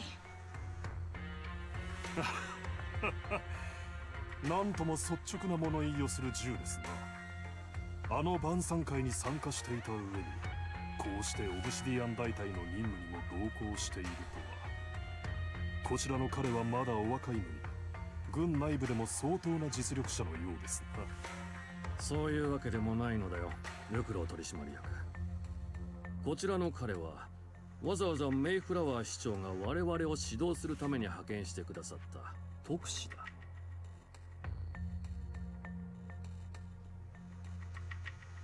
What do you mean you even know that I'm an envoy? We already talked with him before! 特使なんて肩書きだとなんとなく敬遠されてしまうかもしれないけれど、僕はここで自分がやるべき仕 We 事を talked like 15 minutes ago! なんと市政のお客様だったとは。これは大したおもてなしもできず大変な失礼を。それで少々とルクロー氏がここに現れた理由をお聞かせ願いたい。またこの部隊がイゾルデ大社の指揮系統を外れて独自に行動していることについても。そうすべき理由があるからだ。俺と俺の部隊にはな。鬼火隊長、期間は昨日今日軍に入った新兵でもあるまい。越権行為の何たるかを知らずとも軍事行動において聞くべきでないことの存在くらい心得ているはずだ。いいか、余計な口出しは無用だ。もっとも口以外に何も残っていない機関にとってはいささか難儀なことかもしれないよな。そろそろ我々は戻ろうではありませんか、少々。こうエーテル活性の高い場所に長い He actually addressed being in hollows forever. それもそうだ。では行こう。Escorted by troops, Lorenz and Nuclear withdraw from the stronghold. 特別軍務手続き窓口にいたあの感じの悪い事務官を除けば、これほど頭にくる人物は初めてであります。申し訳ありません、鬼火隊長。軽々しく長官の悪口を言うべきではありませんでした。今回は見逃してやる。私とて正体全員を軍法会議送りにするリスクがなければ悪態の全てを高出力レーザーに変えてあいつらの顔面に叩き込んでいた。ここは三商会の重要な拠点だけれど、同時に彼らの実験施設という側面もあるわけだ。それでもう一人の CEO が三商会とつながっていたせいで、こうした施設のほとんどはポーセルメックスの資産だった。そしてまたルクロー氏の率いるポーセルメックスが防衛軍と結託している。だとしたらわざわざあの二人がここを訪れた理由は。やめろ、頭が破裂しそうだ。どうせあいつらのことだ。利益を山分けする算段でもしてたに決まってる。なんということでありましょう。ロレンツ少将はとんでもない大悪党であります。オルペンスってはまだ世の中が善と悪できっぱり分けられると思ってるんだね。ピュアだなああ、オルペウス隊員は救いようのない間抜けだが、これに関しては恐ろしいことに間違ってるとも思わない。奴らがフォローで落ち合ったのだって人目を避けるために決まってる。とはいえ今はどうでもいい。我々オボルスの任務はまだ終わってないんだ。各員、追撃を続けるぞ。三商会の残党どもを一人として逃がすな。はい、鬼火隊長。Somewhere in the Lavian Hollow, illuminated by a flickering candlelight. Great Overseer, the defense force took the bait just as planned, and they are feeling pretty proud of themselves. Perfect. They've wasted enough time on meaningless distractions, and that foolish general thinks he's already claimed enough victories. They won't be throwing major forces at us anymore, though the price was... The price was nothing more than a few necessary sacrifices. They died for their faith, Overseer. Besides, the troops you brought back from the underworld were a huge help. Soldiers fighting soldiers, it's cruel, really. Still, if it's for the right cause, then even you and I must be willing to give our lives. Absolutely, if that the greater purpose is an audience with the Creator. And we have other intentions, but you'll still open the path to the Creator, won't you, Great Overseer? I've wandered in confusion along this path more than once, but the whispers I heard were true, without a doubt. Once I've achieved my goal, I will open the path to the Creator for you. Which means your sacrifice and mine are justified. But fate on this with the defense force right now. And that one's a real handful, not the type to let things go easily. And that elite squad of theirs has been a serious thorn in our side. I've noticed that youngster may be an unexpected variable, but I've already set the course for how their tale unfolds. Don't back them into a corner unless you have to. Your arrangements are reasonable, may the Creator refine us.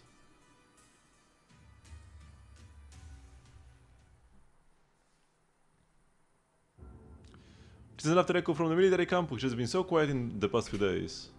Ah. Why is the defense force base so lively? What's going on? Let's ask around and see what the soldiers know.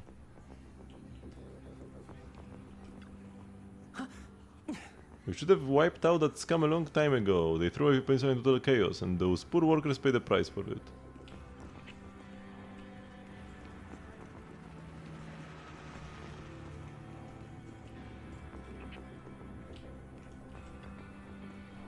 A new face and not in uniform either. You must be that outside help for the... what was it? Apostle Squad? There is only... isn't there... or I guess... no. Obsidian Division is the only division left. But then there are multiple squads, not just the Obol Squad. Okay, yeah, that makes sense. Thanks to the brilliant leadership of the Major General and his adjutant, we secured an easy victory. Sure, we didn't land the big win, but... you didn't land the big win, but you still played a part. What's with that look? We are celebrating our victory here. Don't be such a buzzkill, okay?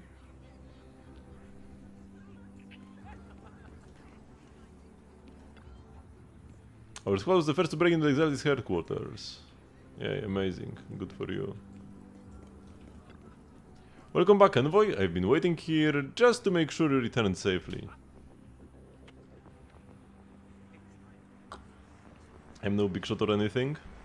Such modesty. Still, if you are acting on behalf of the Mayor in Defense Force matters, I'm sure your words hold real authority with the city administration.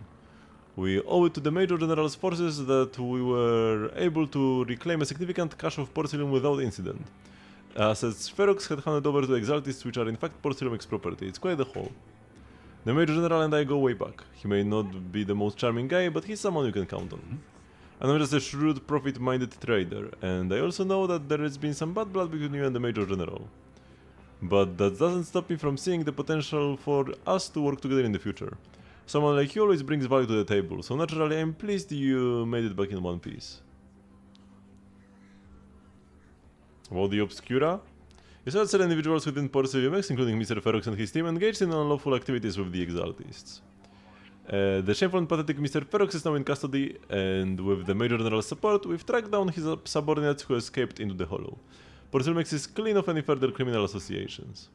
Regarding the so-called Obscura devices, while they were created through Ferox's dealings with the Exaltists, I'm not clear on their scientific worth. Still, they are made of more costly porcelain, so they belong to the company.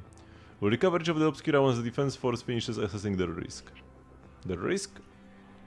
Yes, Colonel Isolde stated in the report that the Obscura could pose an extreme risk, even going so far as to order an evacuation of Wi-Fi Peninsula for public safety. It's going too dangerous. Looks like it's time for me to leave Wi-Fi Peninsula. Take care of yourself.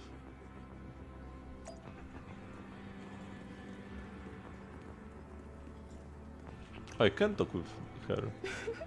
It was a head and broken through head on. Our plan to strike from the flank wouldn't have gone nearly as smoothly. They're the ones who put in the work and got results. Shouldn't they get most of the credit? These guys are sure know how to take it easy. They're already planning the victory party right after winning. So what's the defense forces' next move? Next move? There isn't one. The Major General believes the key members of the Exaltists have been wiped out and their base cleared.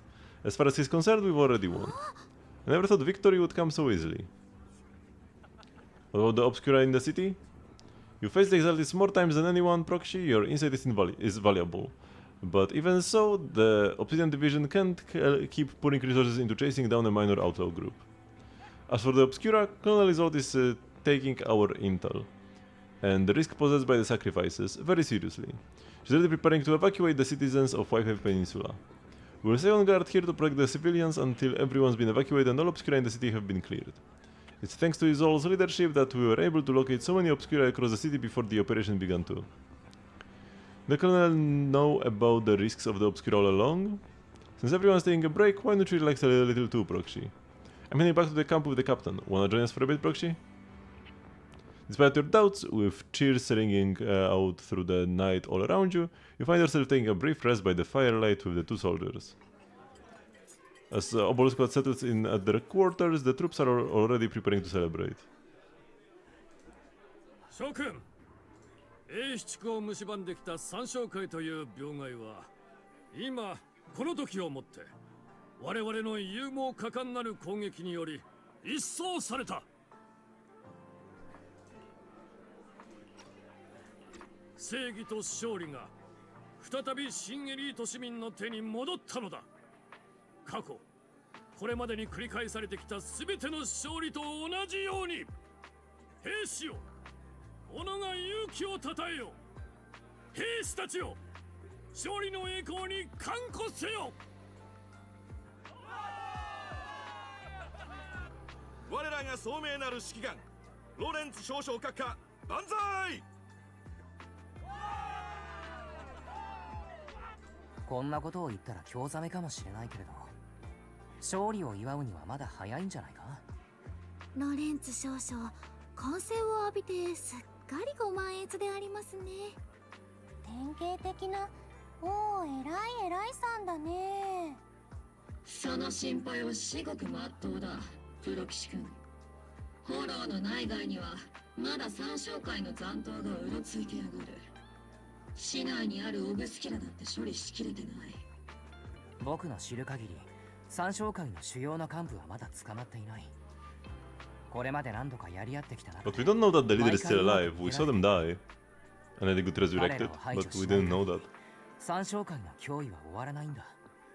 イーシェン師匠がメボラクに痛手を負わせたのは確かだし、三将会だって損耗が激しいはずだ。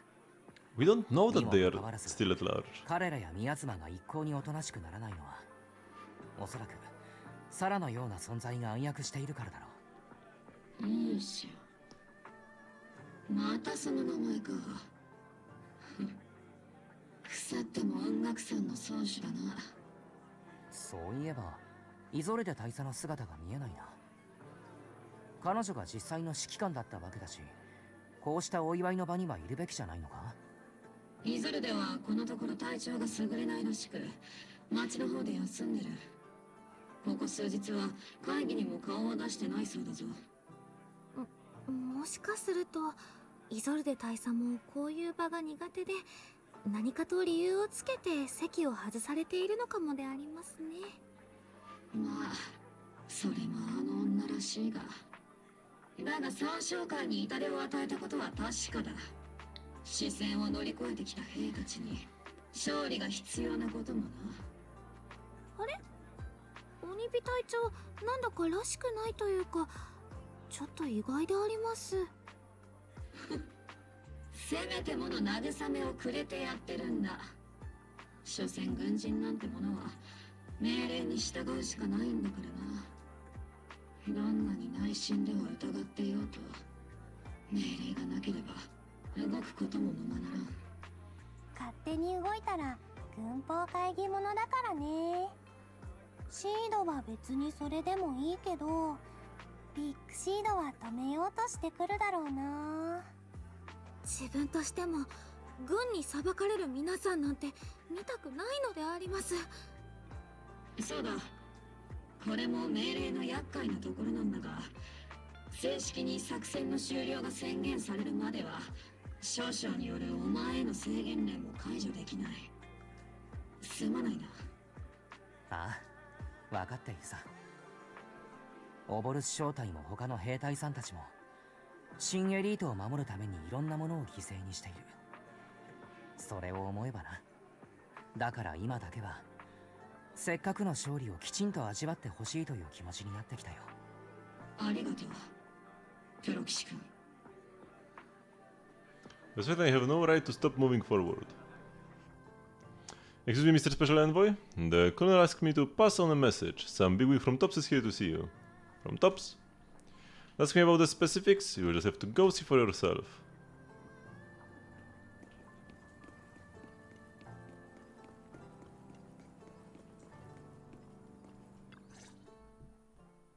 You would have done after dark to fill him in on what Lucro's doing. もちろん。ルクロー氏が自らフォローに出向いたことも、例の少将とその部隊の動きについても、すべては。There's like no greeting, no surprise. We should be surprised that he was introduced as a bigwig, and we should be surprised that he's here at all. But he didn't even exchange greetings, we just cut straight to the chase, like...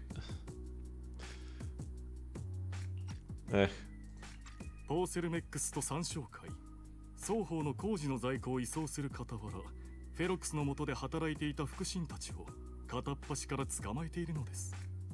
粛清を恐れフォローの研究所に逃げ込んだ哀れな私の同僚たちもこれに含まれます。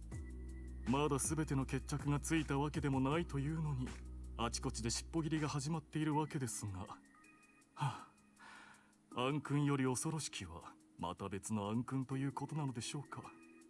トップスが拾い上げてくれるとも思えませんし、防衛軍が私のような野良犬に思いやりを示すこともないでしょう。Wasn't he supposed to get promoted last time? So in a pretty risky position as well. ダミアンさん、せっかくフェロックスの失脚に一役買ったというのに、新しい上司からの覚えはめでたくないようだね。ええ、そうなのですよ。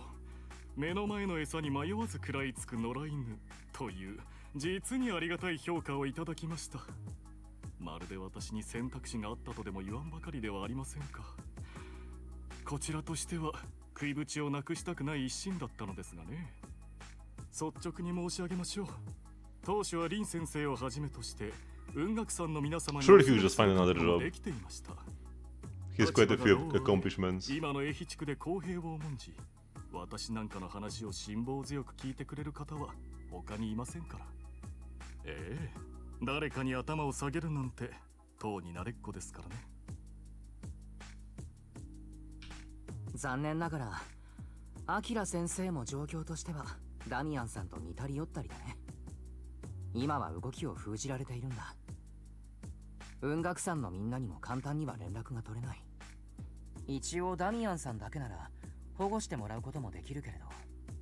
ああ、ですがもうご心配なく。途方に暮れていたところにちょうど救世主さんが来てくださったところですから。Does anyone finish speaking? A small figure suddenly springs out from behind him.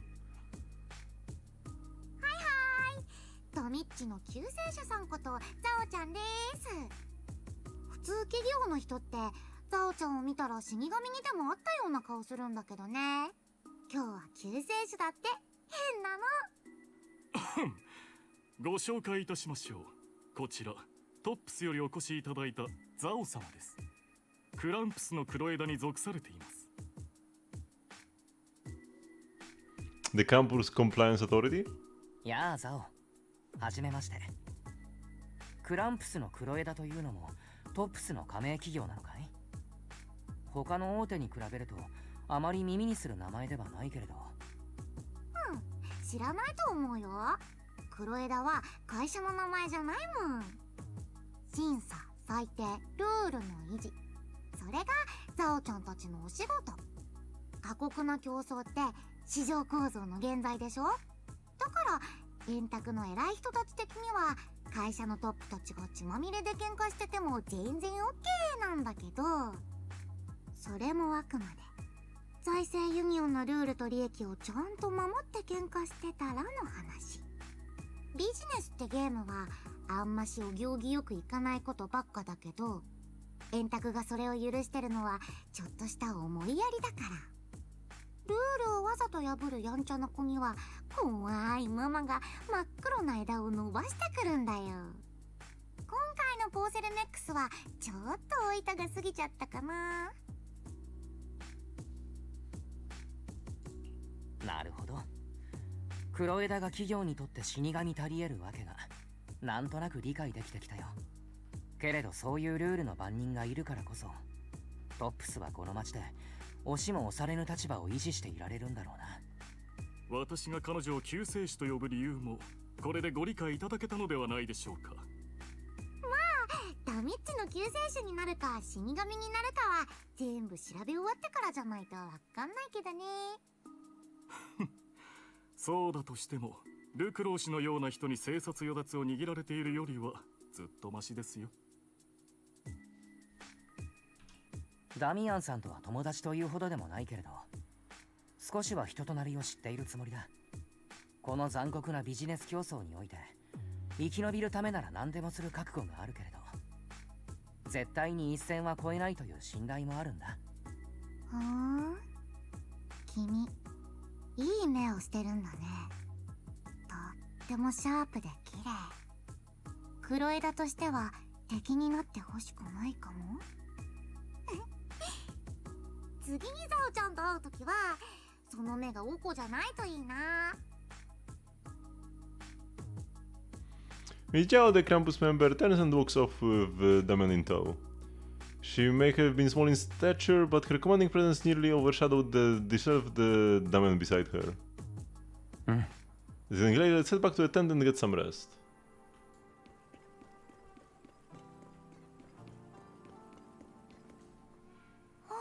Proxy?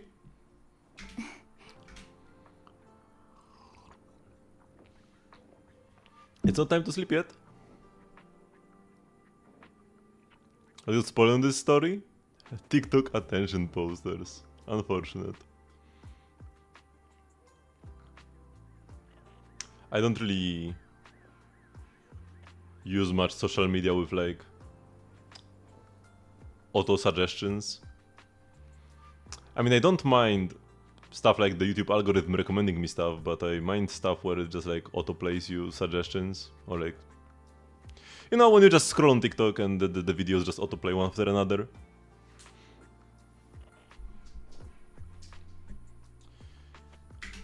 I came all this way with squad member C to invite you to our special nighttime operation.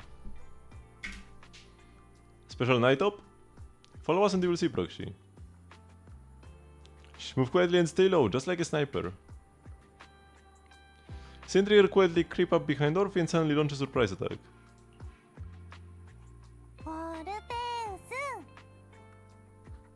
Orpheus?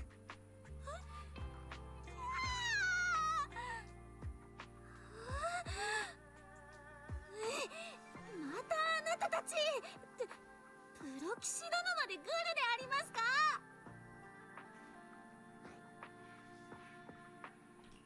誤解だオルペウス。僕はただついてきただけで二人が何をするつもりだったかなんて知らなかった。しー、鬼火姉さんは就寝中なのであります。彼女のお休みを邪魔してはダメですよ。体調はセルフチェック中なのですか？クイズ。オルペちゃんが本当に怖いのはどっちでしょうか。1番、体調のお休みを邪魔すること。2番、こっそり金製品を食べてるのが体調にバレること。意義あり。まず自分は本心から体調のお体を心配しているのであります。次に防衛軍行動規範駐屯地の接触禁止品リストにレモン味のスナックは含まれていません。自分は鬼火隊長が一方的にスナック菓子を禁制品としたことに異議を申し立てる権利を有します。へえ、それならオルペちゃん、どうして体調が起きてる時に異議を申し立てないのかな。我らがオルペちゃんにも彼女なりの戦略があるようですね。とにかくオルペちゃん、この最高機密を隊長にばらされたくなかったら、その金製品をみんなでシェアしませんか？またシードとトリガーさんに分子を略奪されるであります。何言ってんの。夜間特別作戦会議の恒例行事だよ。みんなでやれば怖くないですよ、オルペウス。ふんであります。こうなった以上プロ騎士殿にも罪を背負ってもらいますからね。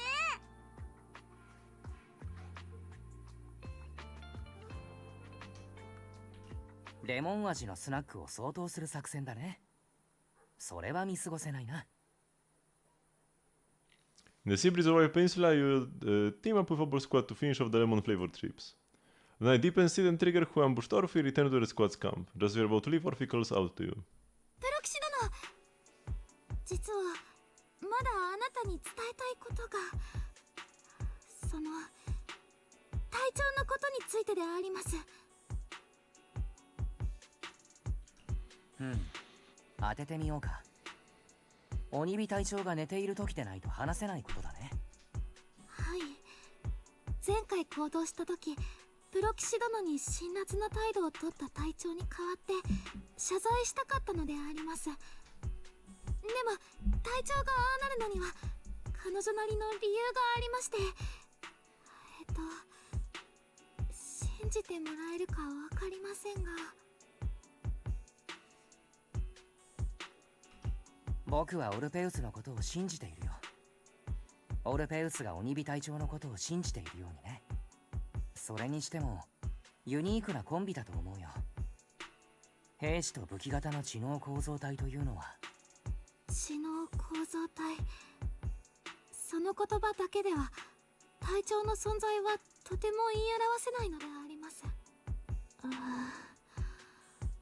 プロ騎士殿、自分はあなたを信じてもいいのでありましょうか。言っただろ。僕はオルペウスを信じている。だからオルペウスにも僕を信じてほしいな。自分はただのガンナーに過ぎないのであります。鬼火隊長の補佐として存在しているだけの兵士であります。Sad book story time.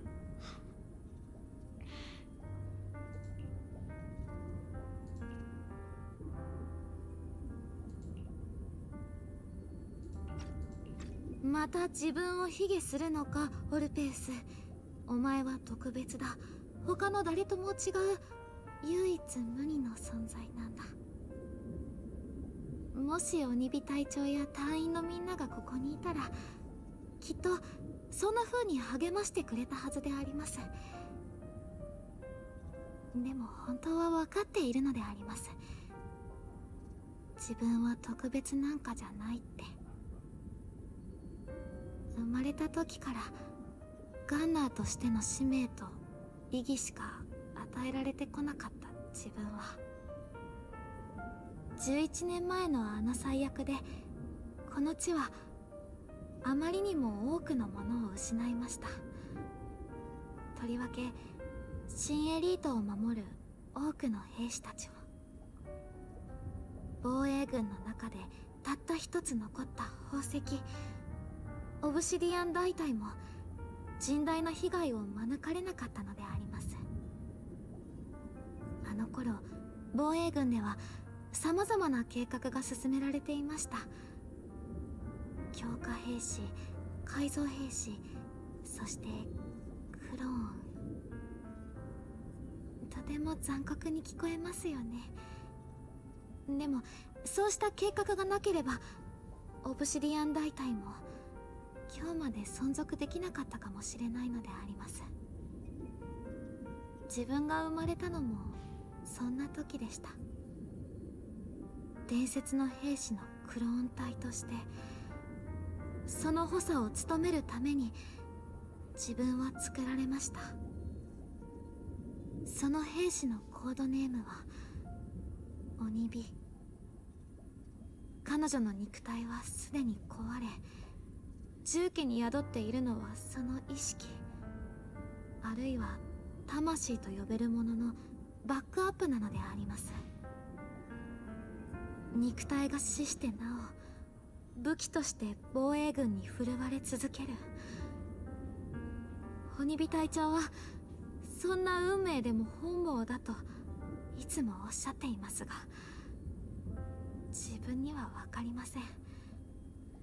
それが祝福なのか、あるいは呪いなのか。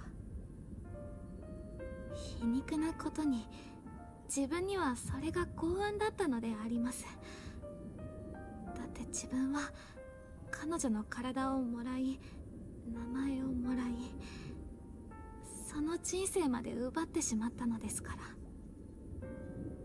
ですが鬼火隊長はそんな自分を責めるどころかこう言ってくださいました。オルペウス、私の人生をなぞってもつまらんぞ。お前はお前の人生を歩けと。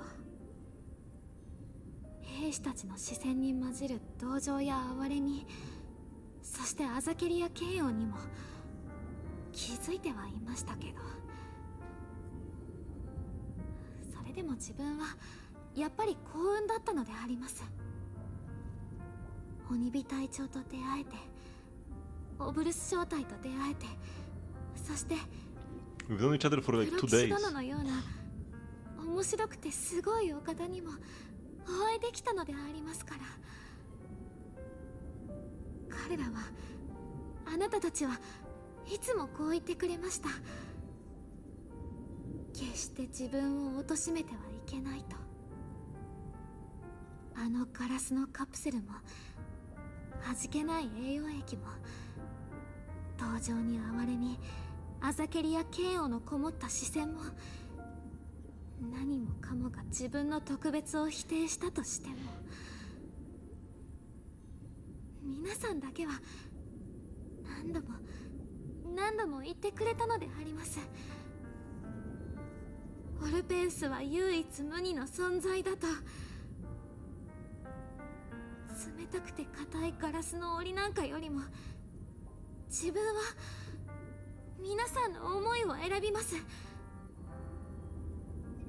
温かな鬼火隊長、賑やかなオブルス正体、そしてかっこいいプロ騎士殿。皆さんの方がずっと自分は好きであります。どんな道を歩んできたのか、きっとそれだけでは自分たちを物語ることはできないのであります。鬼火隊長にとっても自分にとっても、隊長はいつもプロ騎士さんのことを足ざまに言いますが、本当にちょっと口が悪いだけでありますから。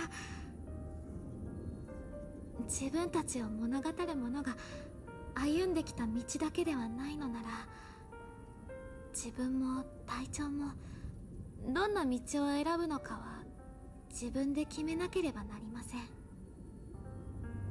プロ騎士殿なら、そんな自分や隊長たちにきっと正しい行き先を示してくれるはずでありますから、信じているであります。プロ騎士殿。Holy monologue. I was wondering how long is she gonna keep going for? Shouldn't the gun have closed eyes here? It's like blinking and stuff. It was supposed to be asleep. They didn't prepare a sleep magus version of the model. But their brief signal disruption communication with the HD is reestablished. Are the calculations going, Fairy? フェアリー、計算はどうだ？ラマニアンのエーテル活動が一番活発なエリア。その盲点の正確な座標は判明したかい？工程 HDD のデータ同期が完了しました。イアスのキャロットモジュールに座標データを送信中です。お兄ちゃん、やっとつながった。正確な座標はもう特定しといたから、あとはオボルス正体のみんなと一網打尽に。それが今ロレンツ少将の指揮下にある部隊は軒並み行動を停止しているんだ。オボルス正体も勝手には出撃できない。そちらから師匠にメッセージを送れるかい？いや、やっぱり夫婦先輩にするか。師匠は割とゆっくり返事をするタイプだからな。こう送ってくれ。弟弟子より緊急要請。ことは重大。師匠の助けを求む。追伸。防衛軍には内密に。助けてください。あなたの可愛い弟弟子が防衛軍の非人道的な拷問を受けてます。手遅れになる前に大至急師匠の派遣求む。追伸、防衛軍との全面戦争を避けるため絶対秘密で。はい、送信。こらリン、いくらなんでもこっち Couldn't she just go to Ishiyuan directly? She's there as well. We don't need to send messages to Fufu.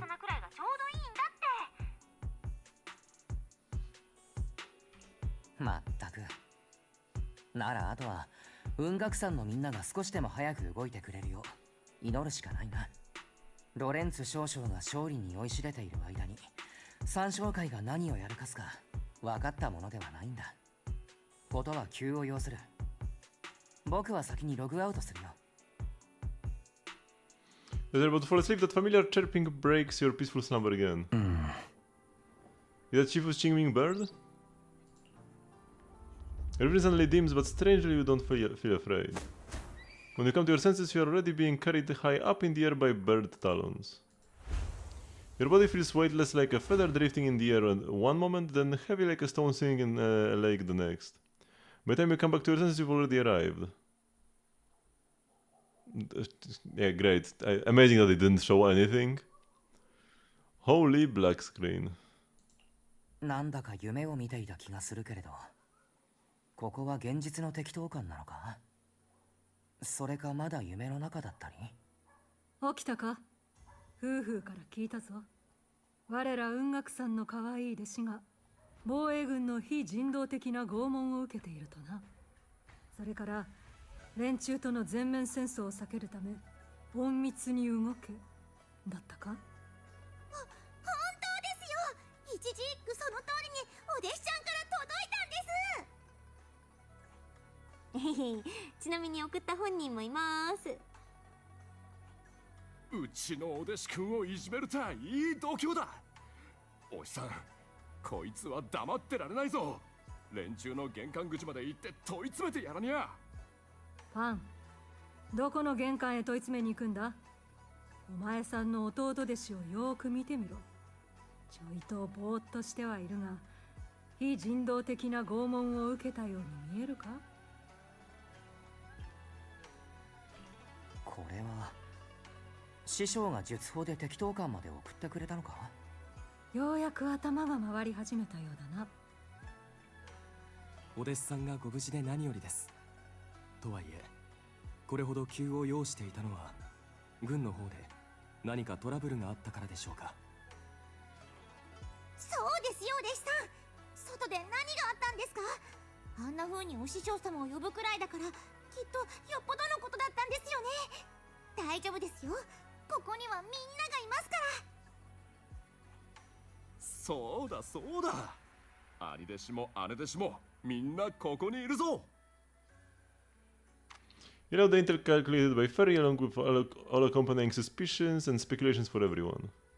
なるほど。いかにも三商会のやり口だな。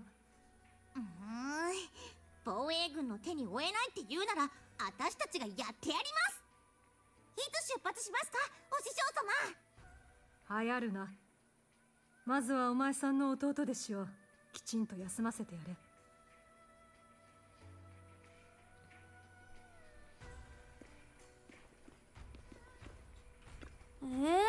There must really been tough on you, Wise.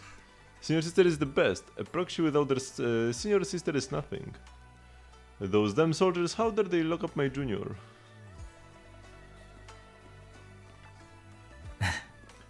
You've still got your senior sister waiting for you up on the mountain. Can't have you getting kidnapped before you see her. I keep having unsettling dreams recently. Like something bad is about to happen. Whenever I'm on missions in miasma dense areas, I always hear these whispers. I'm a bit worried about you. And about your senior sister, my sister. Is all corruption symptoms, is it, senor? Have the recent missions been too much? If so, let me help share the load.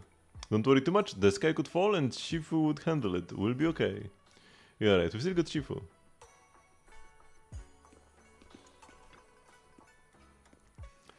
Explain to Shifu in detail about the obscura found in Waifu Peninsula and the potential exaltist bases hidden in the hollow. The lives of Waifu Peninsula citizens are at stake. It can't be taken lightly. If the defense force refuses to step in, then Inkui Summit will have no choice but to break the rules of engagement and take action. But now that there are threats both inside and outside the hollow, and with so few disciples left at Sibian Temple, we might need some reinforcements.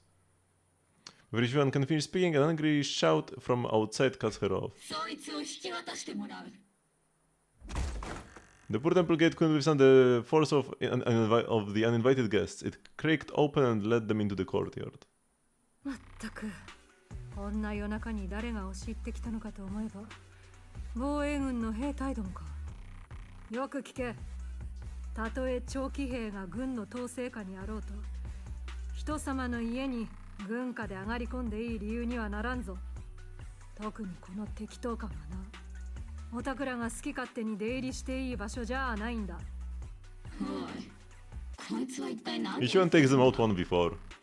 We don't need the dialogue. ですね、彼女が言わんとしているのは、真夜中に大声を出しながら人の家に押しかけるのはげんこつの対象になりうるということであります。げんこつ？この私をぶん殴ると？ビッグシードがね、このお姉さんが本気で鬼火隊長をぶん殴ろうとしたら鋼鉄の腕でも止められないってさ。これは言ってくれるじゃないか。英比地区にいるオブシディアン大隊が束になってもまだ止められないかもしれないな。いい戦争手、これを挑発と受け取られるのは本意じゃない。だがお前の後ろにいるパエトーンは我々の保護対象だ。ほう、お前さんが言う保護対象とは、この自由を奪われたメイフラワーの特使で合ってるか？プロ騎士君の行動を一時的に制限するのは軍の機密を、何よりプロ騎士君自身の安全を守るためでもある。どうだかな。こいつは私の弟子だ。安全がどうのという話なら私のところにいるのが一番安全だろう。二人とも今は僕の安全なんかよりずっと大事なことがあるはずだ。プロ騎士殿、大丈夫でありますか？なんだ、プロ騎士くんってば文学山の人に拉致されたわけじゃないんだね。すまない、私の勘違いだった。軍の機密を狙った市政の連中によって連れ出されたのだばかり。兵隊どもの機密なんぞには毛ほども興味がない。私が気にするのは弟子たちと新エリートの安全だけだ。ではプロ騎士君、軍令に背いてまで雲岳さんと連絡を取ったからにはさぞ納得のいく理由があるんだろうな。Once again, you lay out the current intel and situation for both parties. 三将会にとって真の本拠地はまだ炎の中に隠されている。お前はそう確信してるんだな。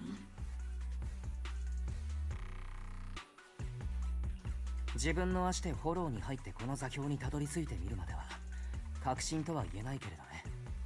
雲岳山であれ防衛軍であれ、新エリートを守る者なら見過ごしてはいけない兆候のはずだ。そうだろう。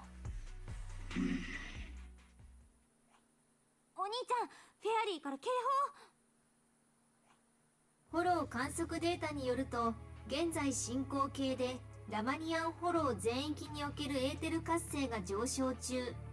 警告、ラマニアン全域におけるエーテル活性の上昇速度が過去に観測された And there are like a billion people in there because they never exit the hollow. 現在の拡張速度から計算すると、ラマニアンフォローは1026時間後に 17.2% の確率で前列限界を突破します。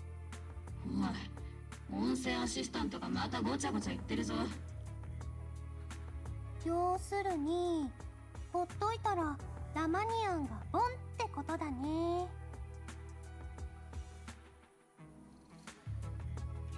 研究者らしき三将会の同志が宮妻を活性化させる大規模実験について話していた。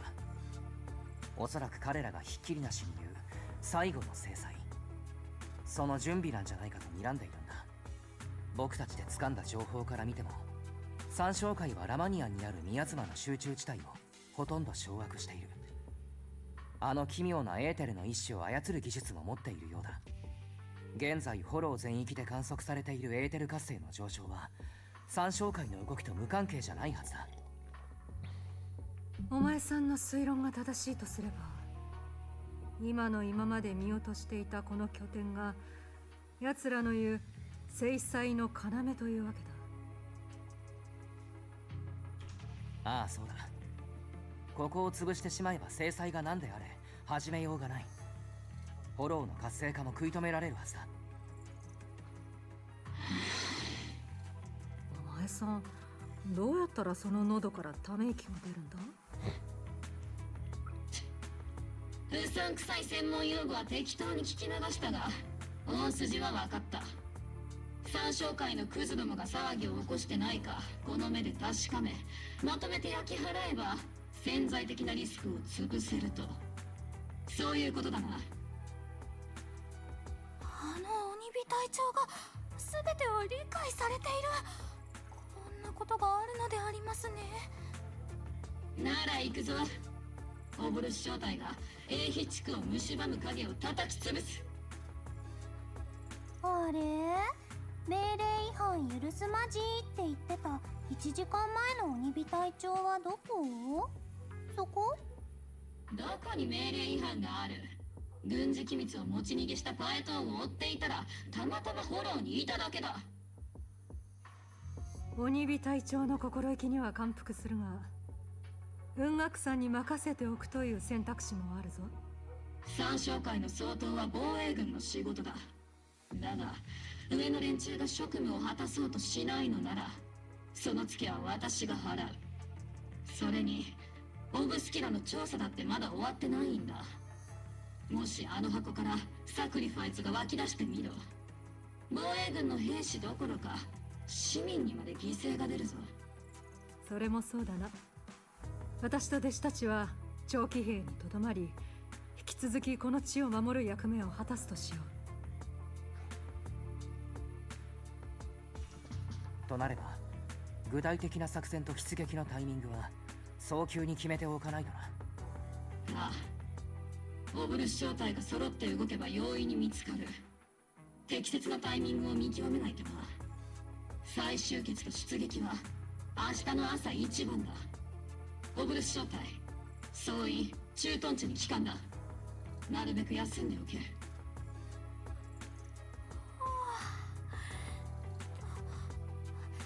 であります、鬼火隊長。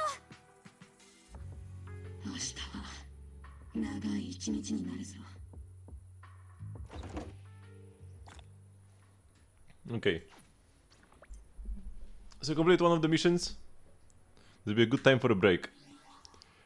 So yeah, I'll be back in like 10 to 15 minutes. Oh, I got the final polychromes for watching my own stream. Nice. I don't have to worry about this anymore. So yeah. See ya in a bit. Nah, it's more like to eat and stuff as well. All the liquors as well.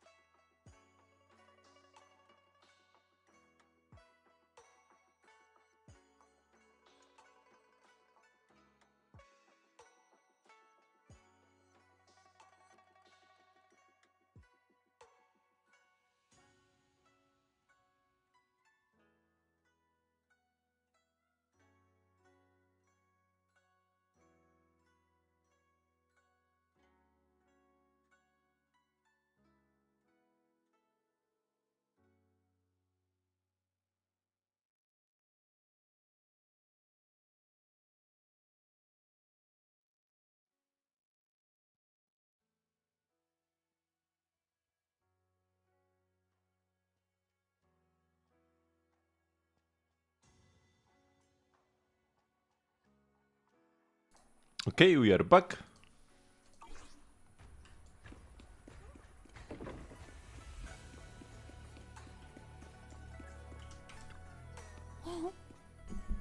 Hey there, Proxy, good morning.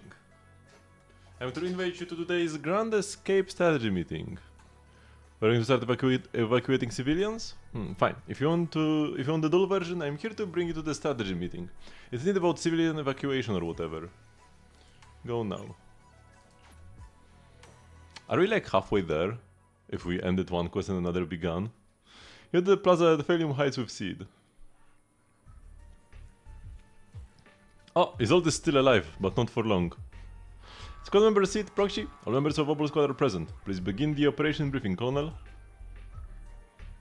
With a wave from the Colonel, the rowdy ranks of soldiers quiet down. オブスキュラと呼ばれるエーテル実験装置はかつてポーセルメックスと参照会によってフォローと A 地区の双方にかなりの量が設置された。サクリファイスを収容して成長させるという特性をオボルス小隊が発見し、この事実は他の部隊によっても確認されている。以上が私たちで把握している情報だ。そして今この瞬間にも A 地区には未処理のオブスキュラが大量に眠っている。これまでの調査ではフォロー外のオブスキュラにもサクリファイスが潜んでいるという証拠は見つかっていないが、市民を未知のリスクにさらすわけにはいかないでありますよね、イゾルデ大佐。 What? Oh, no one can get outside the hollow. Okay, I thought she said inside the hollow and I was like, what? We just fought sacrifices. But yeah.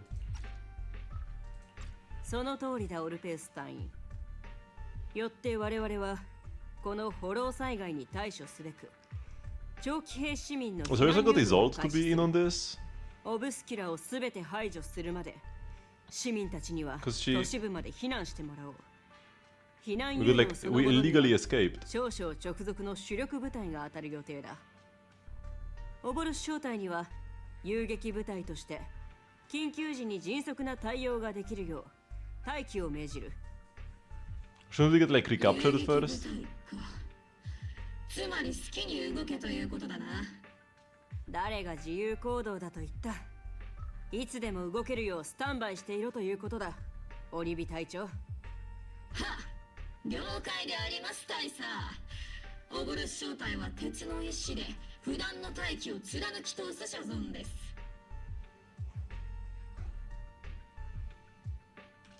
僕も鬼火隊長を見張っておくさ。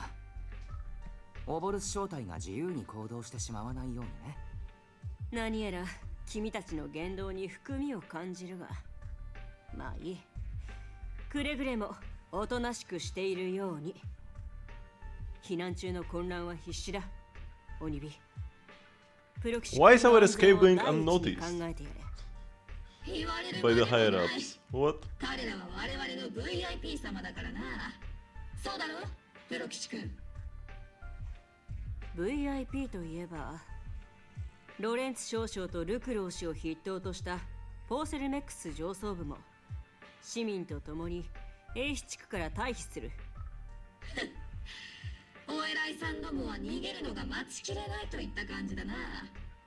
それだけサクリファイスという潜在的脅威を無視できないということだろう。お偉いさんにもおのおの考えがあるという。 We won't be much longer. I mean, the new quest just began, so I'm not 私 sure. はそんなお偉いさんの避難に向けて Because the quest is split 準 in 備を two. 進めてくる。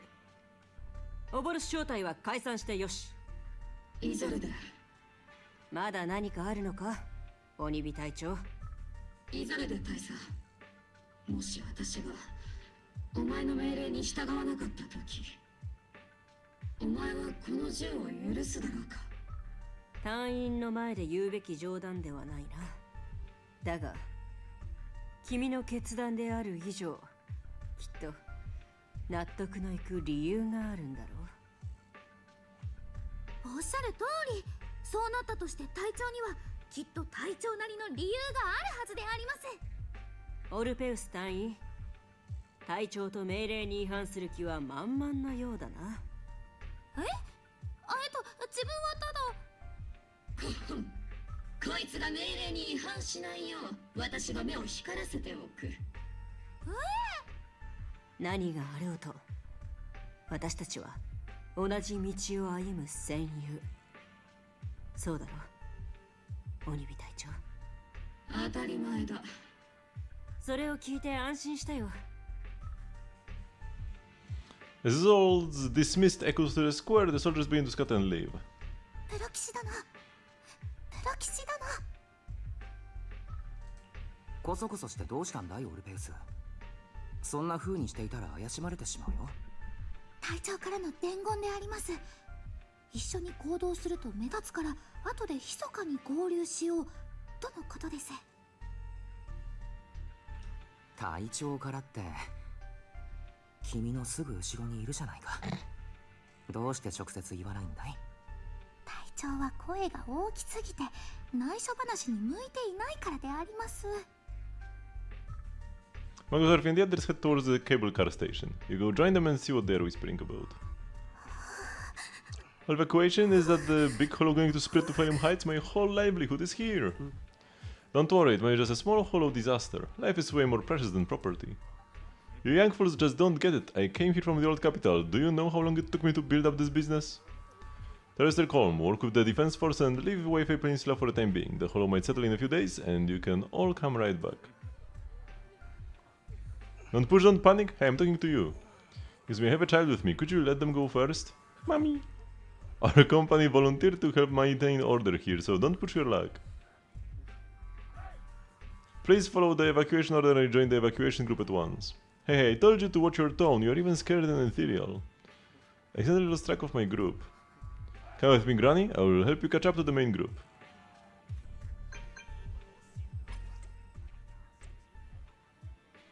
Attention to citizens. Due to potential disaster risks in the Lemnian Hollow, please cooperate with the defense force and evacuate Phalium Heights in an orderly manner.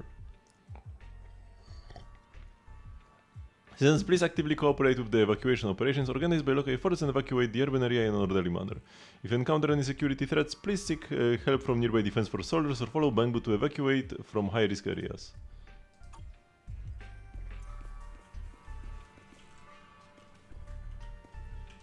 Wait, I had the like lines. Oh yeah, here we go. We'll be safe now thanks to the Obsidian Force. Yeah, okay, sure.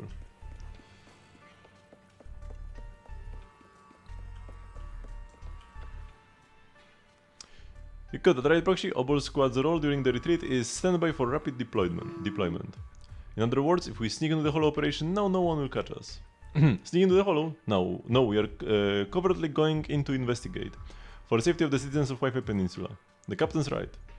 There is bound to be confusion during an evacuation, and that's our perfect window to move in.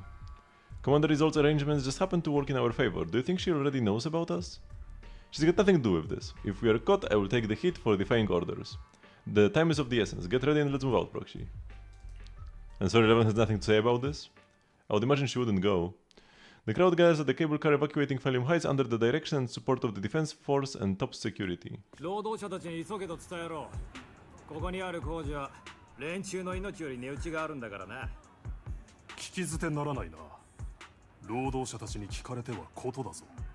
企業年間に彼らの苦情が乗る。苦情？社長、そんなものにまで目を通すのですか？頼れる従業員を育てることは重要だ。でないと、あの時のように役立たずの防衛軍に任せた挙句、会社の資産を守れないどころか深刻な損害を被ることになるのだから。すいません、子供だけでも先に行かせてくれませんか？そうだそうだ、子供が先だろうが。うるさい。撤退の順番はとっくに決まっている。お前らを無事に出してやるために会社がわざわざ金を出してんだ。そこんとこをわきまえてよしなさい。社のイメージを保つこともあなたの給与に含まれています。お分かりですね。どうしてもダメでしょうか？申し訳ありません。私自身、己の保身もままならないのですよ。今日をもって英七地区の扉は我々に開かれる。この町にある全ての扉と同じようにな。少々閣下、内部の広報用にお写真を撮らせていただいてもよろしいでしょうか。今日この時がなんとあの頃に似ていることか。上に立つ者にとって私たちの命は勝利をすくい上げ味わうための道具に過ぎない。庶民も兵士も大いなる獣たちが潰し合う中、足元にいただけのチリアクタなんだ。何も終わってなどいない。オルフェウス。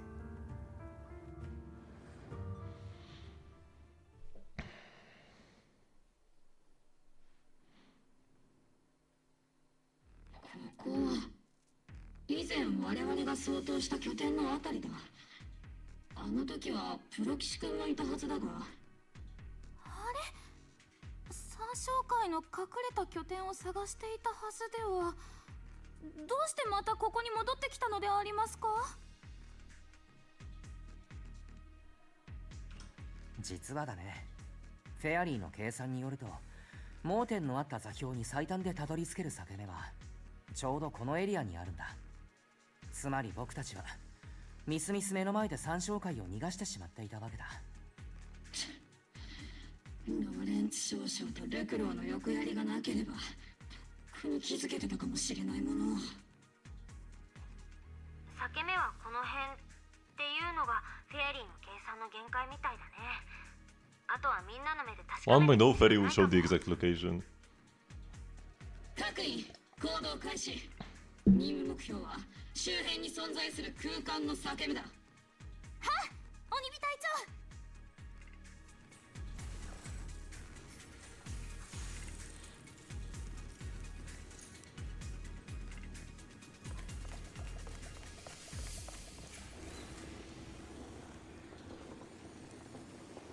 一つ目の解説信号源を確認。2つ目の信号源を見つければ正確な座標データをキャリブレートできる。存在しない専門用語でハったりをかますって魂胆じゃないだろうな。本当は裂け目の位置が記されたマップをとっくに用意しているのでは。僕のプロ騎士としての腕を疑わないでくれると助かるな。けれどこのデータの誤差はまとまりが良すぎ。 Don't question the almighty proxy. I am your god, you fools. 装置の動作プログラムを解析中。この装置、宮妻を誘導して集めているようだ。そんなことまでわかるのか。向こうのエンジニアが丁寧にコメントを残してくれているからね。最後の制裁、宮妻を活性化させる大規模実験。三将会は宮妻を大量に必要としているし、この装置が鍵を握っているはずだ。三将会の拠点に宮妻があんなにあるのもこれのせいかもしれないな。解析完了。装置の位置を特定しました。 HDD へアップロード中。盲点の座標を見つけた。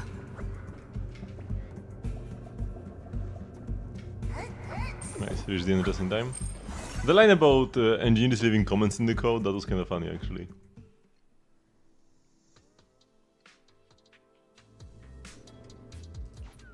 裂け目の座標を特定中。おい、そこの部隊。おいおい、どんな腐れ縁だなこれは。前にここで出くわしたのもこいつだったか。オボルス正体。どうして君たちがここにいる。この聞き覚えのある嫌な感じ。間違いないであります。こいつじゃなくてこの人であります。どうしてここにいるかだと。それはこちらのセリフだ。もちろんロレンツ少将閣下のご命令に決まっているだろう。ああ、お前がロレンツ少将のご資金着だというのは十分よく知っている。本来ならば君たちに説明する義務などないが、戦友同士無用な衝突は避けたいのでね。この施設にはポーセルメックスの工事資源が保管されている。都市の戦略物資が戻ってきた三将会の残党に奪われぬよう、ロレンツ少将閣下はここの守備を命じられたのだ。その戦略物資とやらは元はといえばポーセルメックス自ら三将会に差し出したものじゃなかったか。そんなものの後始末に追われているとは、お前たちも随分と律儀なことだ。口喧嘩なら付き合わないぞ。今度は君の番だ、鬼火隊長。どうしてここに現れた？こちらは協力要請も交代命令も受けていないが。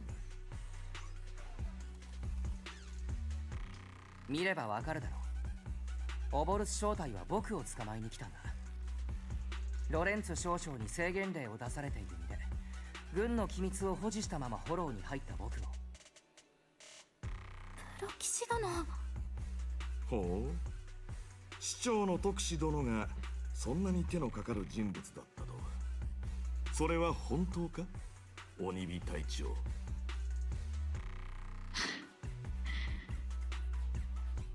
いいや、新しい情報が入った。フォローのどこかに三将会の重要な拠点がまだ隠されている可能性が高い。今回オボルス正体が出撃したのは市民の安全を脅かすリスクを徹底的に排除するためだ。お前も兵士なら軍人の本分くらいは理解してるだろう。本分？軍人の本分は命令に従うことだ。ただ命令に従っていれば人々を守れるのか。部隊を率いての独断行動だ。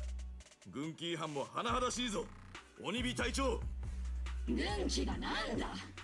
私がオボルスを立ち上げたのは誰かの顔色を伺うためじゃない。軍紀に抗わなければ町一つ守れないと。上等だ。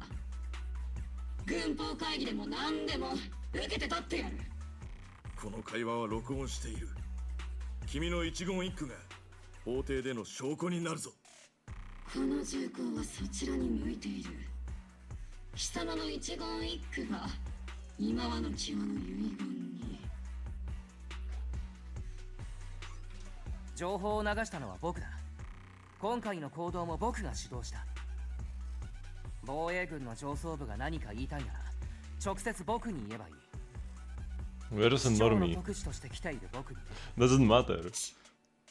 どの道味方への脅迫行為は重罪だぞ、鬼火隊長。わざわざ衝 We 突 can して take まで君たちを responsibility 止める for 義務はない。 Magus taking her squad here. 行きたければ行くがいい。軍法会議の場で元気な姿を拝めることを願っている。Lancer soldier glances once more at Magus before leading his squad away from the scene. ようやく嫌なやつが言ったでありますね。じゃあ引き続き世界を救おうか。これで本格的に僕たちは厄介な立場になったな。本当にここまでする必要があったのかい、鬼火隊長。心配するな、プロ騎士君。いざとなったらこういうさ。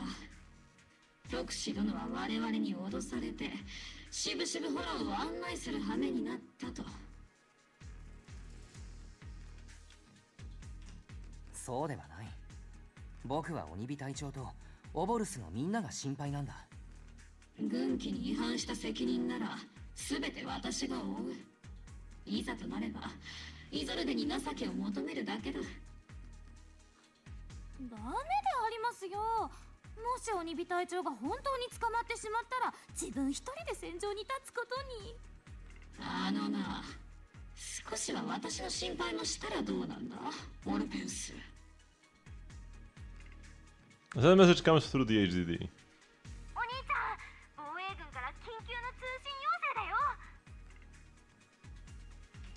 防衛軍からの通信要請？まあ防衛軍っていうかイゾルデ大佐個人からだけどね。最初は師匠を頼ったらしくて、そこから私につなげてくれたから、こっちで HDD を使って通信を仲介したって感じ。それと緊急の通信要請ってのは、その防衛軍の人の前でいい格好したかったからっていうか。いや、戦友の諸君、パレトーンのお家芸は以前から耳にしていたが、フォローを超えて通信できる装置というのは実際に使ってみるとやはり不思議だ。イザベル大佐、この状況については私から説明を。軍旗を破り独断で出撃などということをしておきながら、今さら私に情けを請おうと。我らが鬼火隊長も長年の軍務で少々摩耗したと見える。鬼火隊長の排熱パーツがオーバーヒート寸前であります。私はその大佐は全て知っていたのか。おいプロ騎士君、その HDD とやらはプライバシーのかけらもないな。いいんだ、状況は全て把握している。その上で言おう。鬼火隊長、君の判断は正しい。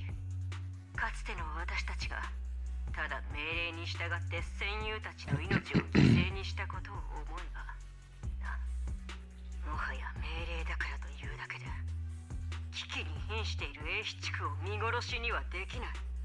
かつて犠牲？イゾルデ、どうして急に昔話なんか。鬼火、今の君にならあのことを打ち明けてもいいだろう。ここにいる諸君は鬼火隊長が命を預けられる戦友であり、また新エリートの安全のためならば命を投げ出せる戦士だと信じている。そして私がこれから鬼火隊長と諸君に告げるのは、とある裏切りにまつわること。私利私欲のために町と市民を危険にさらした。 Shouldn't we go after the exatlists first? Why story time now? 結果が出たのか。鬼火隊長と大佐の戦友は確か旧都陥落の時、上層部の誤った指示によって犠牲になった人々だったはずだ。大佐の言う真相とはまさか。そのまさかだ。当時の指揮官はアガメムノン正体にこう命じた。市民を撤退させるための鉄道幹線を死守せよとな。私たちの戦友もその命令通り最後の一滴まで血を流し戦い抜い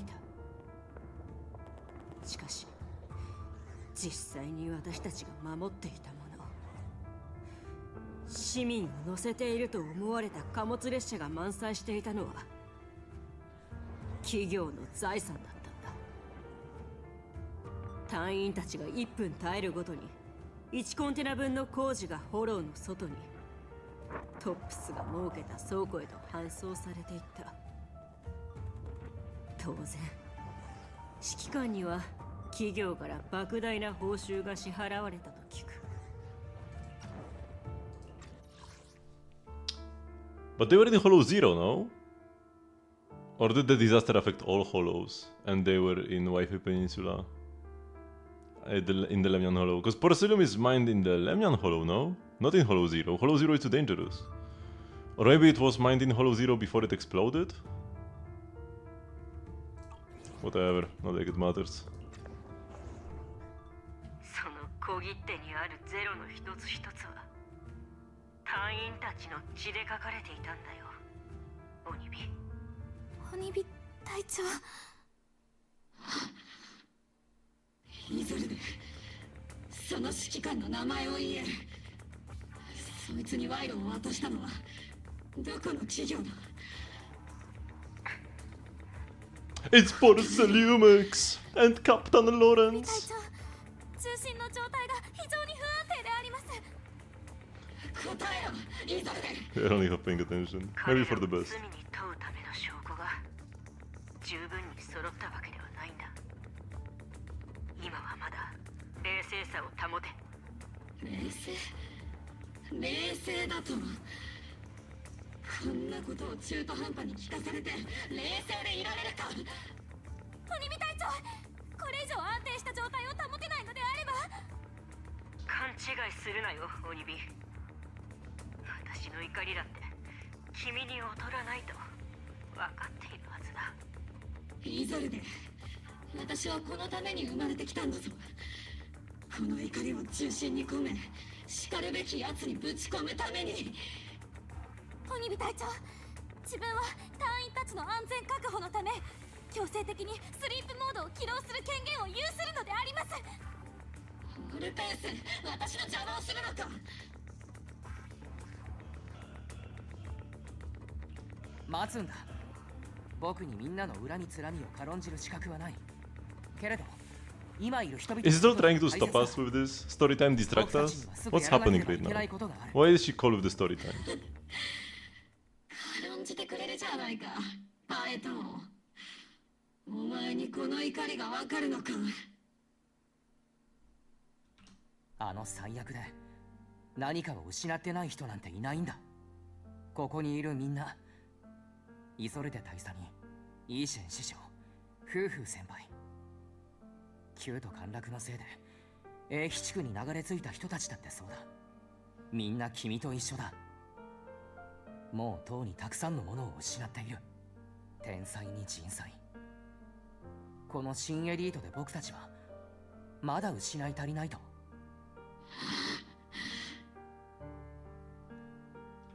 けれどそんな僕たちがここまで来れたのは憎しみや悲しみに足を止めたりしなかったからだ。僕たちにその勇気があったからこそ今の全てがあるんだ。君のオボルス正体もオルペウスもトリガーにシード、11号たちとの様々な出来事。 What's the point of all this? もちろん過去は大事だけれど We're in a hurry, boys. 今目の前にあるものだって同じくらい大事だよ。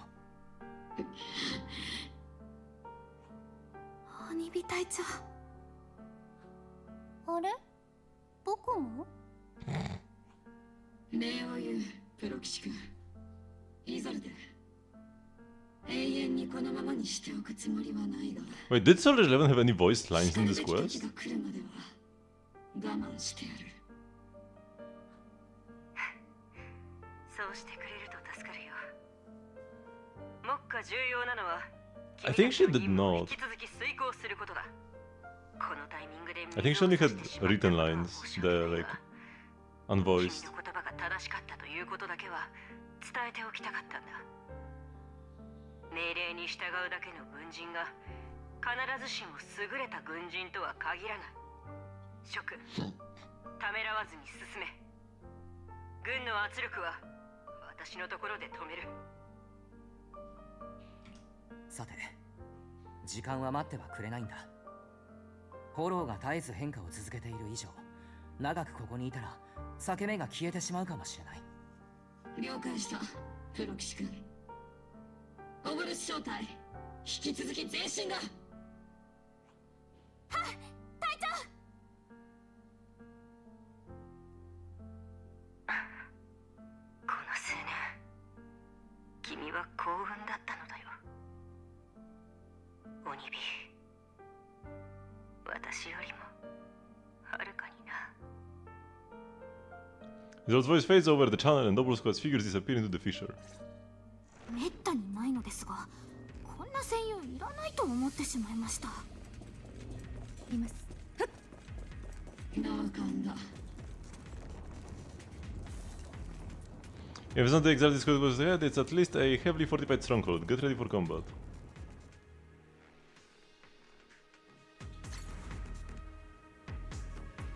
忠実なるしもべたち、謁見の道を冒涜する信仰なき者を粛清しなさい。ここには三小会のネズミどもがわんさかいるようだな。プロ騎士殿の情報が決め手になりましたね。最後の正解だかなんだか知らんが、決して成功させるな。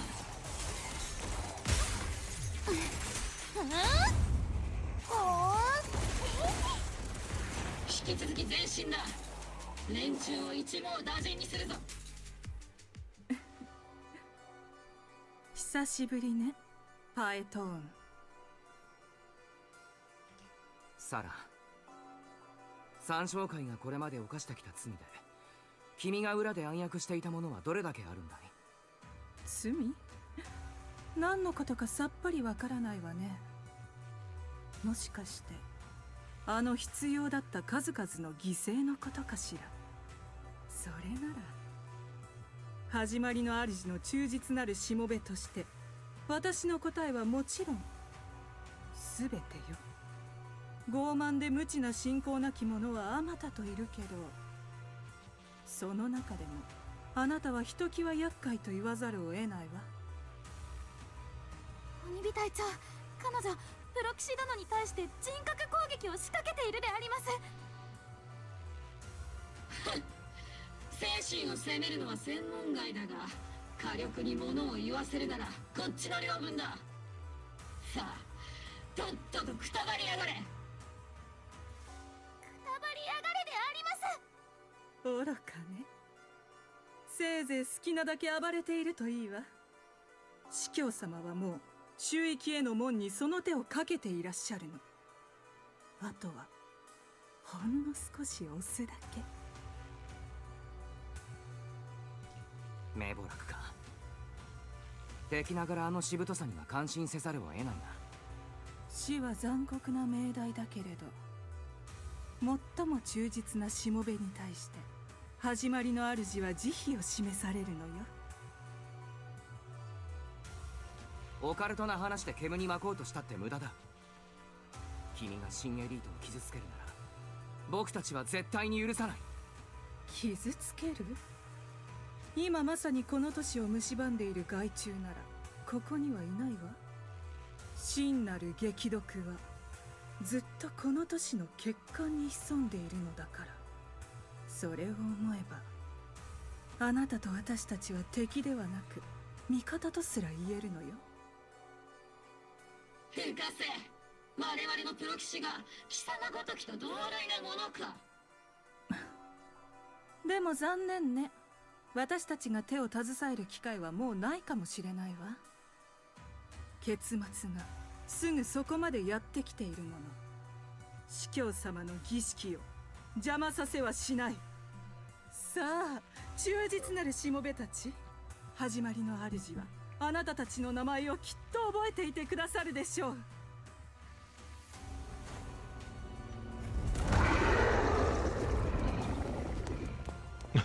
Running animation was so fun actually. Whoa!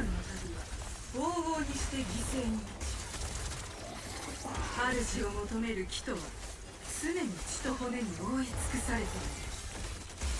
始まりの主のために、始まりの主のために。生と死、存在と不在、輝きと大敗、快楽と苦痛、全て始まりの主へと帰る。Oh, I missed my big attack.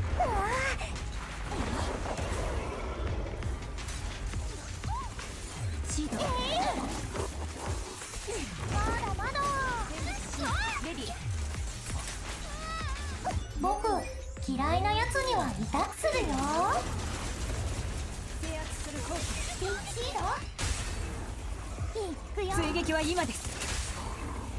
自殺奇襲であります。ちょっと乱暴にするよ。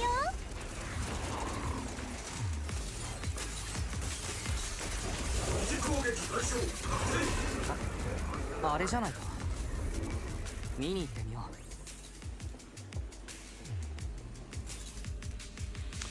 う。And the core mechanism you find the device the exaltists used to manipulate the miasma.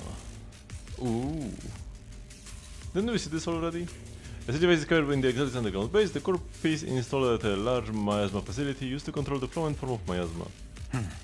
It's like an amplifier designed to boost the power of the miasma device, allowing the exaltists to control and concentrate large amounts of miasma. Roar.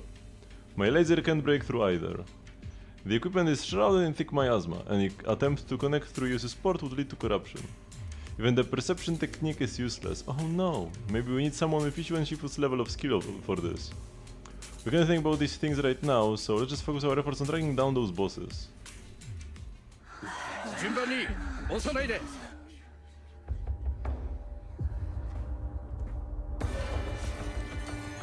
主よ再走を恩寵を消し庇護の子を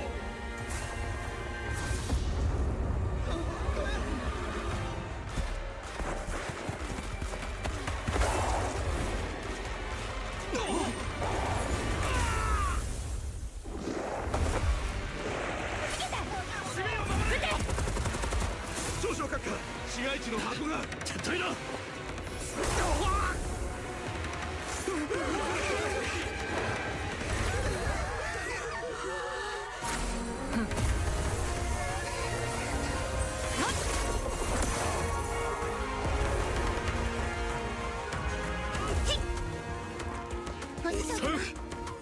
そこら中にいるぞ。抜かるな。お兄ちゃん、緊急事態だよ。三商会の同志が A 地区に現れて、サクリファイスが続々とオブスキラから出てきてるの。もうすんごい数。 Oh no! フォローになる拠点が襲われたからか。外で混乱を起こし、その隙に逃げようという魂胆じゃないだろうな。町の方に敵襲でありますね。追撃を継続しますか、それとも支援に戻るべきでしょうか。策としては天でお粗末としか言いようがないな。町にはオブシディアン大隊の戦友たちがいる上、雲岳山の修行者どもも布陣している。しばらくは問題ないはずだが。師匠と雲岳山のみんなが防衛軍と一緒にサクリファイスを抑えてくれてる。でも長騎兵の上にある参道の方までは手が回ってないみたいなの。参道でありますか。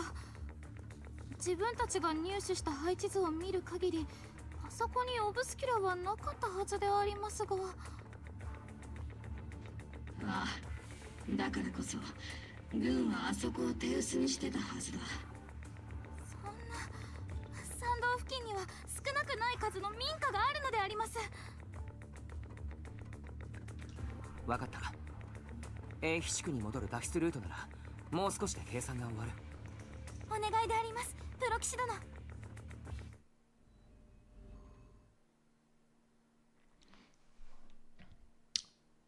Oh, wait, what? We returned? So we are not taking out the base? Also, Soldier 11 still hasn't said a word. I'm pretty sure she was like put in here later or something. Why is Captain Magus, you are finally back. The sacrifices in the city are being held back by Ishu and Shifu and the others, but more have suddenly appeared on the mountain path. But our obscure positioning data didn't show any devices there. Something's wrong with all this intel. Long story short, our main force of the Sweep and Temple Masters are all tied up fighting sacrifice in the city. The mountain road area wasn't assigned any defensive troops beforehand. The defenses there are severely lacking.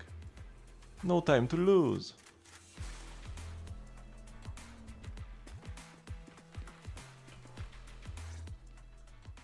雲岳山の支援もあって都市部のサクリファイスは制圧できた。こちら側の市民たちはもう安全だろう。では続く自分たちの任務は参道方面のサクリファイスおよび三商会の総統並びに VIP2 名の護衛でありますね。つまり胸くそ悪いポーセルメックス共同 CEO ルクローとより胸くそ悪いオブシディアン大隊少将のロレンツが。悪い知らせはルクロー氏との連絡が途絶えていること。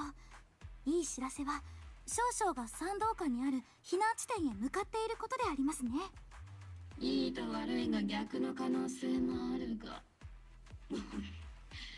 なんとも言えんな。とにかく市場はどうあれ任務は遂行しなければならない。山道周辺の民家も気にかかることだしな。時間が惜しい。行動開始だ。Our main force in the Yunkui Summit holding Fame Heights, let's deal with those sacrifices on the mountain road. The residential areas around the mountain road, we can't let those sacrifices run wild. And President Major General and Lucro are evacuating from that way as well. We can't just stand by and watch them die.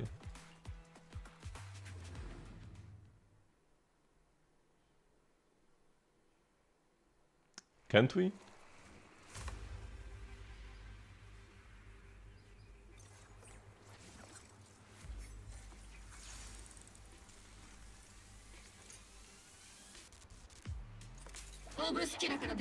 クリファイスを先に叩け。トンネルに伏兵を派遣。うわー、ブチャイクなやつらだな。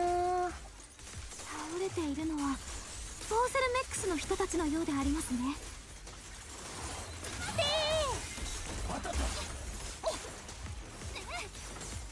One thing about see this Gigascaft, you could see like before, the way she gets her like charge, it's mostly from using her own abilities, and they give you like decimal amounts, like, you know, it's the values she gains is not like 10, 15, 20 points. She gets like 9.34 or 16.78, and then like certain combos will just give you like 0.01 points too little to activate the special basic.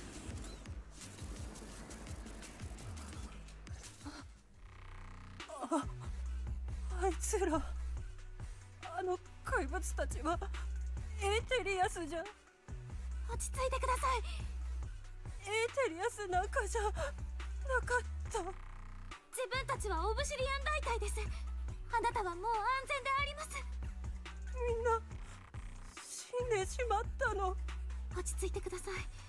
もう誰もあなたを傷つけることはありません。人殺しの怪物が。かなり大きなショックを受けておられるようであります。おそらく先ほどの襲撃で同行者を亡くされたのかと。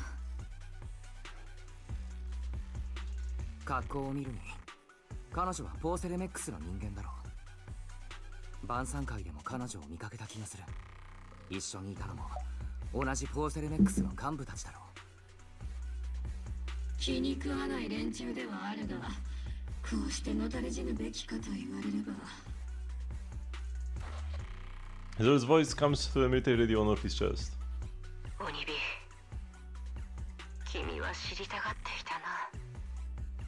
あの時誰が私たちの戦友たちを死なせたのか。流れるべき血は2つ。一つは賄賂をちらつかせたポーセルメックスのもの。もう一つはそれを受け取った指揮官のものだ。そしてポーセルメックスの血は Oh no, he's all turned evil. And they ruined such a nice character. We had enough villains already. そうだ。ポーセルメックスのルクロこそがあの時軍の指揮官を買収した企業側の首謀者に他ならない。当然彼のそばで恩恵を受けた者たちも無実ではないからな。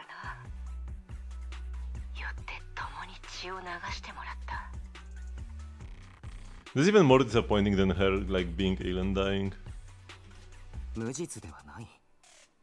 仮にそうだったとしてもまずはきちんと裁判を受けさせるべきだった。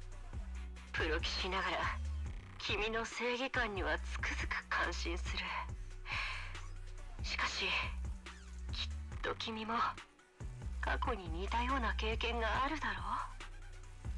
罪を着せられ正義は叶わず終わりの見えない中あがき続ける。防衛軍、治安局、調査協会、ハンドにトップス、そうした巨大な存在を前にどれだけの不当を強いられ、どれだけの正義を追い求めてきたんだい。しかしイゾルデ、正義はやがて訪れるといつもそう言ってたのも君だろう。そうとも、正義はやがて訪れる。ただしそれは私の両手や君のその銃によって手繰り寄せねばならない。他人の同情や上の連中の憐憫にすがっていては決してやってこないものなんだ。けれどどうしてこのタイミングでイゾルデ大佐はどういうつもりだ。鬼火隊長に真相を知らせたいというだけではないみたいだね。鬼火、もう一人の名前も知りたいと思わないか。ポーセルメックスの小切手欲しさに私たちに汚れ仕事をやらせた当事者。収賄の事実が露見することを恐れ他の部隊からの支援を拒んだ指揮官。そうか、ロレンツ少将。ああ、当時はまだ大佐だったがな。今や立派に出世したロレンツ少将その人だ。あの時奴はルクローと結託し、11年経った今でも。ロレンツ、戦友たちの死も、私が長いところ苦しんできたこの滑稽な体も、全て奴のせいだと。ルクローは死んだ。そしてロレンツは君のいる道の先だ。私はもう自分の決断を下した。今度は君が決断する番だよ、オニビ。お互い同じ道を歩む唯一の同志であるはずだ。失望させないでくれ。That call ends abruptly. イゾルデ、おいイゾルデ、イゾルデ大佐、まさかロレンツ少将がどうしてこんな。ロレンツを見つけて直接問いただすしかない。鬼火隊長、こういう時こそ冷静になるんだ。イゾルデさんの告発には証拠が伴っていたわけじゃない。証拠？プロ騎士君、この後に及んで手続きがもたらす正義を信じているとでも？もしこの世にそんな正義があったなら、11年前私の仲間たちが無駄死にすることなどなかった。けれどイゾルデさんがあえてこのタイミングで伝えてきたのが引っかかる。意図的にこちらを何かに誘導しようとしているような。ああ、あいつは私が復讐に加担することを望んでいる。だがそれの何が問題だ？何も間違ってはいない。あいつの言った通り、私たちは同じ道を歩むただ一人の同志なのだからな。隊長、その表現にはいささか同意しかねます。今でも忘れていません。私がオーボルスに入隊することを決意したのは、我々が同じ境遇や思いを抱えていたからです。倒れた仲間たちや家族、親友のために正義や名誉を取り戻したいという思いを。それなのに今は同じ道を歩む同志は彼女以外にいないというのですか？別に僕はいいけどね。隊長のために悪い奴らを懲らしめてもさ。でもなんでかな。それをしちゃったら良くない気もするんだよね。ビッグシードもきっと渋い声で「鬼火隊長、それはいけない」とか「ダメだぞシード隊員」とか言うんじゃない And so she left him stay silent? まあでも Because she's with us, right? But she won't say a word. 隊長がそう決めたなら何があっても隊長のそばにいるよ。言葉を尽くすだけでは分かり合えないこともある。鬼火隊長、オルペウス、お前も理解できないんじゃないか？私が何をしようとしてるか。目を覚ましてください、鬼火姉さん。同じ道を歩むただ一人の同志。どんな道であろうと実際に歩んでいるのはこのオルペウスの足であります。それを言うなら私たちこそがただ一人の同志になっちゃうであります。オボルス正体の皆さんも自分もプロ騎士殿だって今日まで一緒に歩んできました。オボルスの誰もが大切な人を失っていて、それでもいろんな苦しみや復讐したいという気持ちからみんなを救い束ねたのはあなたであります。それをどうしてただ何もせずに見ていればあなたを理解したことになるのでありますか？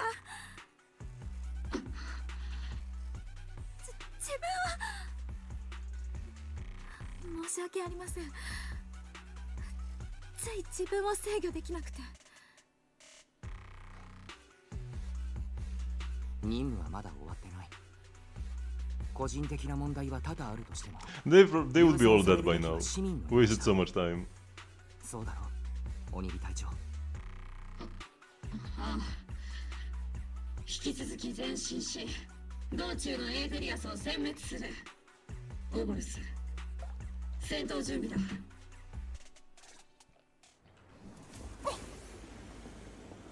近くに起動されていないオブスキュラを発見しました。怪物たちはあの装置から出てきたのであります。この辺りのオブスキュラを破壊するぞ。タコウはここで立つ。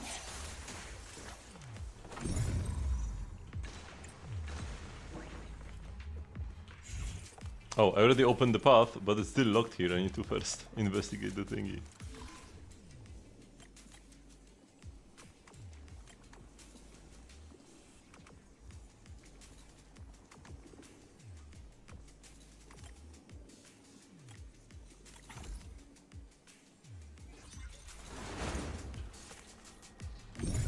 Obscura オブスキュラの活性が失われたことを確認しました。こ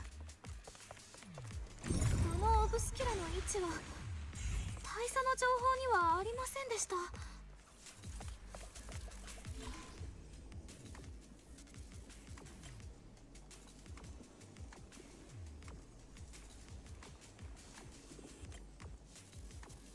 Oh no, it goes from E. Wait, why is it starting from E? That makes no sense. I need to gotta swap these.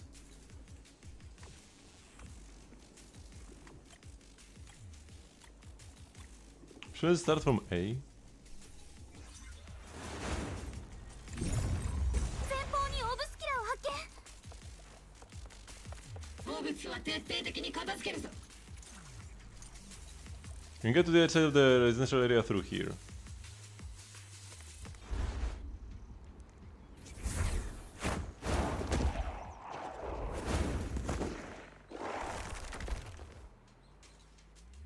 Sacrifice が来るぞ。警戒しろ。フォローの外で活動できる怪物か。恐ろしい武器だ。もし彼らの侵入を許してしまったら。そのようなこと我々が許すものか。ロレンツ少将はこの先に撤退したで。え？ These bodies couldn't be. They're from Porceliumex. Wait, that body. That looker from Porceliumex? Oh no, tell me the Major General is... Pick up the pace. I have no intention of explaining myself in a failed op report.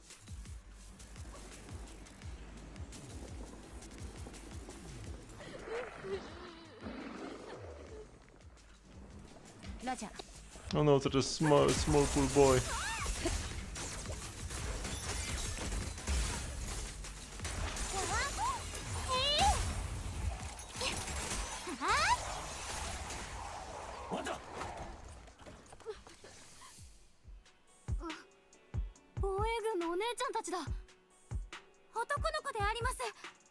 Sacrifice の襲撃で参道に閉じ込められたものと推測します。ダンテ、怪我はないかい？どうしてここに？お母さんは？アキラ兄ちゃん。アキラ兄ちゃんもここに？僕、メロやユエと一緒にいつも通り参道で遊んでて、かくれんぼをしてたんだ。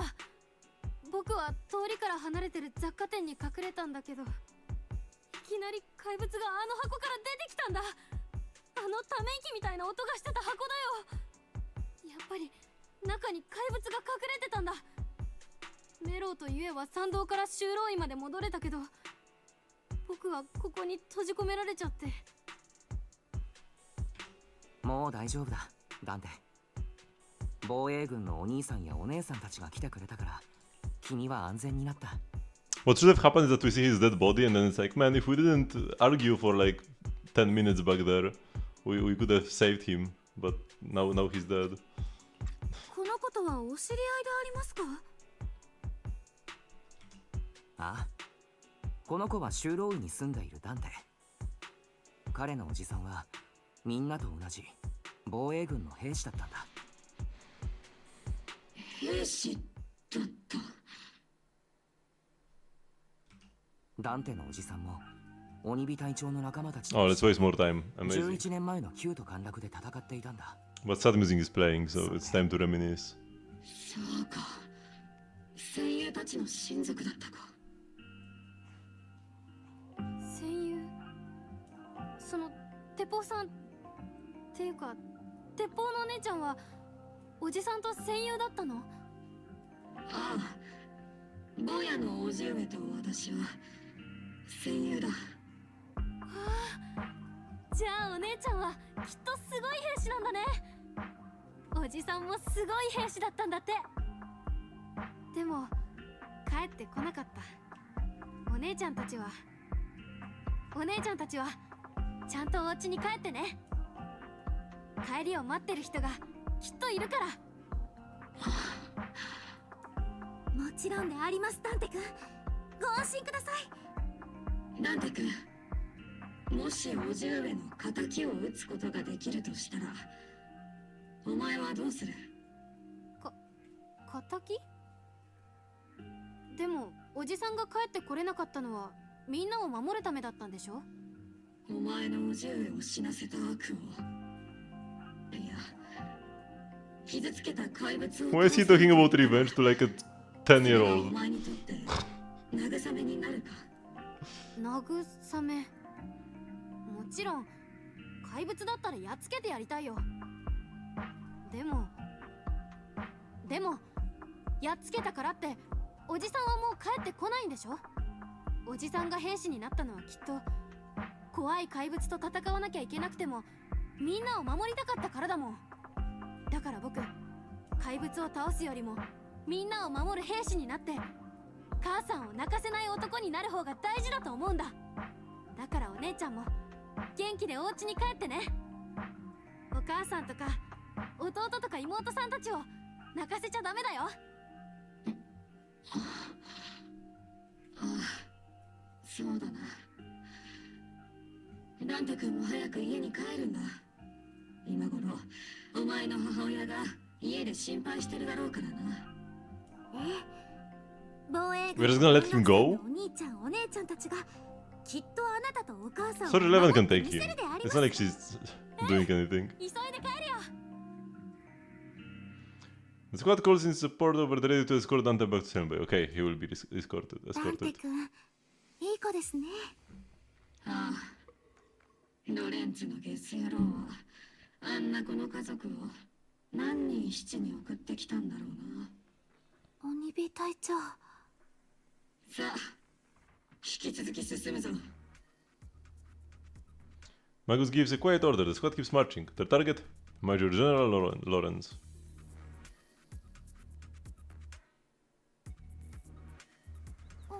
鬼火隊長、ここから先は。ロレンツめ、面と向かって問いただしてやる。鬼火隊長、衝動的な行動は。 That's the direction Lawrence evacuated in, right? Magus, you have to stay calm. Now's not the time to pull the trigger. Stand behind the captain. With both the truth and my enemy right before my eyes, how could I? The truth and hatred are too heavy to bear, but don't forget about us.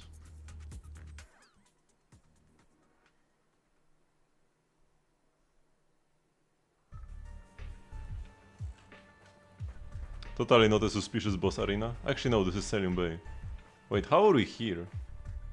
Oh yeah, because this is like, okay. Yeah, the mountain path is how we get to Selium Bay. Orimago stands before Major General Lawrence, confronting him with his old accusations. 鬼火隊長、その根拠のないデタラメをどこで耳にした？ロレンツ少将、私が冷静さを書かないうちにイエスかノーで答えろ。これは上官に対する深刻な侮辱行為だ。しかるべき裁きの場でも重罪は免れないだろう。あるいはこうして俺にあらぬ疑いをかけ、先の独断出撃をうやむやにするのが狙いか？もう一度言うぞロレンツ、イエスかノーかだ。11年前の旧都陥落で俺が指揮を取った正体は数えきれない。重圧に苦しんでいたのが前線にいたお前たち兵士だけだったとでも。あの時お前たちが喫した敗北の数々がどれだけ俺の顔に泥を塗ったと思っている。連中の底なしの欲望を満たすために俺がどれだけのものを犠牲にしなければならなかったか。戦争、政治、そしてこの町の存亡はな、お前たちごときが前線で何かを打っていれば解決するようなものじゃないんだ。お前の脳みそが、その体に脳みそのようなものがまだ存在しているのかは知らんが、これを理解できるとは到底思う。He has this medal. He has like 2 copies of this medal on his uniform. And I think that's a mistake because they're clipping through each other. I don't think he's supposed to have 2 medals. Because they're like overlapping. They just put 2 of them on the model. だが、一つだけ忠告しておこう。忘れるな。お前の後ろにはまだオボル正体の面々がいること。ロレンツ少将、それは脅しかい？僕が市長の代理としてこの場にいる以上、到底看過できない振る舞いだ。やれやれ。どいつもこいつも甘ちゃんめ。この俺と差し違えようという覚悟は顔。だが、残される部下のことくらい考えてやったらどうだ。お前も少々利己的に過ぎるぞ、鬼火隊長。仮に何もかも告発の通りだったとして、だからどうしたという話ではないか。俺は清廉潔白さや正義感を武器に今の地位についたわけではないんだからな。Your orange brushes past the bull squad as he finishes speaking. Magusa's trigger quivers, but she never pulls it.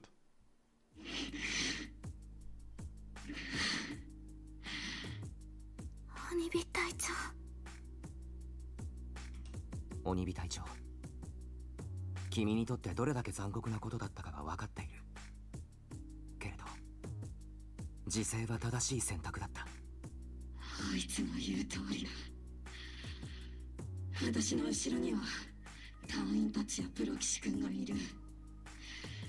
一時の感情に流されて好き勝手をやらかすことはできない。イゾルでもきっとそうさせまいと思ってるはず。あいつがこのタイミングで私に真実を伝えたこと、きっと何か理由があるはずなんだ。イゾルデ大佐は今どこにいらっしゃるのでありましょうか？証拠もなしに好き勝手言ってくれたものだ。これは評価に響くぞ。これでもう誰も防衛軍の駐留を阻めんな。その通り。あなたはここにとどまることになる。イゾルデ、撤退するぞ大佐。今回はお手柄だったな。お手柄かつて捨て駒にしたあの兵士たちもか。彼らもまたお手柄か。裏切り者だ。少々閣下。イゾルデ、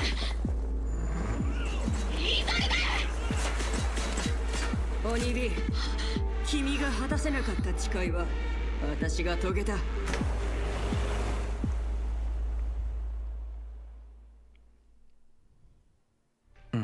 You're a smite guy, Polly? What do you mean?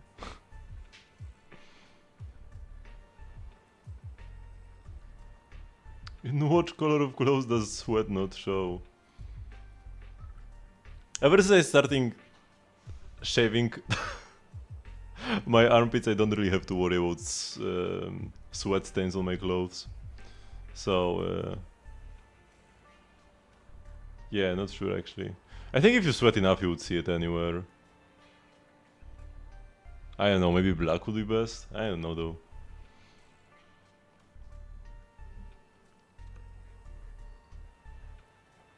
I had my doubts about Colonel Izol's behavior all along, but still I didn't expect her to go this far.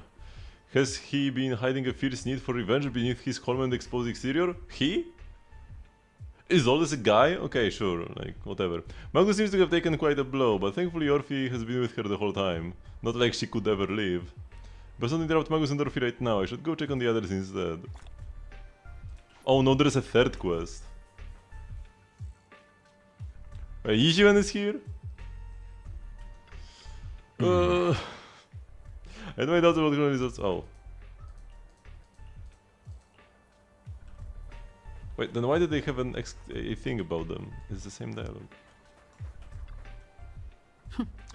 All sacrifices in the city have been eliminated. I've done a sweep and found no other contaminated obscura. As something was wrong in the hollow, then heard gunfire from Selium Bay again, so I rushed over here with your senior disciples. The officer just now killed her own superior? That's mutiny, isn't it? But the military officer lady, she seemed like a straight arrow. You can judge someone's character just by their appearance. And Fufu, when you mentioned killing your superiors with your own hands, weren't you sneaking a glance at Shifu? I did not. Shifu's as righteous as they come. Something's over with the Lemion Hollow. I'm heading in myself to check it out. I would imagine the double squad captain is already gearing up to charge into the hollow after her superior. Wait, what? The superior is dead though. Whatever. Oh! Jiao! Look, the executive officer of Porcelain has been confirmed dead after a sacrifice attack. Maybe it wasn't an accident. Intentional or not, I'm in One Peninsula on behalf of Krampus to conduct a full investigation into both Porcelain's operation and Lucro's misconduct. And there was a tip-off about Lucro and Lawrence being tied to bribery, and wouldn't you know it, they both end up dead. Unexpectedly, fate dealt the punishment in Krampus's place, though whether it was too harsh is still up for debate. But right now the bigger concern is that Porcelain needs a new leader, one who won't let the round table down. Some call Krampus's actions a reckoning, and I can't help but feel that the Defector acted for the very same reason. Cute. Was she always this pink, by the way? I swear I remember her as being brown. Or more like cream colored, like something like that. Colonel is old. Who would have thought that beneath her calm exterior burns a fiercer flame than Captain Magus? For the captain to see the mentor she trusted most act like that, she must be taking it really hard. I believe in the captain. She's got a heart of steel, and a body too much. I trust in her resolve. Yeah, Captain Magus will pull through. But I'll just wait for the captain's orders before making our next move.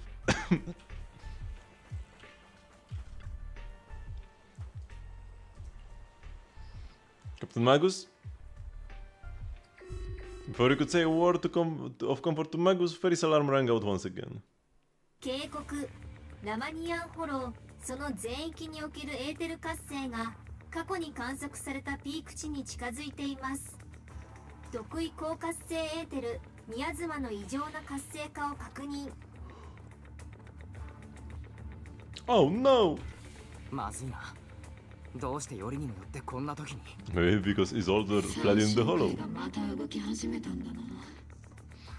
最後の制裁とやらがもうじき始まるんだろうか。鬼火隊長、そのイゾレデ大佐のことは考えもしなかった。イゾレデが今日の今日までこんな計画を企んでいたとは。つくづくあいつらしくないと思ってたが、私がずっと知ろうとしなかっただけかもしれないな。本当のあいつを。すまない鬼火隊長。いろいろと心中察するところはあるけれど、今はフォローが。いいんだ。こんな時に慰めなんていらん。その顔もやめろ。これでも一発の軍人だ。舐めてもらっては困る。三章会、オブスキラ、サクリファイス。その全てが偶然、復讐を渇望するイゾルデに道を開いた。そして今、あいつがホローに逃げ込んだ途端、あの場所に異変が起きている。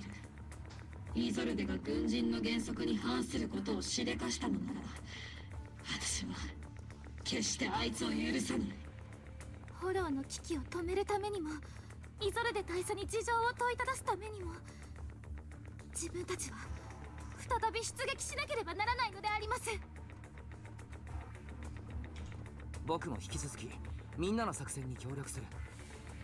この新エリートにみんなの日常に何かしようというならパエトーンが黙ってはいない。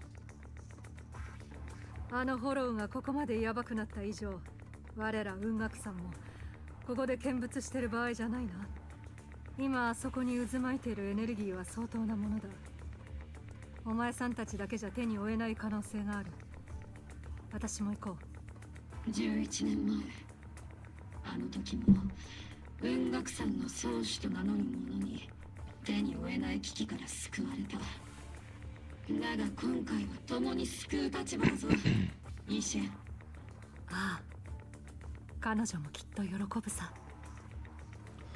市内の防衛は軍と他の弟子たちに任せます。僕も師匠と共に皆さんを支援させてください。アバルス、戦闘準備。 The Roman Hollow is active. There is a high risk of secondary disasters or even a direct eruption. Kana is also disappearing in the hollow as well. Regardless of why she did what she did, we have every reason to bring her back. Obor squad, gear up and get ready! Attack now!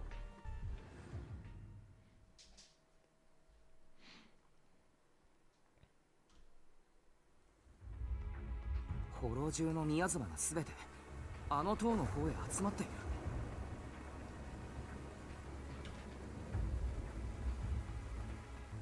Oh, this image of Seed with her hands up is one of the images that appeared at the beginning when they were going through like the plan with like the hollow map and stuff.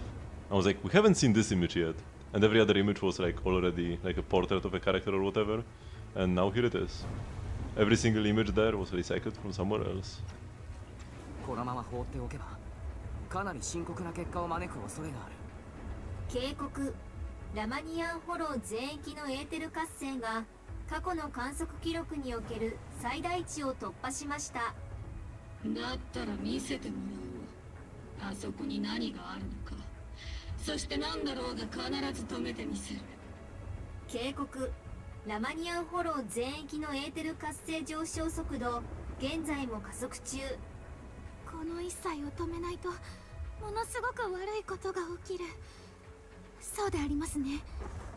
警告、現在の拡大速度が維持される場合、約7時間後にラマニアンフォローは全レス限界を突破します。バーンって果物が潰れたり風船が破裂するみたいにね。そんなことは私がさせん。ええ、我ら雲岳さんは一歩も引きませんよ。さながら冥府のような光景だな。イゾルデ、この先で一体何をしようとしていやがる。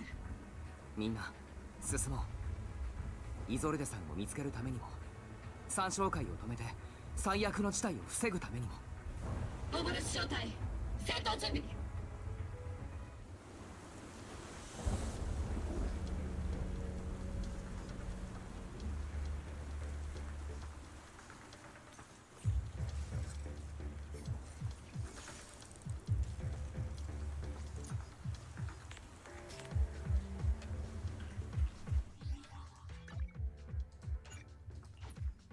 Oh, they did add issue into our team, but actually made the team worse.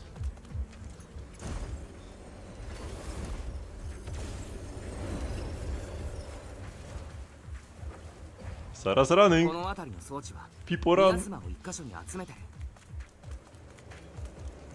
この規模の宮妻が収束すれば。Not here to stick. Even I will have to work. I'll have my work cut out for me trying to disperse it. This isn't the only device in the hollow. Just deactivating this one here likely won't be enough. Right now we need to focus on the place where the miasma is gathering and eliminate whatever threat is lurking there.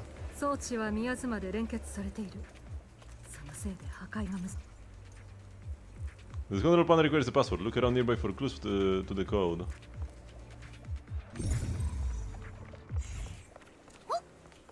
Huh?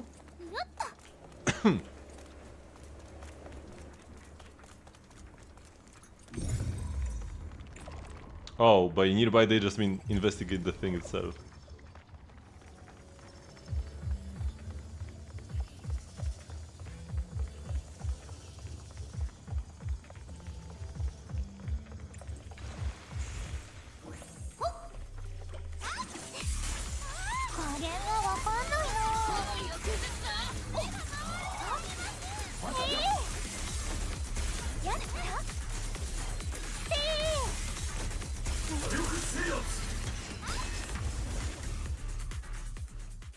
リフトのガラクタの後ろ、宮妻の気配を感じるな。リフトを起動して確かめてみるとしよう。リフトの後ろに、おそらくこの数字はパスワードでしょう。壁に違和感が。角感の術で調べられそうだ。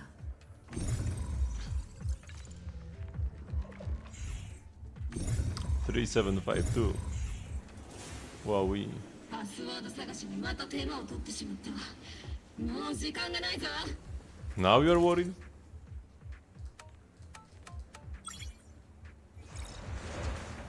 How would somebody write the code on the wall with invisible blood? いい趣味そうしよう。イゾレの気を捉えられそうか。ああ、彼女の気もこの先にある。この先どうしてイゾレデ大佐は三将会がいる方へ逃げたのでしょう。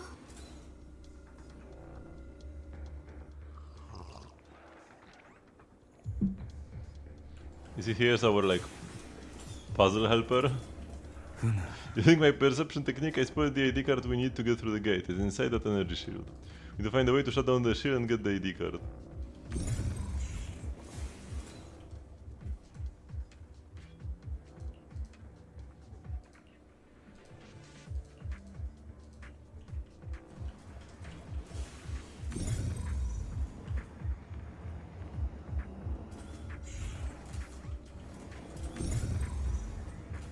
What do I need to... This is where we came from.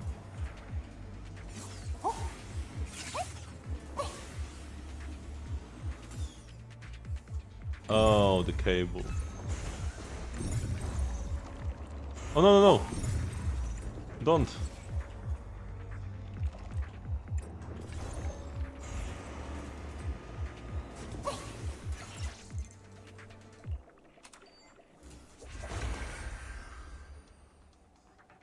Oh, they just put me down.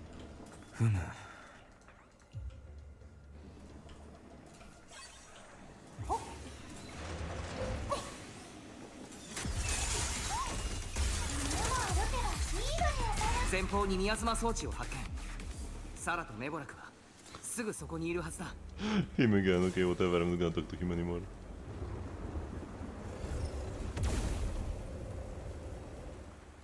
あっちにあるのは宮妻装置のビームだ。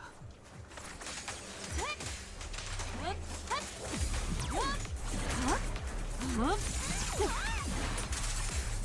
合ったでありますね。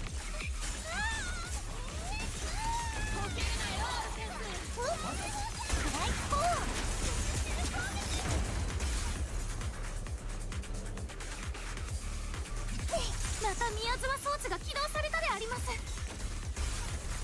追いかけるぞ。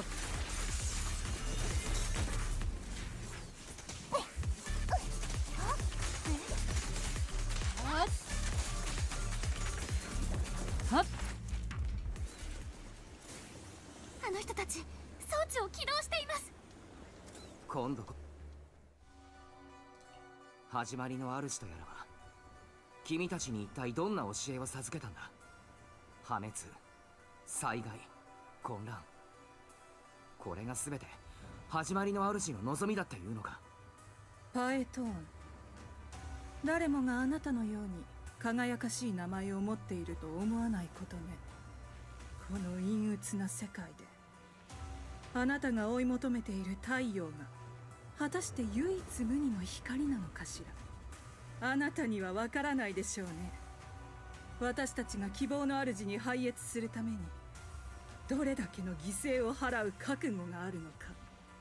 犠牲って人の幸せを奪ってるだけじゃありませんか。それで一体どんな希望が与えられるって言うんです。プロ騎士君オルペウス、こいつとの問答は時間の無駄だ。そんなに犠牲がいるというならまずは貴様からどうだ。言ったでしょ。司教様はもう周域の門に手をかけていると。認めたくないのはわかるけれど、どんなあがきももはや無駄だと知りなさい。Sarah, high-ranking exaltist, swiftly distances herself and heads towards an unremarkable fissure nearby. shoot her. 皆さんは先へ進んでください。彼女は僕にお任せを。一人で平気か。あの女は相当ずる賢いぞ。No, he cannot. 支援はできる修行者だ。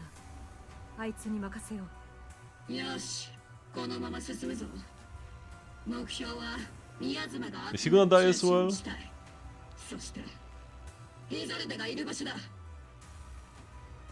The team is split into two groups. Each UN leaves to pursue Sarah alone, while the rest continue advancing towards the heart of the Thunderworld. こ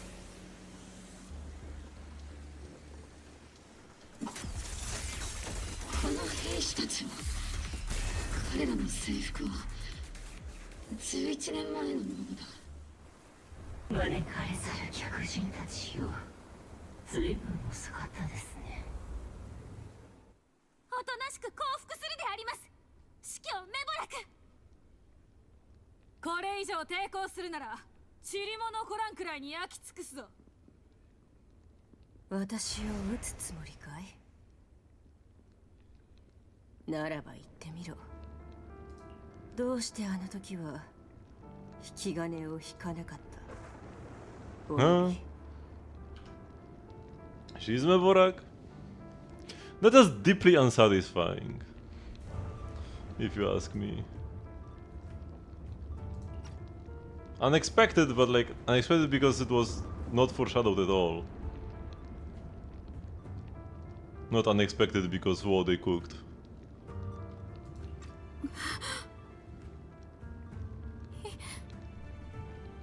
それで大佐。防衛軍とポーセルメックス、そして三将会。なるほど。一見バラバラに見えていた点をつなぐのはお前さんだったわけか。イゾルデ、どうしてお前があの彼とどもの服を着ている？鬼火、ロレンツと対 Wait, 峙していた時、 Magus didn't have the voice filter. なぜ君は撃たなかった？ She was talking like normally. あなたは一体誰なんだ？防衛軍の大佐イゾルデと三将会の司教メボラク。どっちが本当のあなたなんだ？防衛軍は君の指揮で動き、片や三将会は君の指揮で反撃していた。差し手が一緒では決着がつかないのも無理はないな。だからこそ本拠地の情報にあんな盲点があったわけか。全部君の一人相撲だったと。So how was she helping こんな us? 策を浪したのも Like どうせ before when we 防衛 were 軍 with の足止 Yuzuha めが and 狙いだろ Alice. なら君の目的は？察しがいいな、パエトン。君にはこれまで随分手を焼かされてきたが、きっと Like she saved us when そ we れ were が私た drowning. ちの間の運命なのだろ Why う。 would she go through the trouble? 私の目的と言ったな。我が信徒たちは君たちに何も嘘をついてない。すべては最後の制裁のた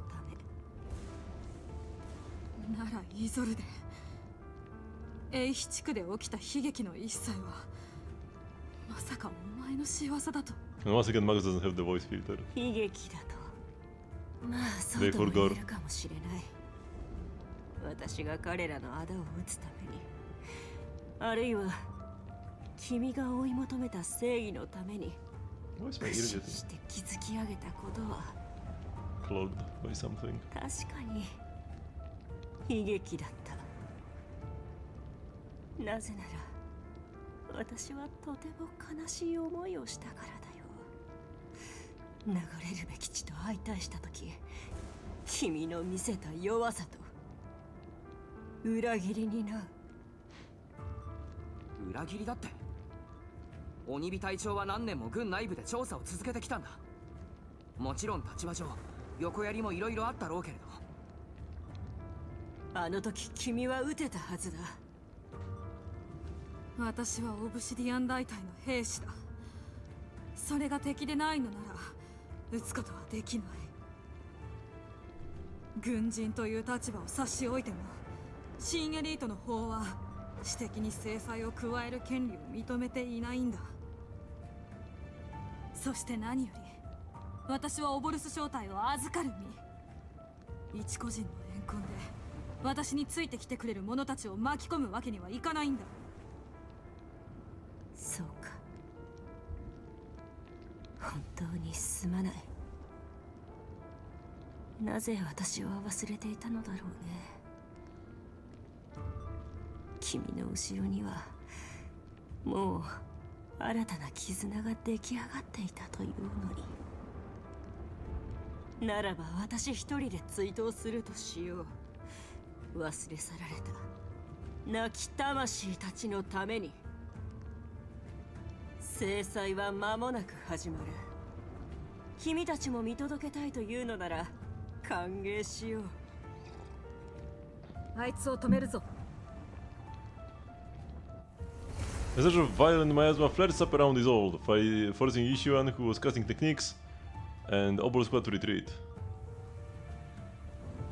I gotta chase her more. Oh, and like 4 more monologues. どうしてこんな。11年という歳月はあまたの変化をもたらすのに十分だ。共に歩んだ最後にイゾルデと肩を並べたのはいつだ。どれくらい共に歩んでいなかった。考えてみれば私が鬼火隊長より年上とは限らん。故に説教は控えるが、この私もまたそれなりに多くの経験をしてきた身だ。ただどんな理由であれ、かつての自分と道をたがえるのは残念なことだな。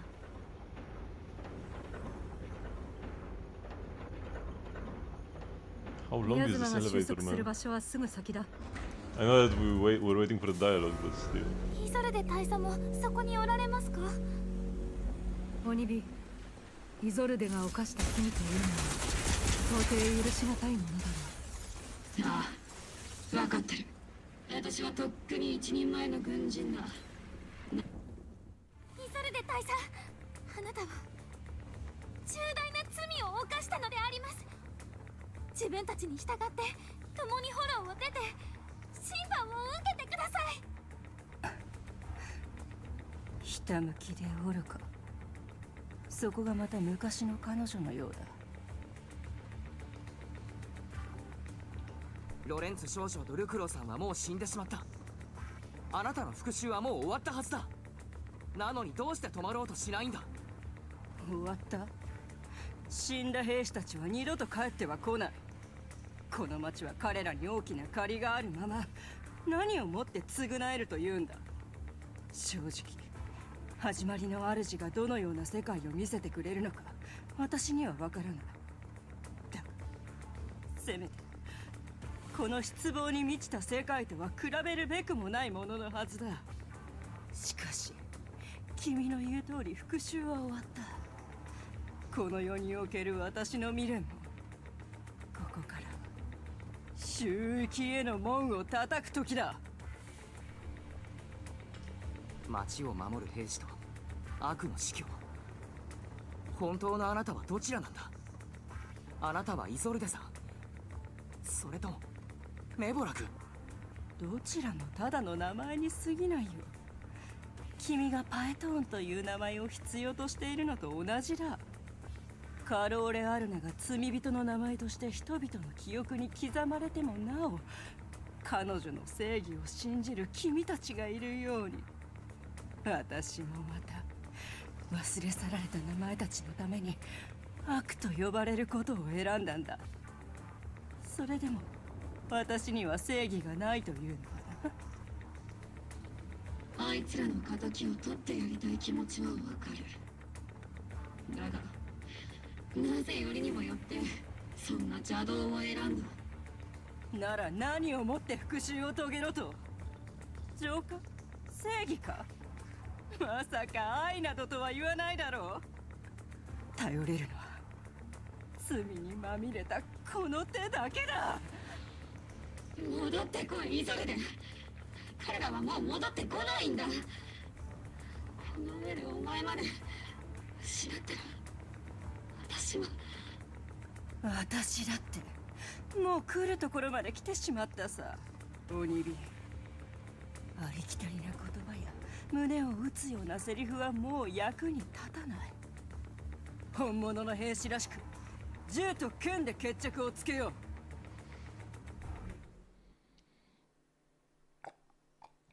う。Let's see how annoying Mvorag V2 is gonna be.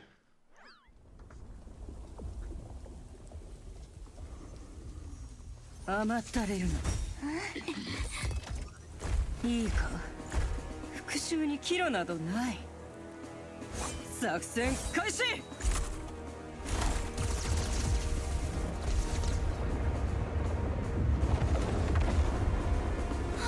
けない。体型を維持、プロ騎士を守れ。 If only the Proxy wasn't there to make everything, to cause everybody more trouble. もはや道は分かたれた。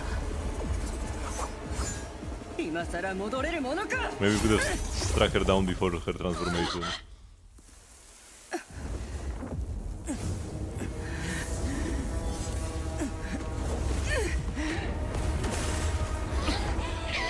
すごいエーテルの波動だ。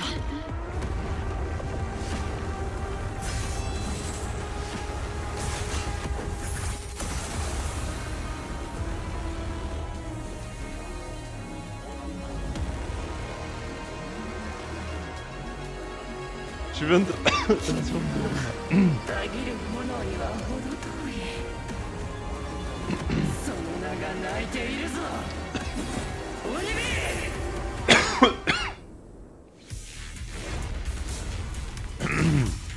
始まりの主を校長。なぜそんなものにすがるんだ。宮妻が大佐の周りに。するよ。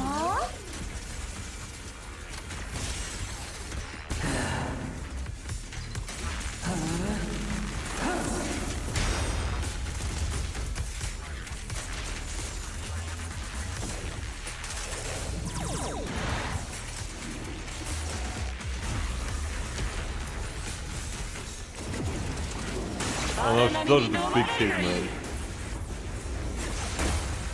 この憎悪に果てはない。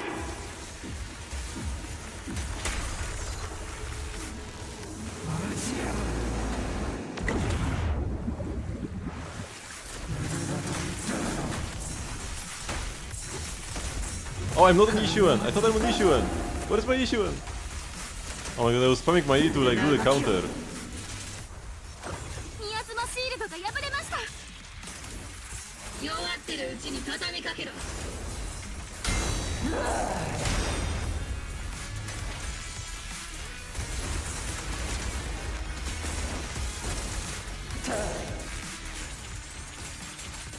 I'm gonna let this complete. And then cast my ult.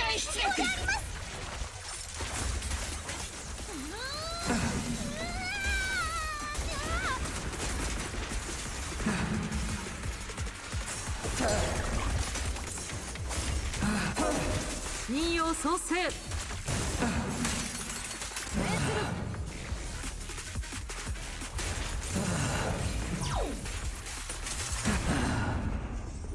一触即発。確か一撃必殺。鉛玉のシャワー任せて。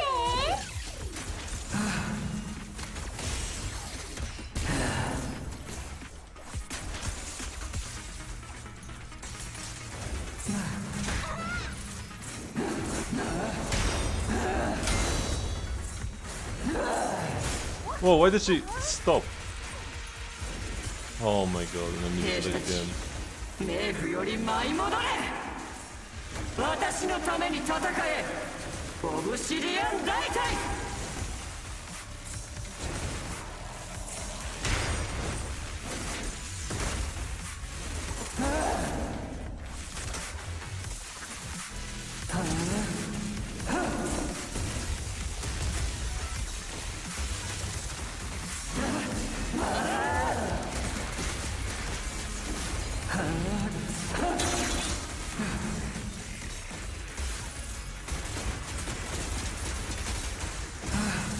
Yeah, they should kill her. なぜだ、なぜ阻むんだ。私を止めるな。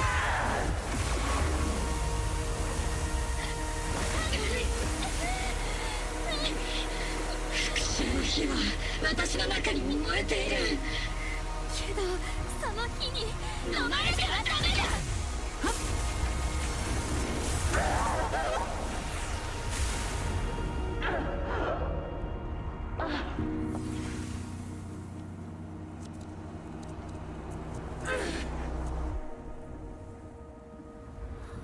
宮妻が散っていく。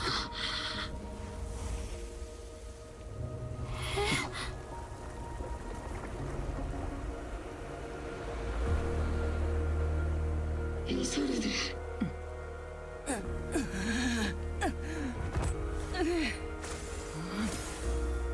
待て、ここからは私がやる。私たちです。ああ、私たち。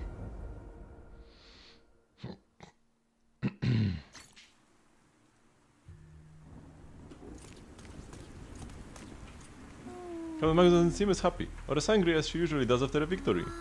See, there are more sides to Captain Magus than just being happy or mad. Sometimes I think Orphe and Captain Magus' relationship might just be like me and Sid Senior. It was not quite the same. Sid Senior never laughed smugly in or got as angry as Captain Magus. I never had to comfort Sid Senior like you do with Captain Magus, Orphe. So I'm a troublesome superior who laughs smugly all the time and needs comfort from my juniors, huh? But sometimes I wish Sid Senior would need me the way Captain Magus needs Orphe. What's the deal between Commander Isolde and Captain Magus? The connections between people are so much more complicated than the ones between metal and electric current. I've come so far, I never thought it would come to this. Maybe it's my fault as the proxy for not guiding you this story to a proper ending. You haven't failed us, proxy. I believe you've led us to the right place, just as promised. Don't you agree, Captain Magus? It might not be a proper ending, but I still believe this is the right place. If Isolde found the proxy to lead the way, could she have made it to the right place too? That's not what the proxy is for. Whoever grips the guiding rope already knows exactly where they are headed. It was a tough fight. We only managed to defeat so easily because of Issue and Shipu's help. Rather than defeating her, you'd prefer to save her though, right?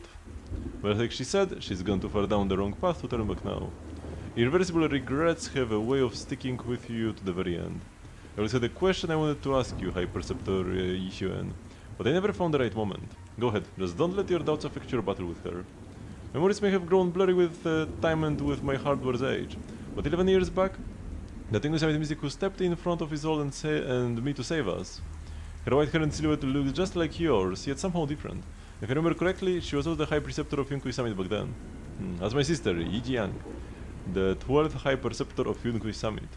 11 years ago, she took a team of cultivators to Hollow Zero and died fighting to protect the city. She saved so many people, and if you were among them, then that's a blessing in itself. Your sister. To us, I've always felt some resentment towards High Preceptor Yi Jiang. I blamed her for not saving my comrades, for leaving me to survive in this broken body, so much so that I've taken it out on you at times. I was being selfish. High Preceptor Yi Jiang gave me everything, including her life, just like my comrades did, so that I and so many others could have another chance to choose. Don't be too hard on yourself. You endured unimaginable pain and paid an enormous price. No one could demand that you remain composed and rational. And you made the most of the chance my sister gave you. You made the right choice. Now go make the final choice and bring this victory to its close. 鬼火隊長、その今は複雑な心境ですよね。だから言ったんだ。余計な模擬感情チップをつけるべきでないと。心が余計なんてことはないのであります。自分たちの心臓は生まれてからずっと一緒に鼓動しています。あなたの鼓動は自分も感じていますから。胸焼けしそうなセリフを言うじゃないか、オルペウス。だがお前の気持ちは私も確かに感じ取った。イゾルデ大佐はこの先であります。一緒に立ち向かってくれてありがとうオルペス。そろそろあのうぬぼれ屋を懲らしめる時だな。戦術プラン宿命の対決だ。かつてウニビは訓練で私に勝てたことはない。今の君、いや君たち二人が成長していると願いたいものだ。私はそこまでだろうが、この子自分頑張るであります。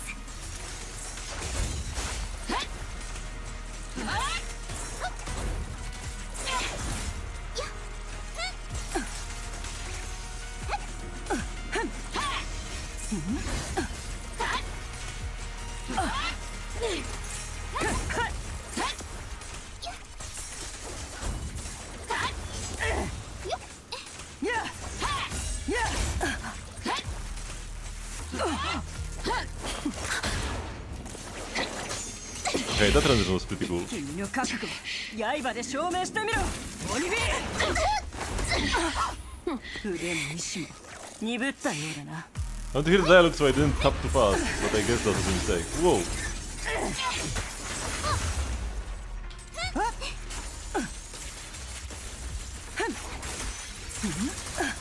前に進めていないのは私かもしれない。私を執着から引き剥がしてくれたのはお前だっただろう。私を絶望から救い出してくれたのもお前だったはずだ。今回は私がお前の目を覚まさせる番だ。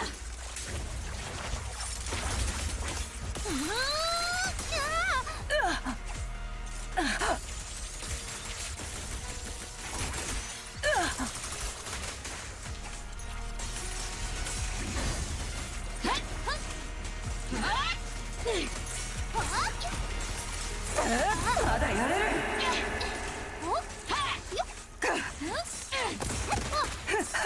Ouch!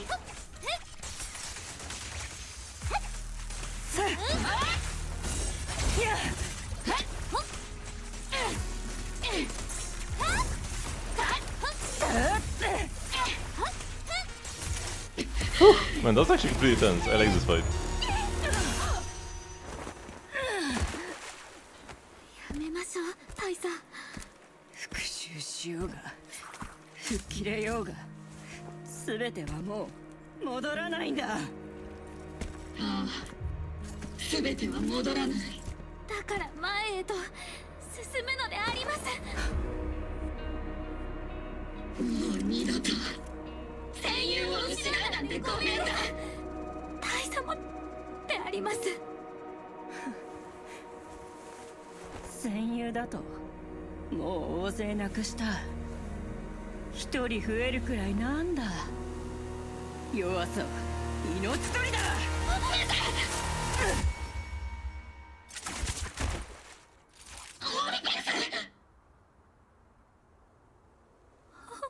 デニー、急いでこれは。私はもう戻れないんだ。急いで大佐。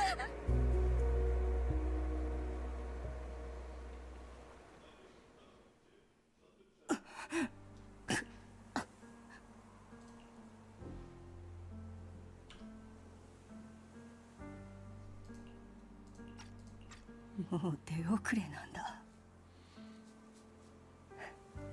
法廷に立つのもごめんだしな。イゾルデ、これだけのことをなぜ私に言わなかったんだ。それは君がオルフェウスだからだ。私のオルフェウス、君はもう十分すぎるほどなくした。戦友、体、歩むべきだった人生、すべてを。イゾルデ、これだけのものを失った君にはもう何も背負わせたくなかった。だが私がもっと早く知ってれば私が失ったものをお前も失ってしまったじゃないか。どのみち手遅れだったんだ、オルフェウス。私の手はもう血と過ちに染まってしまった。分かってる。お前の過ちは私が代わりに償ってみせる。自分も。オルペウス。自分も鬼火隊長のそばで一緒にイソルデ大佐の過ちを償うのであります。鬼火隊長が怒りや孤独、やるせなさで道を誤らないよう努めます。君が私と同じ苦しみを抱えていることは分かっている。だが君は本当に幸運なんだ。オルペウスはいい子だ。彼女若かりし頃の自分自身を失望させるな、鬼火。いや、オルフェウス。しないさ、イゾルデ。信じるよ。失望させたのは私の方だったな。ああ、久しぶりだな、オルフェウス。ずっと会いたかった。どうか私を許してくれ。As though carved by the miasma to the point of near complete crystallization, shatters in the air in the hollow.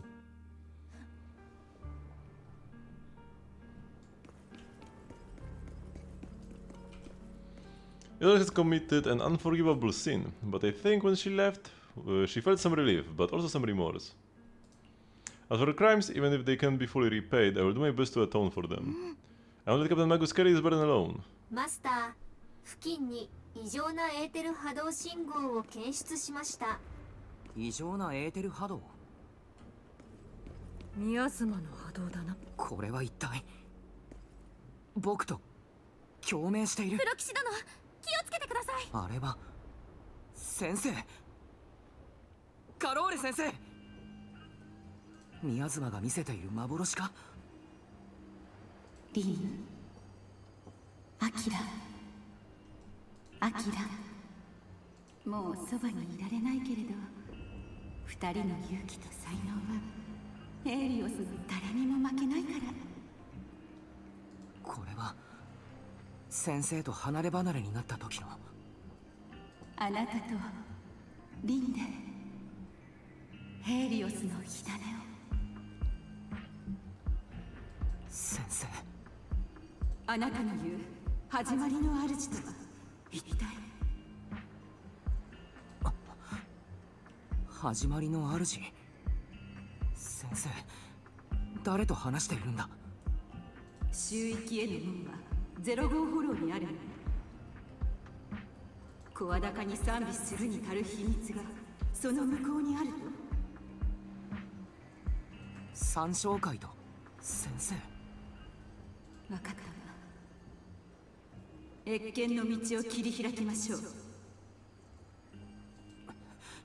嘘だ。先生が共犯のはずがない。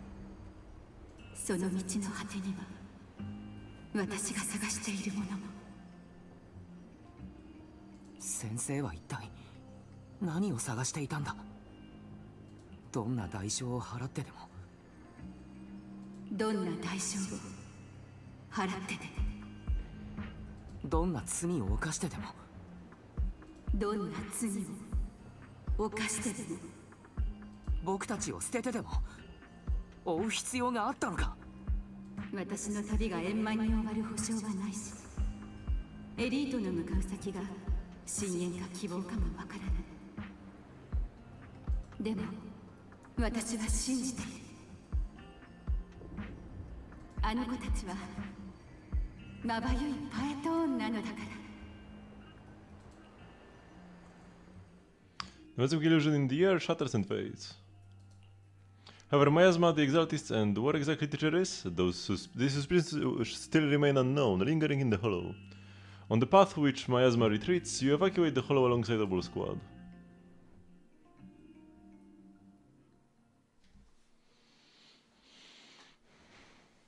A week passes and you finish clearing out the obscura in Wi-Fi Peninsula. The evacuated citizens begin returning one after another. Farenda used the data recorded by us and tried to model the conditions back then, but we still couldn't recreate the hollow environment where teacher's illusions appeared. But based on the ether fluctuations at the time, we were fairly certain it was something inherent in you, Wise, that stirred the reaction from the miasma. What the illusion said... We don't know how the illusion was created, and just because it sounded like our teacher doesn't mean those were really her words. But when she said goodbye to us... Yeah, the illusion did seem to recreate her saying goodbye to us, right down to the look and the voice.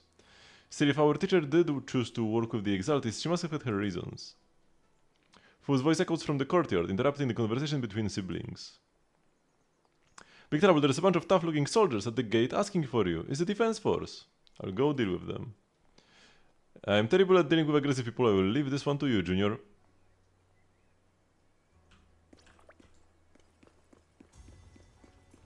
Aggressive people. The noisy visitors outside turned out to be Obol Squad. プロ騎士殿、お久しぶりであります。鬼火隊長、それにオルペウスも。Also, our choice once again never matter. In this patch, they mattered last patch, but not anymore. 全然元気じゃありません。自分と鬼火隊長のデスクはこのところ書類の山に埋もれているのであります。何よりもひどいのは、自分の分を処理し終えたら次は鬼火隊長の分が待っていることでありますね。同じデスクを共有してる以上、 Why didn't they give Magus hands? 書類という線引きもできないだろうが。いいニュースは僕と2人の席が別なことだよ。そのもう一ついいニュースがあるんです。上から我々の長期休暇が承認されたと通達がありまして、人道的な見地からと事態は収束したという体にしたい狙いがあるようです。今回は防衛軍の将校とトップスの上層部が絡む極めてややこしい事件だったわけだが、ようやく決着を見たと言えるな。旧都陥落時、アガメムの正体、つまり鬼火隊長とイゾルデ大佐が所属していた正体に何が起こったかが徹底的に調査されたのであります。元防衛軍少将ロレンツと元ポーセルメックス共同 CEO のルクロー、両者の間に行われた贈収賄の証拠が抑えられ、2人の責任を追及することとなった。あの時の真相もようやく公開されるんだろうか。犠牲になった兵士たちにとって少しでも慰めになるといいけれど。とはいえ、その2人も英比地区襲撃事件で死んだからな。後半は一時棚上げということになった。軍とトップスは今頃胸をなで下ろしていることだろう。少なくとも彼らはすでにしかるべき罰を受けたと言えるのかもしれません。防衛軍総司令部もここ数年で各勢力との癒着や不正に関与した上級将校を洗い出し処分を進めてる。 The Mayor Ex Machina によると saves the day again. 人睨みされたそうだからな。ポーセレメックスと三商会の違法な実験で被害を受けた市民は相当な数に上るはずだ。彼らは大丈夫なのかい？被害を受けた市民たちは療養センターに送られました。ポーセルメックスと三商会が不正に得た共同資産も治安局の方で差し押さえたようであります。こうした成果の全てが今回の作戦における我々の活躍、そしてイゾルデ大佐が生前に集めた情報のおかげだ。彼女がここ数年で関わってきた事件が複雑の一言で片付けられるものではないとはいえ、違法団体三商会の首領として数えきれない過ちを犯してきたことに変わりはない。ああ、大佐の動機は何と言っても憎しみだったわけだからな。鬼火隊長としては So what happened to Fishy when he was chasing Sarah? あの独りよがりな間抜けが身に余る怒りや孤独を抱え込んだ結果が取り返しのつかない過ちの数々だ。そういう鬼火隊長だっていつも一人でイライラしたり突っ走ったりするのであります。私は鬼火隊長、プロ騎士殿の前で誓ってください。大佐のように一人で何もかも抱え込んだりはしないと。約束してやるさ。プロ騎士君が承認でいいだろ。絶対でありますよ。もし破ったらピンク色のホルスターで反省してもらいますから。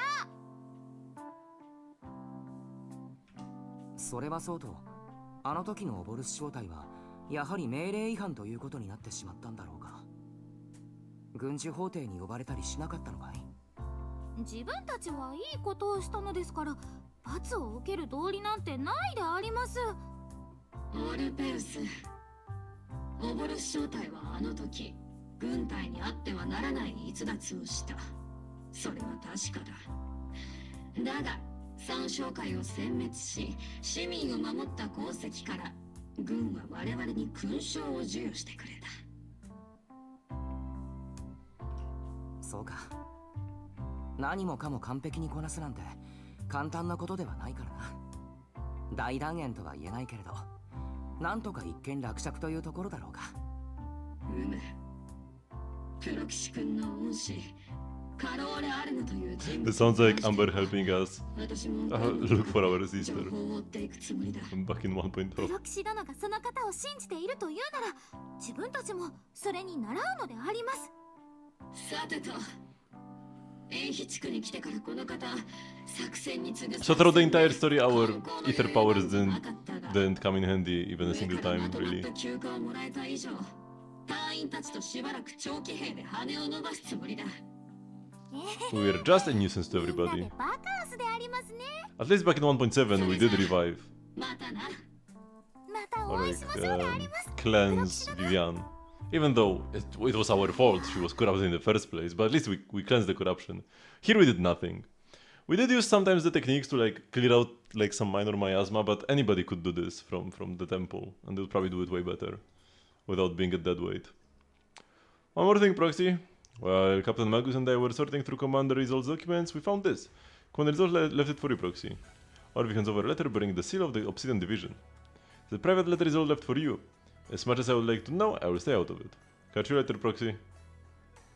The members of Oval Squad wave goodbye and leave the Suspian Temple. So Soldier 11 did not say a single line throughout this entire quest. And that remains in the... all that remains in the envelope is all that remains is the envelope is all left behind in your hand. From Isolde to Ice. Oh my god, that's a lot of text. I do kinda have to read this. That day, when you and Orpheus were arguing over who was the villain and who was the hero, I found myself amused by your childish bickering, and deeply ashamed at the same time. By the time you read this, I imagine everyone will have already realized the truth. I was the real villain in the story all along.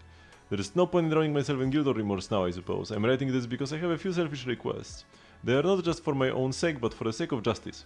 So I hope you will hear me out. What Lance and Lucro did was so long ago that, even though I gathered so many old case files as I could as evidence, I still couldn't be sure it would be enough to convict them. I lost faith in the authorities of New Eridu long ago. To tell you the truth, I began seeking outside forces I could rely on. By chance I came into contact with the Exaltists, and from then on I moved between the Defense Force, the Exaltists, and Porce Lumex, playing each side in turn. Eventually I learned the truth. Bribed by Lucro, Lawrence redeployed troops went to protect the citizens in order to recover valuable porcelain stockpiles.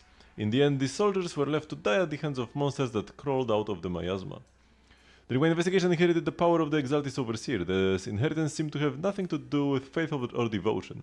As for the creator's criteria for choosing a successor, my guess is that they simply pick whoever is most useful in achieving their goal. Once I accepted this power, I gained the authority to command the entire organization, but gradually lost the right to prevent the situation from spiraling further out of control. Meanwhile, the miasma continued to seep into my body, gnawing away at my flesh and bones. My time is running out. In the end, I carefully orchestrated today's farce. Lucre and Lawrence returned to Wi-Fi once more, lured by the profits Porcelium could bring, and died at the hands of the monsters born from the miasma, myself among them.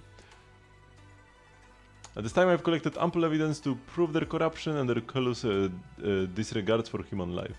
You saw it all, and I have a selfish request. If the trial is ever obstructed, stand as a key witness as the mayor's representative and bring justice to the soldiers and to New Eridu. When did she write this? Like, she killed Lawrence, and then fled to the Hollow, and we ran after her. And we thought, when did she write this? And it was at her desk? Did she send it from within the Hollow? Or did she just write that they are dead even though they haven't died yet? She was like, yeah, I will kill them for sure. But she planned for Magus to kill Lawrence, so how could she know? Whatever. I know my actions have nothing to do with justice. I have hurt too many innocent people. I'm nothing but a miserable creature of wraith who should have died long ago, kept alive only by the hatred that fueled my revenge. As for the truth behind the exaltists and the creator, as long as the power I received from them still resides in my left hand, I will... The rest of the letter has been torn away. Isolde wanted us to be the witness to help convict Lucre and Lawrence. Fortunately, the trial reached a fairly just verdict. Our truth about the exaltists and the creator, and the whereabouts of our teacher, we seem to be far from solving these mysteries. Because the Orpheus and Magus are gradually moving past the Isolde incident, everything turned out fair in the end. My conversation with Belle was cut off. Better head back and talk with her and Fufu about what to do next.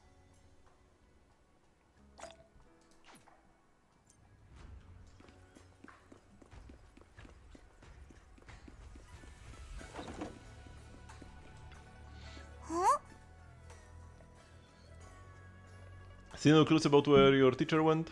Just one bad thing after another, and we still have no clue where Xiyuan is. Oh, he's gone. Xiyuan still hasn't come back? She was already searched every corner of the Hollow. About the only thing left is to... Okay, I will read it as it's written. About the only thing left is to drag out and give the creator a good beating. But he didn't find a single trace. Someone must have covered it up deliberately. Who knows where Sarah ran off to? If senior brother falls into the hands of the exaltist remnants, it will be dangerous. Don't worry about them. Junior brother Xiyuan is super capable. He and junior sister Xiaoguang are the two most talented disciples of our generation. Trust me, he's even more reliable than your big sis Fufu. He will definitely come out of this safe and sound. You're right, Fufu. The most senior brother of Yunkui Summit won't go down that easily. The night Isolde fell in a different corner of the Hollow. 司教が落ちてしまったわね。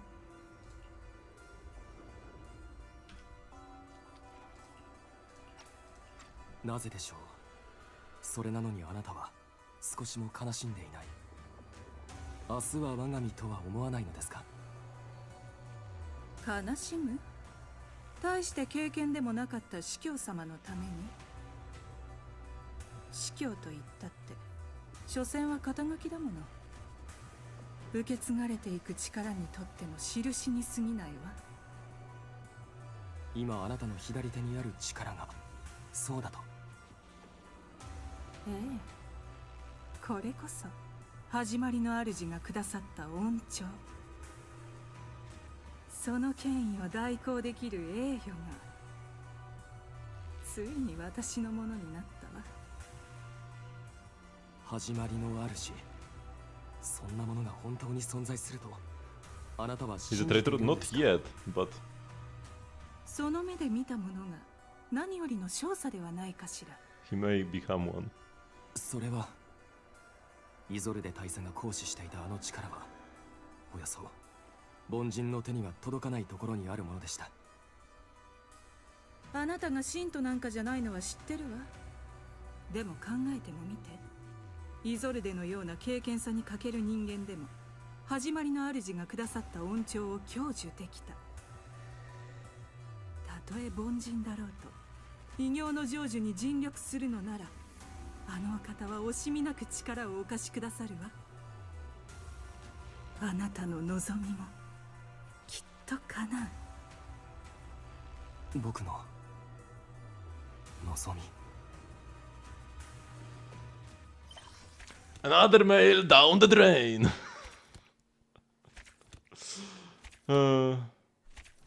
One pool, let's go.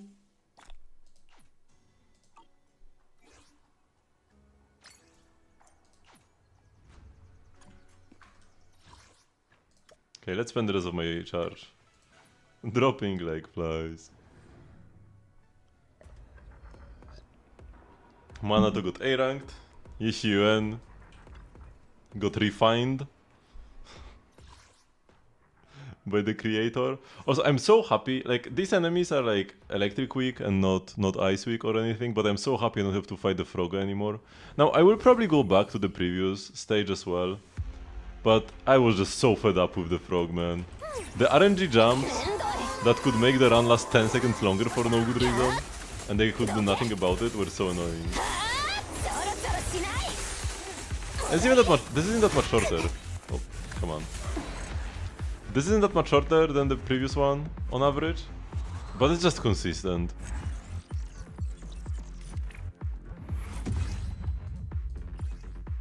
This is the basic attack set. From this set I will only keep god pieces.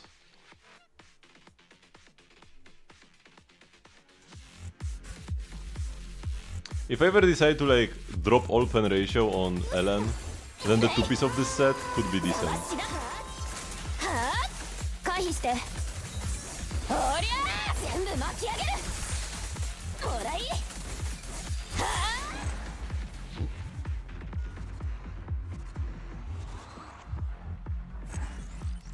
But the 4 piece is not worth it. Ah, energy regen on the basic set, not good. Wanted energy regen on this set, on Moonlight Lullaby. Do I keep this? Nah. I mean, I might as well. It's like, the subsets don't matter on support sets oftentimes. Unless it's for Ellen supports. I also will use these 6. Basic attack. And this is the... These sets are so similar, I hate it. One has a flower, the other has a star in the middle. But they look so similar to each other. Actually, this one could be pretty good for Yuzuha. Same with this one, we want AP and attack on her.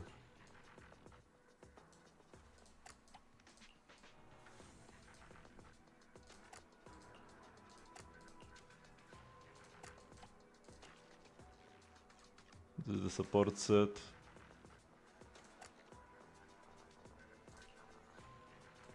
Physical damage bonus. Yeah, that's playable. Oh no, we always play attack here, right? No, wait, does she... Does it have buff scale with her attack or not? Actually, I don't remember. I think it doesn't. Or does it?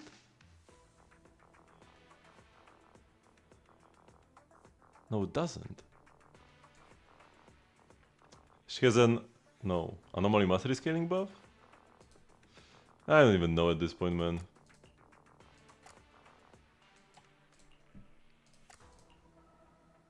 Okay, attack pen. I mean, it's got like all the percentage base stats. It will be useful for somebody.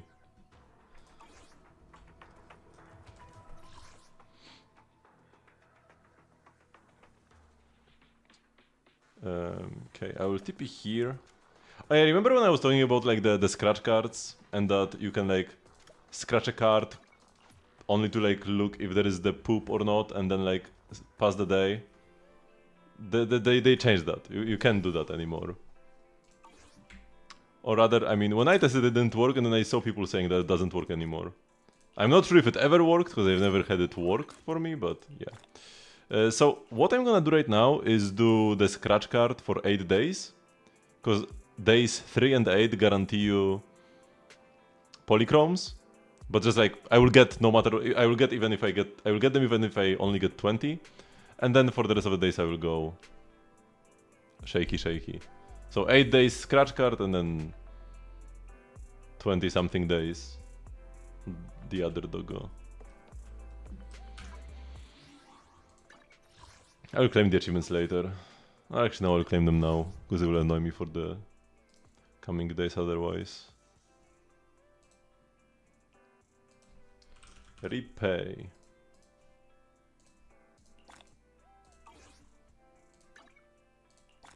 Rewards for watching my own stream. What was the exclamation mark here? I guess the event maybe? So next patch we will be doing Hollow Zero. And the events. So, like next stream, the day after tomorrow, we'll be doing Hollow Zero and the events. Thank you very much for watching, but this will be the end of the stream for today. I do have a stream every single day at 8 PM CEST, which is 3 hours before now. And yeah, let's try to raid somebody. More people should be... Oh, this guy pulled for seed. Let's go. And has feet in his title. Unable to raid, static breed at this time. Maybe he's already ended his stream. Okay, next one. Can I raid this person? Okay. So, thank you very much, and I will see you all tomorrow. Bye bye!